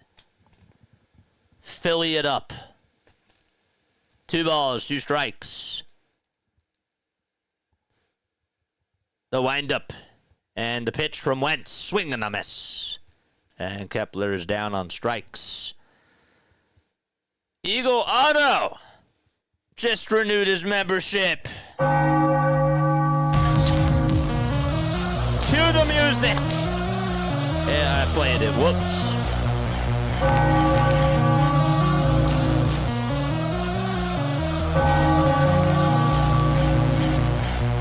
Thanks so much, dude. Here's Johan Rojas, who's 0 for 2, and he takes outside for ball 1. You know what this game reminds me of? Remember that game last year where the Phillies played against the Mets and they were down, and the Mets walked the bases loaded in the 8th inning and gave the Phillies the lead? That's what this game reminds me of. Here's the 1-0 pitch to Rojas, and he dodges out of the way. It's inside and low. Let's get some insurance runners left on base. I figure I owe you at least that. Eagle Auto, you are...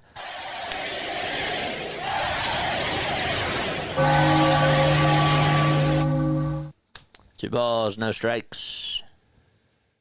Wentz comes set at the letters. Kicks, delivers, and throws it outside for ball 3. Again, it's not Carson Wentz. It's Joey Wentz. What do they have in common, though? Well, one of them is in Kansas, and one of them was born in Kansas. 3-0. That's down low for ball 4, and Rojas gets on with a walk.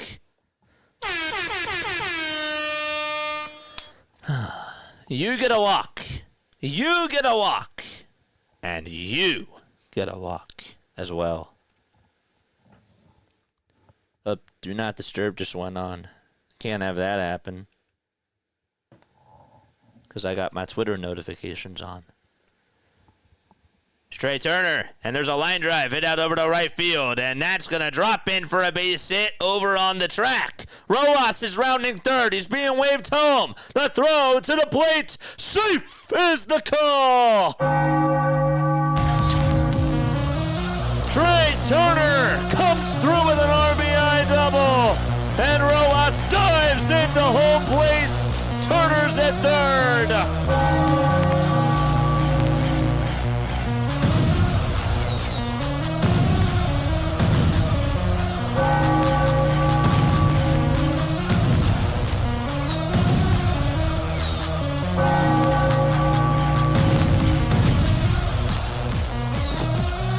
Rojas all fired up.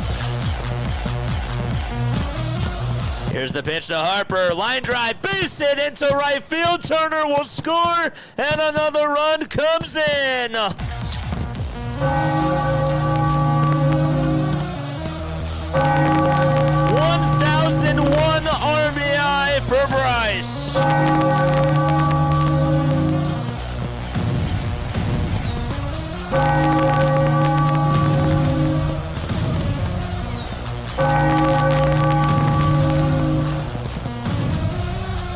What a game.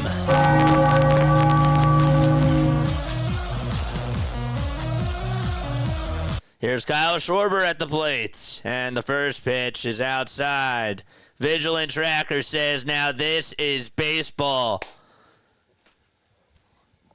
1 ball, no strikes. 10 more subs so we get to 57-50. And the pitch, that's in there for a strike.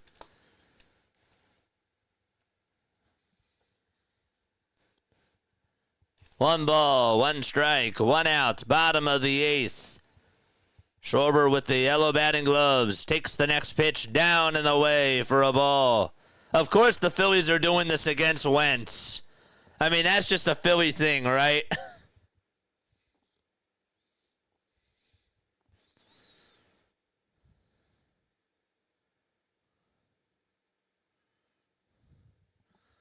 2-1 to Kyle. Ground ball, base hit into right field. Harper's going over to third, and that's going to put runners on at the corners as the hitting continues for Philadelphia. Take that, Wentz.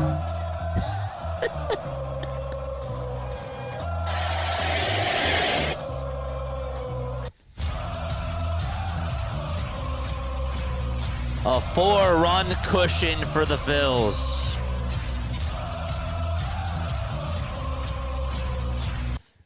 Wentz still pitching. Castellanos up. 1 out. Here's the pitch to Nick. Line drive. Play it on the bounce by the shortstop. The throw to first in time. Harper scores. It's an RBI ground out, and now an 8-3 game. And by the way, Schwarber did go over to second. That was a nice dive.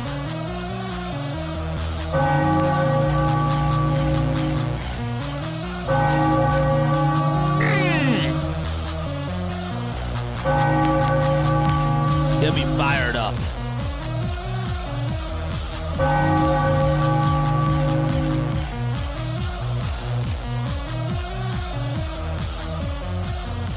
JT is up to bat. Runner on at second. First pitch to JT. It's in there for a strike. And he takes it for strike 1. Chat is live. Alive. Charge! The 0-1 to JT. And that's fouled away. 8th inning enthusiasm, JJ. You were born to be wild. Born to be wild. Oh, that's a good song.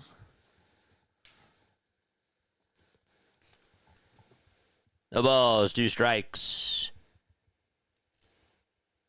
JT tonight 0 for 3. The 0-2 pitch to JT, and he lines it foul and out of play. We wanted insurance runs. I think we got insurance runs, says Joe. Maybe. Schwarber's at second. No balls, 2 strikes. A lot of action in these last 2 innings. 7 runs for Philadelphia. 0-2 to JT. And he fouls it away. And it'll find the seats over towards the first base side. Was that Casty? You got a hit. It was an RBI ground out by Casty. He didn't get a hit. He hit the ball, but he grounded out. Steppenwolf, yes. The ball's 2 strikes to JT Realmuto. Here's the 0-2 pitch. There's a ground ball hit over to shortstop. This should end the inning. The throw over to first is in time. The Phillies do tack on 3 more runs and lead it 8-3. And we're going to the 9th inning. Can the Phillies hang on to a 5-run lead? To be or not to be? That is the question. Let's go. After the game, we got a post-game show, by the way, folks. Let me go to the monologue screen for a second. If you are tuning in for the very first time, hello. We are not in a rain delay. Let's take that off. There it is. My name is Jason Joseph. This is Play-by-Play with JJ. I go on for every Phillies, Sixers, and Eagles game. And I also do Sunday Night Baseball as well. If you guys enjoy the content, hit the like button. Hit the subscribe button as well, and turn on those notification bell icons. After the game is done, we also have a post-game show. If you guys want to come on in, if you want to call into the show, 610-314-0844. The phone number is in the ticker. It's also down below in the comments section, and one of my mods will also post it in the live chat as well. If you want to leave a voicemail, a text message, a phone call, can't mail in letters, but if you guys want to do that, that's another way, or you'll have to figure that out on your own. But 610-314-0844 is the phone number, folks. Appreciate you all. Memberships. They are $2.99 a month as well. We don't play ads on here. This is how we promote the channel, though. Spread the word. Memberships. There they are. 8 more subs so we get to 5750. We have 234 people tuning on in. I bet you we did not get to 200 yet. Let's change that. Phillies changed the narrative tonight. Let's change the narrative of this game. Larry spoiled it. He said he's going to save Alvarado for a close game. No spoilers in the chat, Larry. What's your phone number? 610-314-0844. That's the phone number to reach me on Play-by-Play with JJ.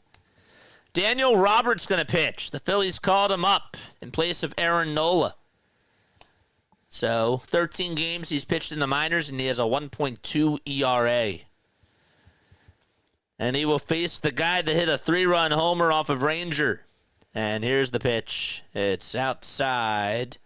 That's actually on the outside corner for a strike. How are both teams playing? Phillies lead at 8-3. We're in the top of the 9th. Phillies were down 3-1, heading into the bottom of the 7th. 0-1 pitch. It's in there for strike 2.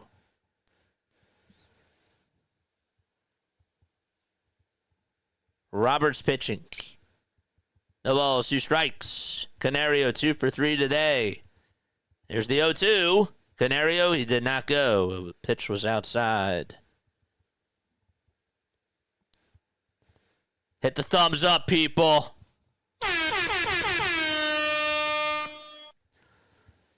1 ball, 2 strikes. Robert kicks, fires, and it's outside again. Throw a sweeper at 85 on the gun. That was Canario's 3rd homer. What happened to Nola? He's on the IL with an ankle injury. 2-2 pitch, and what was an 0-2 count is now a full count.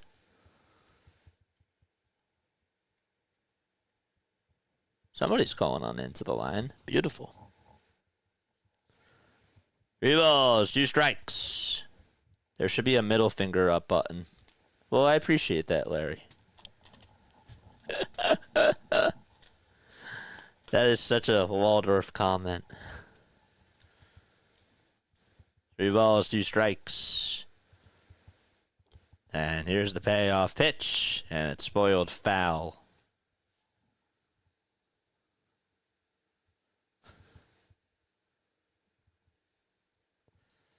I've been sitting for, 4.5 hours? Crazy. I didn't realize that. 3-2 pitch, and another foul ball from Canario. By the way, the Halos lead at 2-0 against the Dodgers. That game's in the top of the 4th. It is 11:11 p.m. Make a wish. Not going to tell you mine. You probably know what it is. 3 outs to go. 3-2 pitch on the way. Another foul ball. Yeah, I feel sorry for people that actually believe that Nola is hurt, says somebody in the chat. Well, there are people that do believe that, so.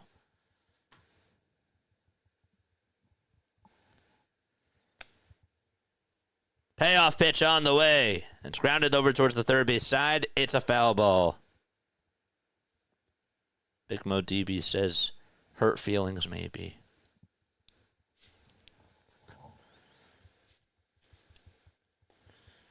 You guys are funny.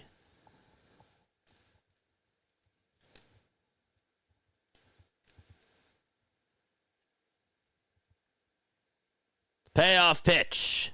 Popped up. Hit over towards the first base side and foul ground. Does Harper have room? He does not. Hits off the top of the dugout.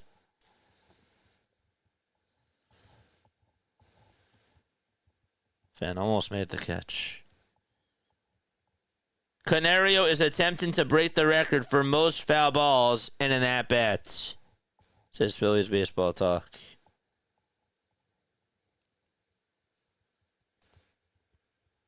Maybe. 3-2 pitch. It's inside for ball 4, and Robert gives up a leadoff walk.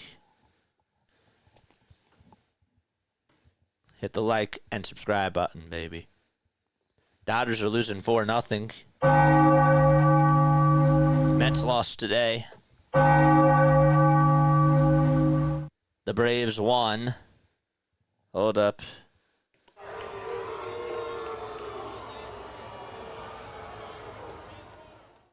But the Phillies are winning. The pitch. Foul ball. This is Adam Frazier. Still in the league. Adam Frazier hitting .238 as a pinch hitter. The ball is 1 strike, and the pitch to Adam. Line drive, base hit out to right field. That's going to put runners on at first and second base. And Robert is in a pickle. It's not baseball without dramatics. It's not Phillies baseball without getting your heart racing. Larry says, I seem to recall the most foul balls in an at-bat being at 22. I actually think that you are correct. I think you are correct. Here's Tommy Pham up to bat. First pitch, swing and a miss at 94 miles per hour.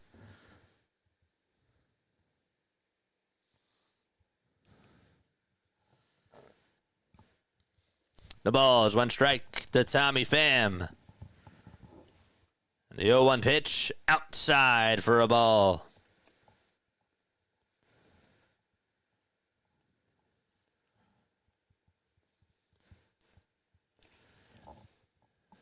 Robert with 15 pitches and still nobody out.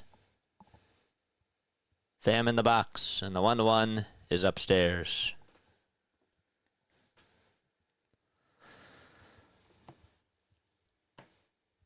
Two balls, 1 strike. 5 seconds left on the pitch clock. And the 2-1 pitch, strike 2. It's a sweeper at the knees. Again, calling into the postgame show, 610-314-0844 is the phone number. Robert kicks, delivers, swing and a miss. A pitch that was in the dirt. And Pham went fishing. And there's one gone. Cha-ching. Couldn't have come at a better time. I don't know what Pham was thinking there. But I'm sure Robert was like, yep. Strikeout. Gorski's up. And the first pitch that he takes is a sweeper that just is above the zone.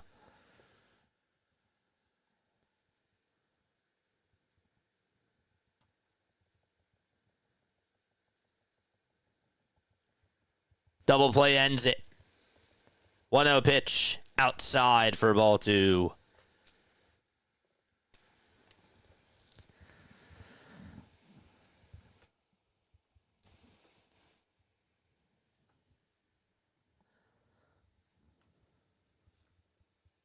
Two balls, no strikes. And there's a cutter that's thrown by Robert, and it's in the zone, and taken all the way by Gorski for strike 1. Maple Leafs just won. 2 balls, 1 strike. The windup and the next pitch. It's taken at the knees for a called strike 2.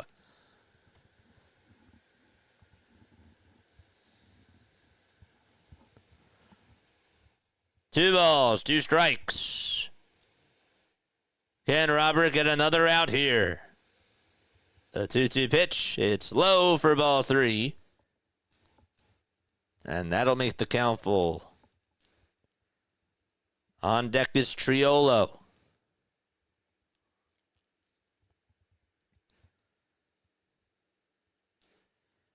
Five seconds left on the pitch clock. And Robert with the payoff pitch. It's outside, and the bases are loaded. And no conversation. Caleb Cotham's calling, making the call to the bullpen. Wow. Go out there and talk to him. What's going on? Talk to him. Alvarado's warming up now. Figures. Talk to him. Talk to her. There we go. Now they're talking to him. There we go. That was like the longest time out, and then Caleb went out there to talk to him.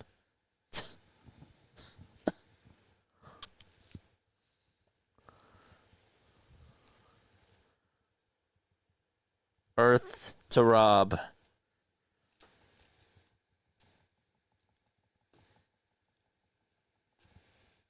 One out in the top of the 9th. They heard you, JJ. Yeah. Triolo is going to hit.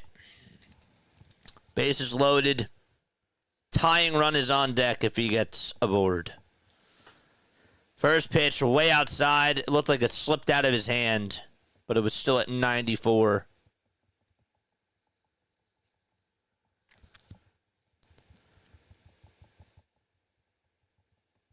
One ball, no strikes. They'll wind up in the next pitch, and that's going to get away from JT. But no one came in to score, really. Oh, my gosh. The pitch was outside. And JT got up, and the runner from third didn't even come on in.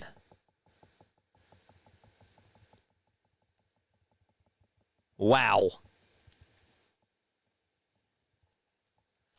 Guess they're like, you know what, I'm not going to risk the out there. 2-0 pitch. It's low for ball 3. Can't even find the zone.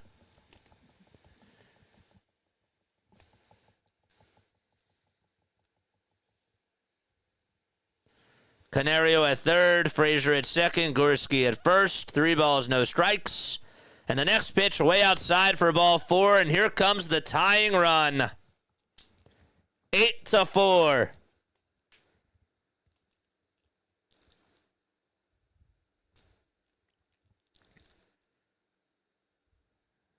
And Robert gives up another walk. And that is going to do it. Alvarado will come on in to get the final 2 outs.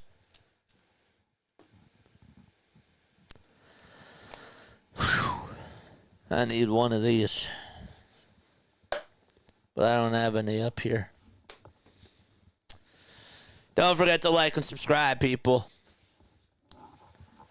The Phillies might not be coming in clutch right now, but JJ is. That Mound Conference sure did the trick, Larry, didn't it?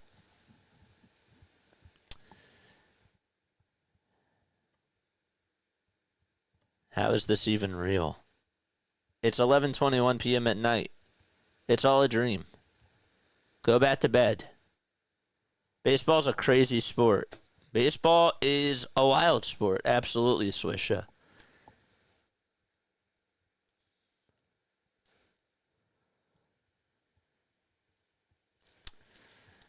Eight to 4, and Isaiah Kiner Falefa is coming up.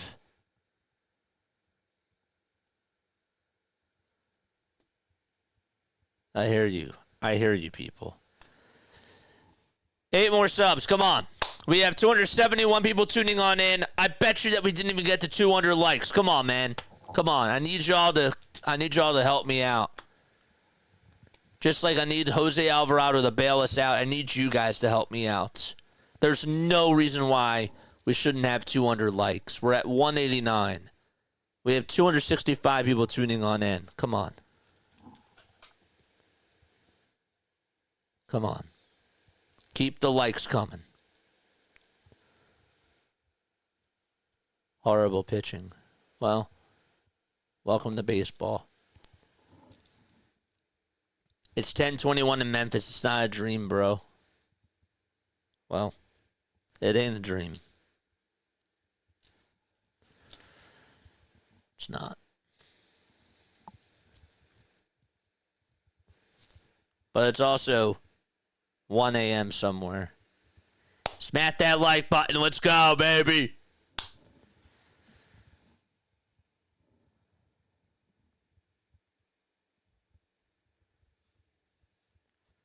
Ten more.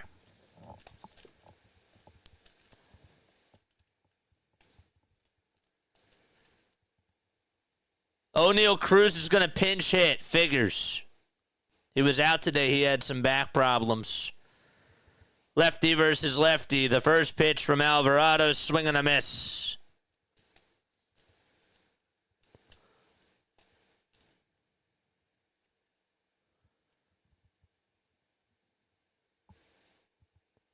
No balls, 1 strike. Jose Alvarado on the mound. The 0-1 is in the dirt for a ball. Cruz is 0 for 13 as a pinch hitter.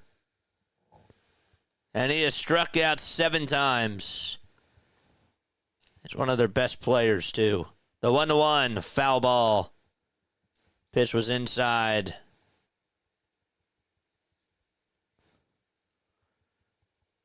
Five more likes till we get to 200, baby.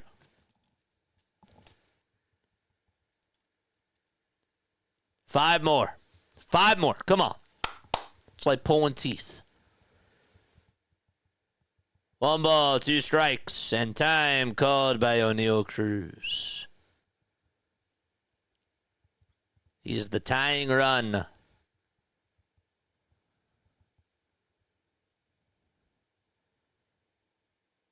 Alvarado gets set above the belt, and the 1-2 pitch, swing and a miss, and there's out number 2. Oh, that was a huge strikeout by Alvarado, coming up clutch. 1 more out, and Pittsburgh has their backs against the wall. That fastball whizzed on by him, and it's all up to Kutch. Andrew McCutcheon in the batter's box. Base is still loaded. The first pitch. Here it is. 100 miles per hour in there for strike 1.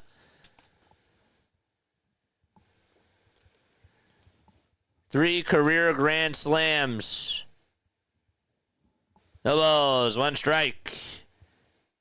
The leg kick and the next pitch. Ground ball hit over to shortstop. Turner has it. Throws it over to first. And that is the ball game. So the Philadelphia Phillies take game one of this series against the Pittsburgh Pirates on Rivalry Weekend. Ring the bell. The Philadelphia Phillies win.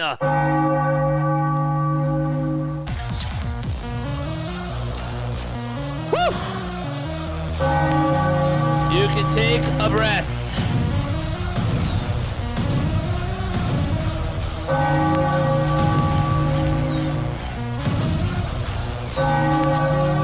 You can take a breath.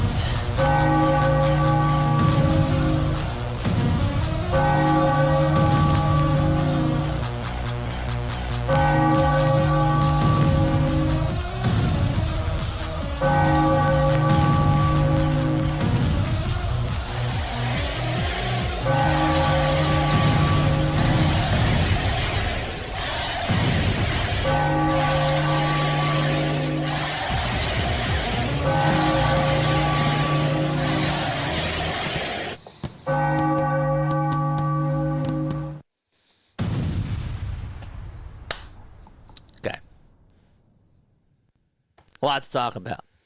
A lot to talk about after that game. The bottom line is that they hung on and they got the win. That was ugly. That was not a recipe for success. But you know what? At the end of the day, I care about the W's. That game was exhausting. That game was weird. And we'll talk all about it. We're going to break it all down. 610-314-0844 is the phone number, and I want to hear your thoughts. My little snippet of this post-game show will be this. Ranger pitched great, and not enough from the bats. 8 runs, JJ. Not enough. They won ugly. Nice. Take the series tomorrow. Congratulations to Bryson as 1,000th RBI. I need more. And we'll talk all about it. I know it sounds like I'm being negative, but I feel like that this team deserved, this team needed to do more. Al Bowman had a nice sac fly, and Kyle Schwarber hustled. They needed all those runs. All right. Love you, and I will see you in just a little bit. Do not go anywhere. Do not change that dial. We got a post-game show. All right. See you all in 3 minutes. Give me 3 minutes. All right. Be right back.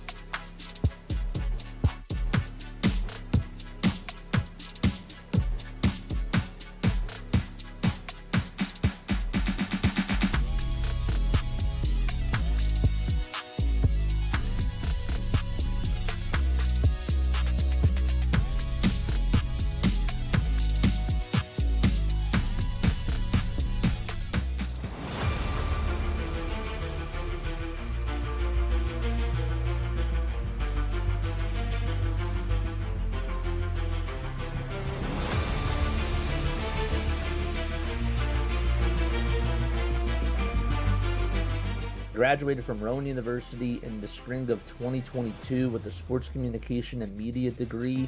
I got to actually call minor league baseball and G League basketball games while I was in school. And then I graduated, and as soon as I graduated, I went to NFL Films in Mount Laurel, New Jersey.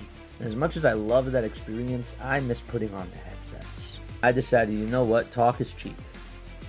I have a laptop that's in my house, and so 21 months later, here we are, still on YouTube, calling games and building an incredible, loving community on here with the people that I call my Philly freaks with a capital P and a capital H. We go live for every single Phillies, Sixers, and Eagles game, and we do it like old school radio play-by-play style.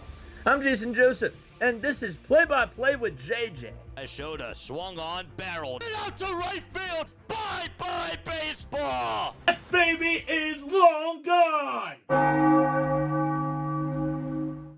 Hello. If you are tuning on in to this, welcome aboard. Welcome aboard to a late night Phillies postgame show with your boy, JJ. Hit the thumbs up button, hit the subscribe button as well, and turn on the notification bell icons. There's a lot to break down here.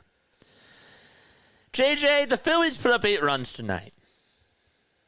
JJ, the Phillies got the win. JJ. Isn't that all you want? I wanted more. No. This team tonight, let's be real. What ended up happening in this game, and sure, I'm happy that they got the win. You put up 1 run in 6 innings against a guy in Andrew Heaney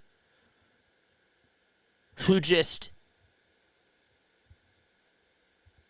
was let off the hook. You had so many chances in this game to try to put up runs on that guy, and you just came up short every single time. Do you know what happened? You need to be thanking John Lipka for the rest of the night. Who's John Lipka, JJ? The third base umpire that threw out Don Kelly after an egregious call on what should have been strike 3 from Bryce Harper. It's baseball. I know. Umpires are human, and we've complained about it from the other side. But let's be real. The game is not what it is. The result is not what it is if Bryce Harper strikes out there. Sorry. I am usually the positive, optimistic guy. But with the way that this season has gone, the Phillies deserve this. They deserve the criticism. And again, I will celebrate the win. But I leave this game more so annoyed, specifically in that 9th inning, when again your manager falls asleep at the wheel. This hasn't happened just one time. It hasn't happened twice. You go to Jose Alvarado with bases loaded, and it takes you 7, 8, 9, 10, 11 walks for you to just go to him. When you put an Alvarado in that spot, you're putting him in a position to fail. You're saying, clean up this guy's mess. And it is such an awful move. It's a slap in the back to your player. You're supposed to say, I have your back. And you're putting him in a position to fail. And this manager continues to do that time and time and time again. How can I be happy about that? If they played against the Dodgers, if this was against the Cardinals, They lose this game. I didn't really think I had a lot of rage in me, and I had all these negative things in me, but I do. I do. JJ, the offense put up 9 hits today. Let me tell you the big hit of the game. The big hit of the game was the RBI double by Trey Turner. RBI walk in that 7th inning. Let's go through the scoring. I mean, it's right here.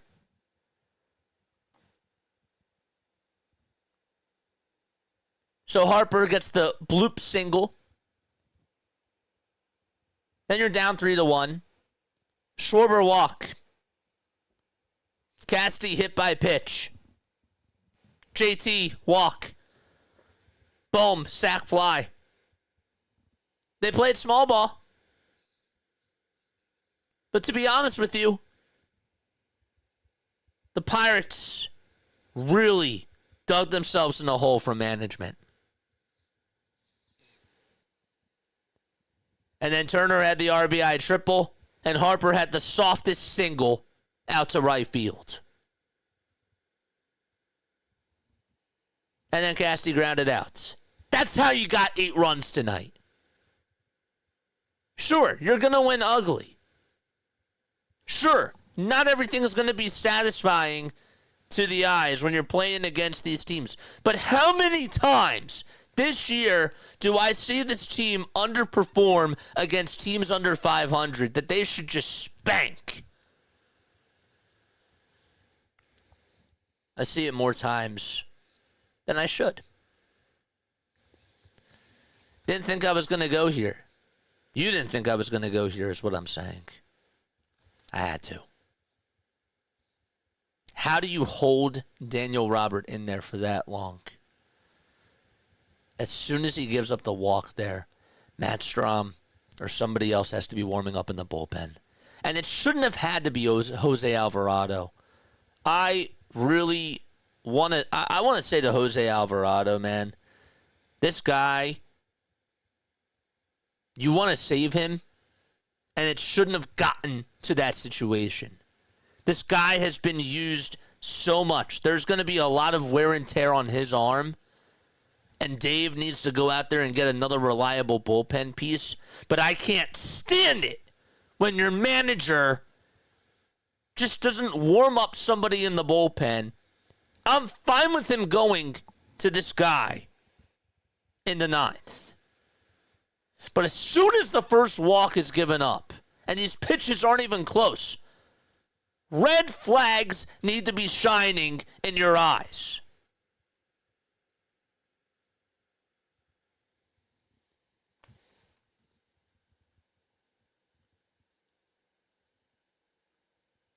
You know what else I can't stand? Going back to this offense who put up 8 runs today. 2 for 10 with runners in scoring position. Does that surprise anybody? I don't think so. You left 9 guys on base. Again, if you want to call yourself one of the best teams in baseball, this just can't happen. I'm sorry. I feel bad that I feel this way. But how can I feel happy? Tell you the one thing that put a smile on my face, Kyle Schwarber might be the slowest man in the world. But dude, he tagged up on that sack fly on that fly out to Bohm from Bohm, and he ran for his life. We had base running plays by Rojas, and it took Tommy Pham to misjudge a fly ball out in left field for him to just stay put at second base. That's not skill. That's luck.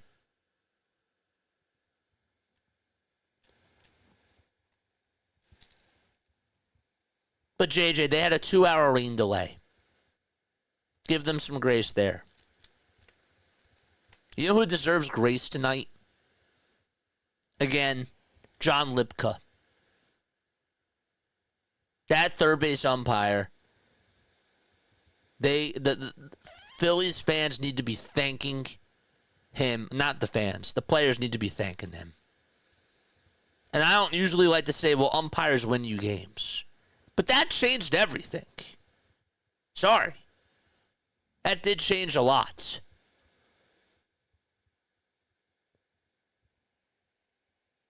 You know who else they got to thank? And obviously he's my MVP.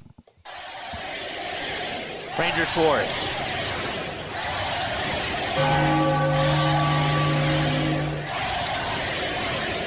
Ranger Suarez and Jose Alvarado got to count their blessings. Now, the other positive I do want to get to, because, again, it's not just bad things. Romano, after allowing a 4-pitch walk, that double play ground ball was huge.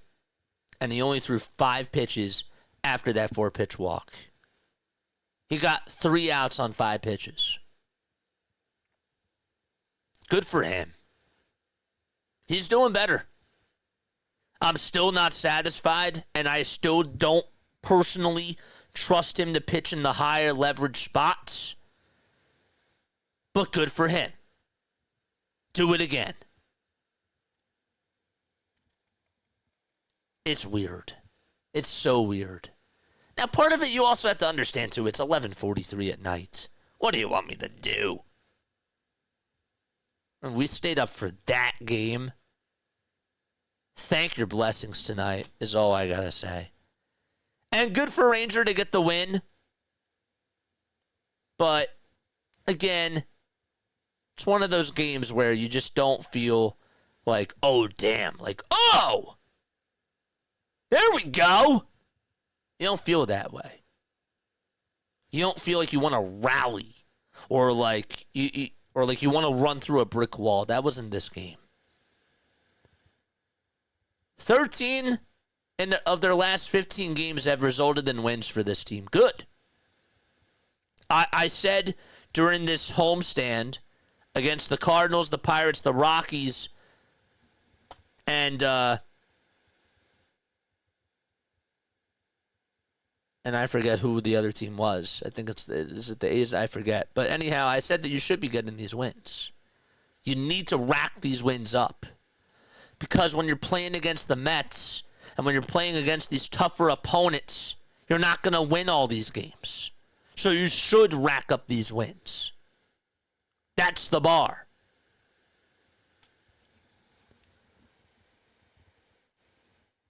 But yeah, how do you guys feel? Calling into the show. If you guys want to share your thoughts, we can agree, we can disagree on things. I want to hear what you guys have to say. 610-314-0844. After this Phillies game, they put up 8 runs. Is this the type of win that satisfies you? To me, it doesn't. I wanted more. I'll take the win, but I wanted more. But does this win satisfy you? Call on into the show and let me know what your thoughts are.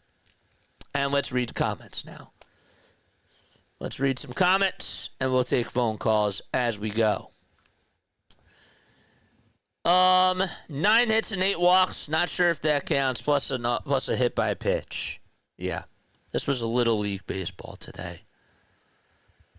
What happened is that the Pirates pitcher saved our arse. So did their manager. They gave the game away, says Larry. Phillies didn't take the bull. They didn't go to Xfinity and take the bull by the horn. No. The bull was like the Aladdin magic carpet. It just came right to the rescue and lifted them right off their feet and got them out. That's not how you're going to beat good teams. But again, we'll take it. Robert, does he go back down now? Was his previous outing good or just a fluke? Look,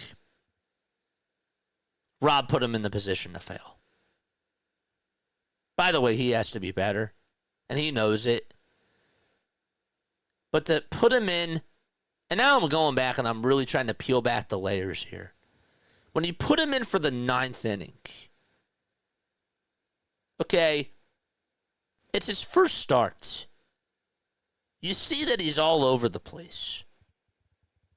Again, can your manager just read body language and stop looking at the analytics Bible?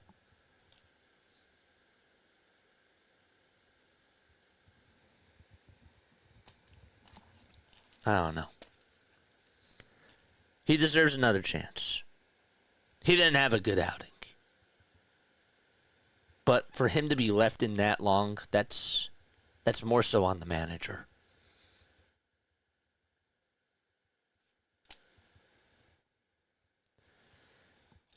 Nice intro, JJ. Thanks so much, Joe. 202 likes. Keep the likes coming, man. And again, if you guys want to call in into the postgame show, you can. You're more than welcome to. Get the series win tomorrow. And you know what? If they get the sweep on Sunday against Paul Skeens, I'll be very happy. But I don't feel good after this one. JJ wants 15-0 against the Pirates. It's not the number. I wanted this team to go out there and make a statement. They should be pounding on this Pirates team. They should be. They had so many chances early on to tack on runs. And again, you let Heaney off the hook. And why I'm frustrated is because time and time again, when they're just leaving guys on base. And they got their 8 runs because the Pirates' pitching was bad. He didn't just smack the ball. He didn't put up good fight and at-bats when it mattered the most. They were just they gave the game away. And John Lipka caused a big change after Bryce Harper struck out. It's going to get swept under the carpet, but again, it's what happened. One went our way from once. Nate says, why don't you go on the Pirates podcast? Is there a Pirates podcaster out here? If there is, drop who it is down below. I am always interested in learning about other content creators for baseball and, and learning from them.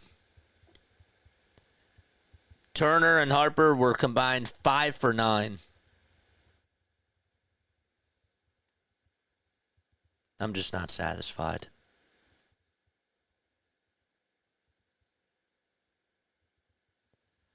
Rojas today, 3 runs, 2 walks. Thought he hustled. Now Alvarado isn't available tomorrow night too. That's the. I'm happy that you brought that up.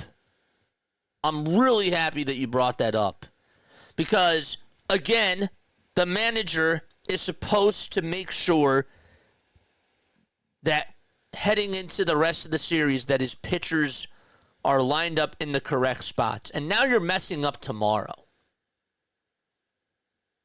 I hate going back to this point, but the red flag that I saw from Rob, one of the red flags was back in the NLCS a couple of years ago when Christopher Sanchez should have pitched in Game 4. Or whenever it was, Game 5. And they went to a bullpen game. And you know what that did? That set them in a position to fail for the rest of the series, because you couldn't use Craig Kimbrell. You couldn't use other guys the next night for Game 6 and Game 7. That messed up your rotation. And he's doing that here. So now Alvarado's not going to be available tomorrow. And who knows? Maybe they could have used him. You know, if it's a one-run game and they're in the 9th inning, not saying that Strom shouldn't be able to get out of that, but guess what? Now you have to rely on one less person. That's a bad manager job. A bad managing job from the head of the helm.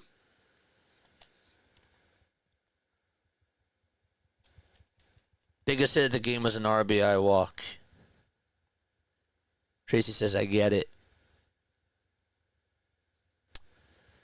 Schwarber ran like he was trying to be first on the Buffett list, on the Buffett line, the buffet line. Yeah. Kyle Schwarber's a leader. That man is carrying this team. And it's a shame that we can't back him up. It's a shame.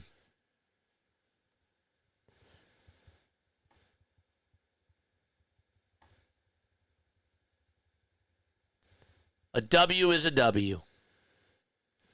And I agree with you. Look, it's 162 games. Okay. You're going to win ugly games. You're going to lose ugly games. You're going to win games that you should have lost.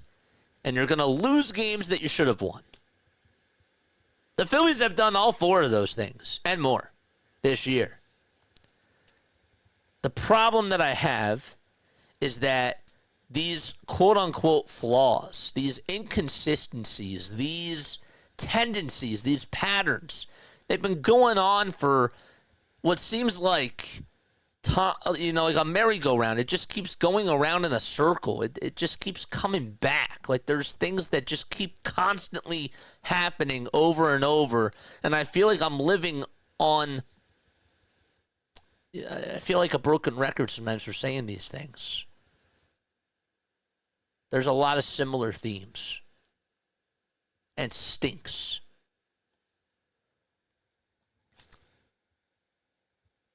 So, that's where I stand. Again, if you guys want to call on in, you're more than welcome to.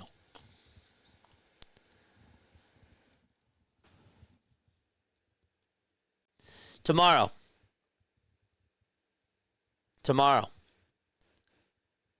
Zach Wheeler's pitching. He needs run support tomorrow. And Carmen Mlodzinski's going for Pittsburgh. There's no excuse why you shouldn't win this game.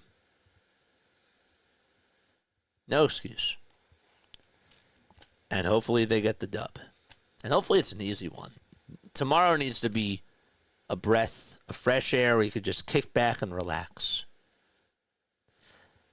And now, if you're the manager, now, like, Zach Wheeler can't have a bad outing tomorrow.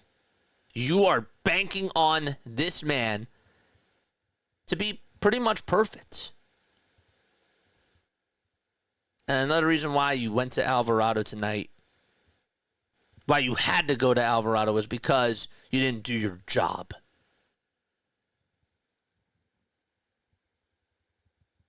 And you need Wheeler to now be perfect because that'll bail you out. So, it's Groundhog Day, says Tracy. Yeah, that's what it feels like. It's exactly what it feels like. But I love you all, man. We've been live for 5 hours and 23 minutes. I think that we're going to call it a night. I do. I think that that's going to be it for us. I think everybody's getting tired. And, yeah, I'm really happy that they got the win. I know it doesn't sound like it, but they needed more. And we'll see what they can do tomorrow. All I can say is that I feel great that Zach Wheeler's pitching.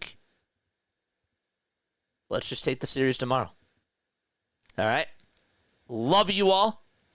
That's it for me. I will catch you all in the next one. Lila Tov, and have a great night. Bye.